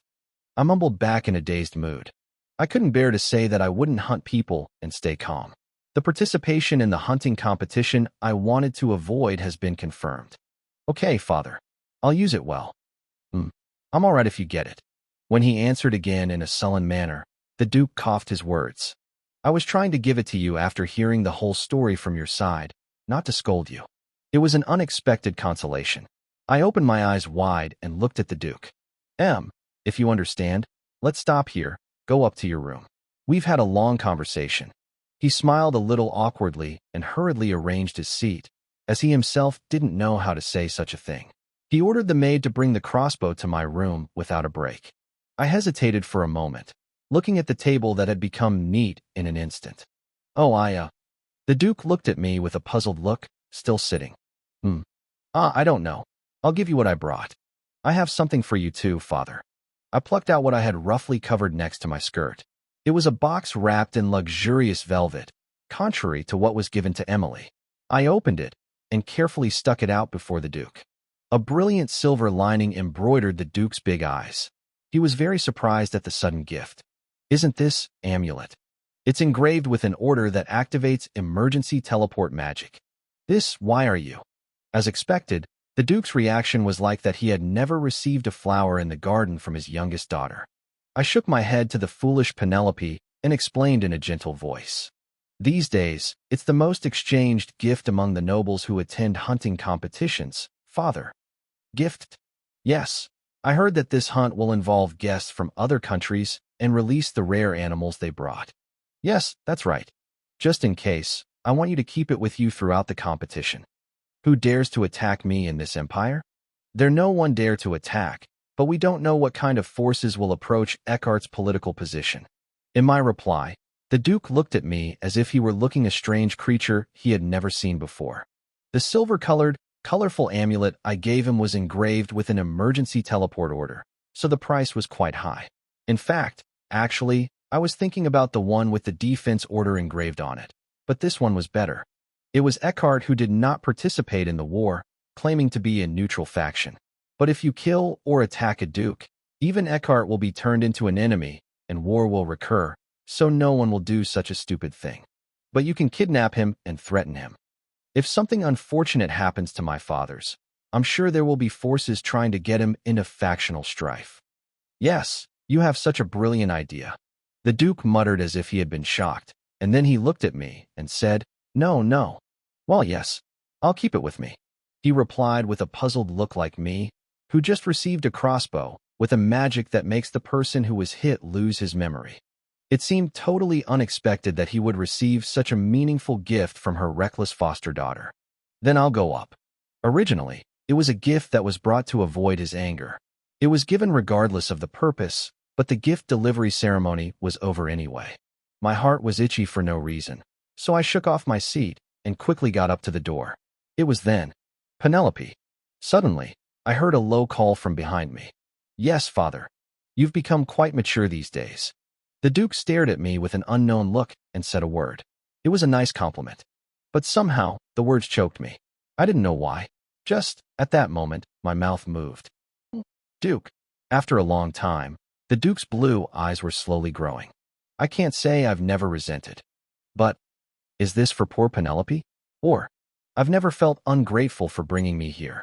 Am I saying this because I'm miserable because I'm not even treated like an immature fool like Penelope? It was that moment. Improved relations with Duke Eckhart have increased its reputation by plus 15. Either way, I felt like crying a little bit. The hunting competition is just a few days away. I called in a butler in the morning to get a blunt wooden bolt for practice. This is because expensive marbles with double magic could not be consumed for practice. Lady, and this. The butler didn't go out immediately after handing me a bunch of bolts. He hesitated and gave me a paper bag. What is it? I wondered. This is because after the successful meeting with the winter, I have ordered the butler to burn all the invitations that sent to me. It was a letter from the palace, so I couldn't take care of it. Palace. The butler's words wriggled my facial muscles.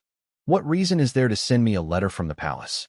The golden wax engraved with the yellow dragon looked ominous. I don't want to read it. But I had to read it to prepare myself. With a deep sigh, I opened the envelope with a paper knife. And I took out the contents and started to read them.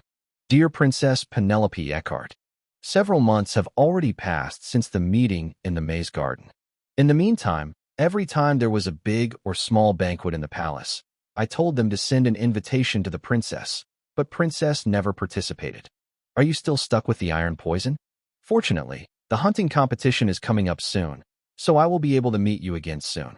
Princess must have heard that the woman entry ban has been lifted, right? I raised my voice and agreed for my sick princess.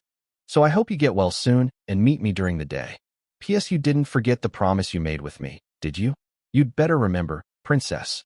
I've been looking forward to your answer to me, and I've been patient for a long time to get better with that damn iron poison. Callisto Legulus. Crazy. After reading the scrawled signature in strong cursive handwriting, I crumpled the paper I was holding, shaking my teeth. Why haven't you forgotten yet? I shuddered at the stubbornness of the crown prince. I couldn't understand why I was possessed by a love simulation game and should be receiving threatening letters, let alone dating. Oh, miss. The butler looked surprised at me. What kind of letter is that? Yes, a threatening letter from a madman who has nothing to do. Butler. I chewed the voice up and bit it. When is the training time for today's nights? I know it's until 6 p.m., but why do you ask that? Originally, I was going to shoot it once or twice when I had time. It was to gauge the level of vitality of the body to what extent it made the fuss last year. But I changed my mind. I'm going to use the field today. There is a reason why I desperately need to deal with the crossbow. After confirming that there was no evening training from the butler, I looked at the book and waited for the sunset. Phew. I'm possessed in a game, and I'm practicing shooting a crossbow that doesn't exist anywhere else. It was annoying and unfair, but there was nothing I could do. Having received a threatening letter from the crown prince, I need to know how to defend myself for my own life. The good news is that I've got a very good product.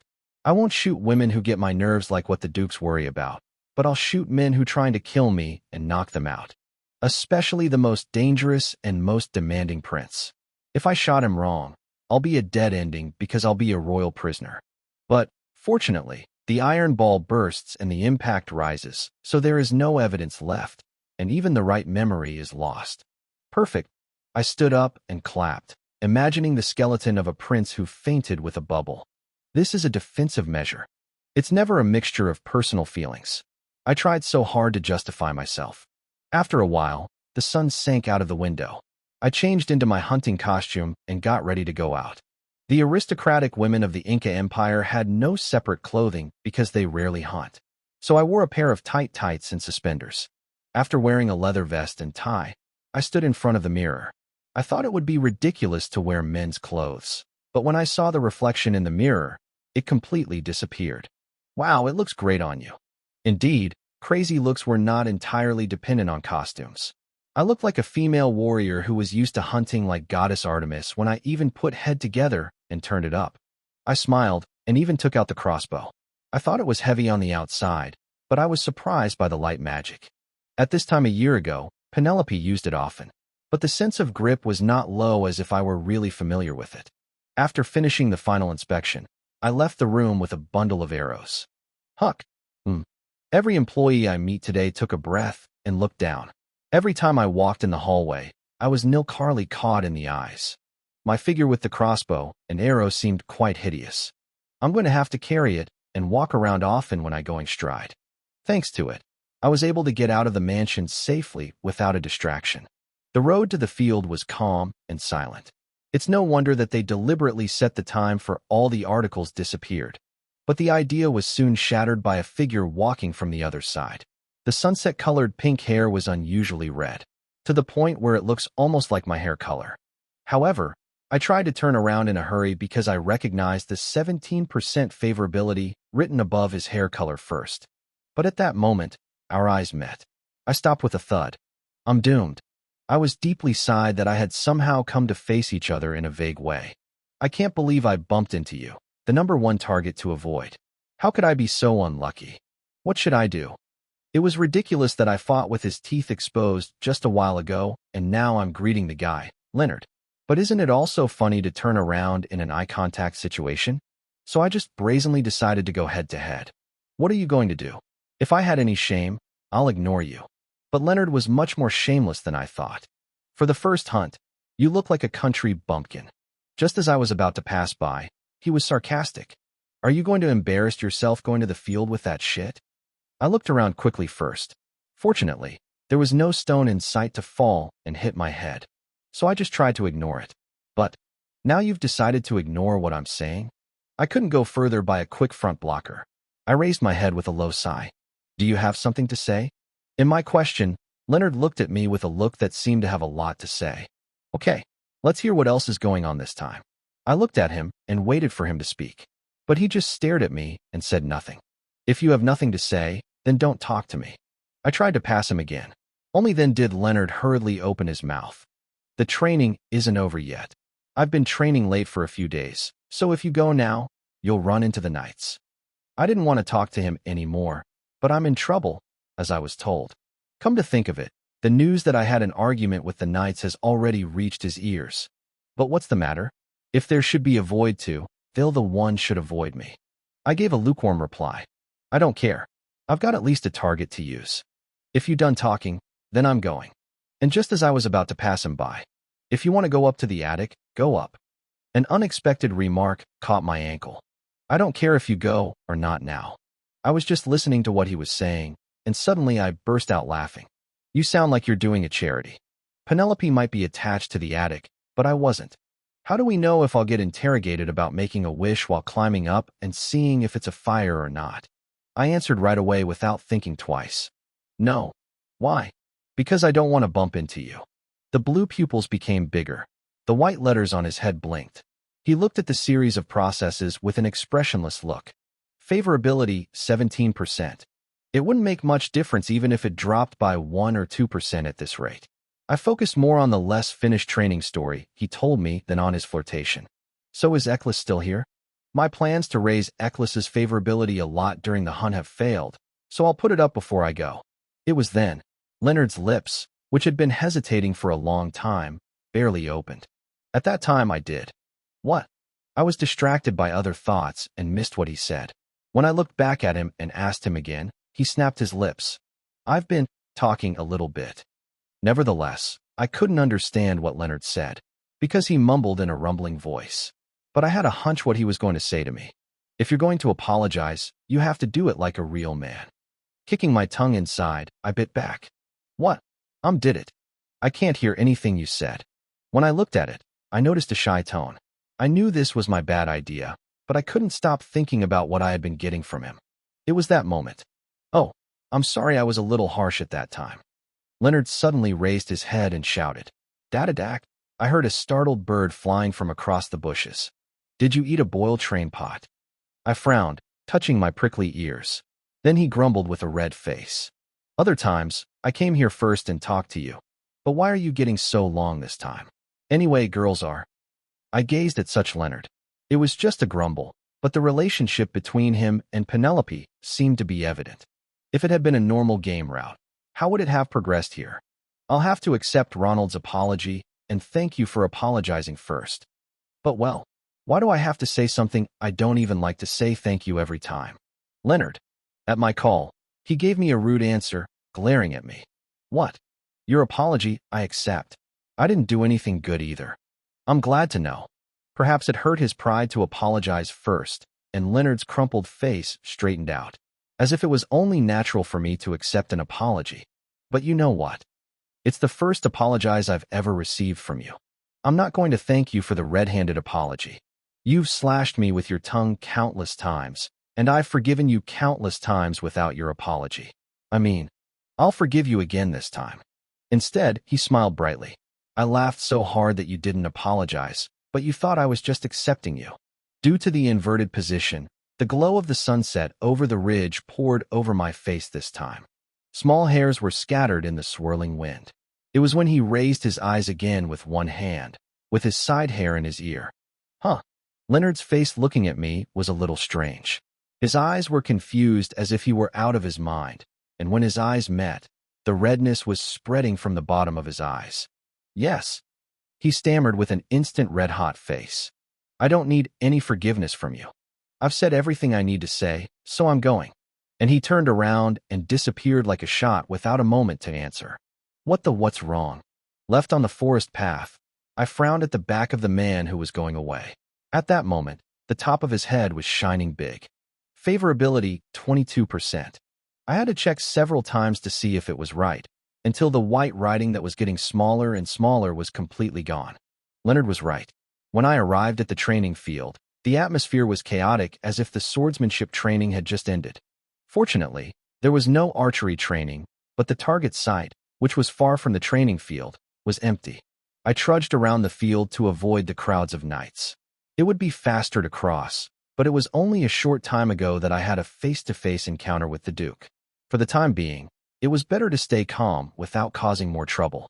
Finally, standing in front of the target, I mounted an arrow on the crossbow and pulled the protest to hang it on the hook. Then I turned the crank and posed.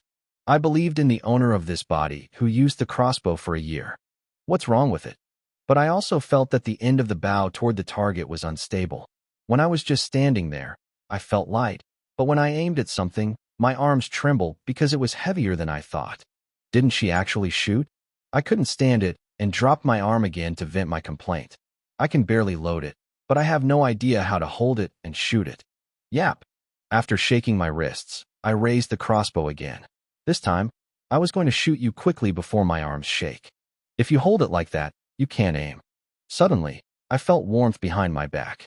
At the same time, a gently hand stretched out to supported the stone arm, which was trembling in the air. I tried to turn around in a fit of surprise. Master. However, it was thwarted by a solid body that touched my back. Eccles. It was only then that I realized that I was completely trapped in another person's arms. What is this? Chill. You have to look ahead, Master. Embarrassed, I wriggled in my arms, and Eccles whispered in my ear. The prey is going to run away. I stopped moving at his voice. My back was completely on Eccles's chest. For some reason, my mouth dried up and I swallowed a dry saliva. Let go of your left hand, hold the trigger with your right hand, and hold it close to your chest. He gently moved his right hand, which had been supported the crossbow, and held it on top of mine. The back of my hand was covered with hot heat in an instant. But more so than that, the neck of his breath was on my neck. Put your left hand under Tillerson. Now look at the target. This time, his left hand first wrapped around my hand and moved smoothly. With his help, I take my position again, and the pose is much more stable. Breathe, Master. I heard a shallow laugh in my ear. By the time I felt that the red spot on the target seen beyond Tillerson was suddenly ascribed, the trigger was pulled. When I came to my senses, I found an arrow in the center of the target. Good job. The overlapping warmth swept down the back of my hand. The hard arm that had been locked up in a tight way went down. At the next moment, Eklis, who was close behind my back, fell neatly and stepped aside. But still, the back of my hand was as hot and stuffy as it was covered in something. I took a slow breath and lowered the crossbow I was holding. Is the training over? And when he heard face toward me, the unknown tickling had all disappeared. Eklis looked at me with strange eyes and asked, "Since when have you been here?" "Not long ago. You're not looking for me." It was a tone that seemed to complain why I didn't. "Were you upset?" I smiled briefly because it was funny to hear such a sound with a face as expressionless as well. "You're not supposed to call me during the training because you seem to hate me. Were you worried?" "Sure. I'm always worried about you." At that moment, the tip of his lips flinched a little. And favorability 44%. The soaring favorability made me feel all right. I could feel my smile hanging around my mouth getting stronger than before. "Now it's quite obvious. Do you like the new training suits you bought?" Clearly, Eklis's old grubby looks disappeared, and he was very cute. At my question, he gave a slight nod.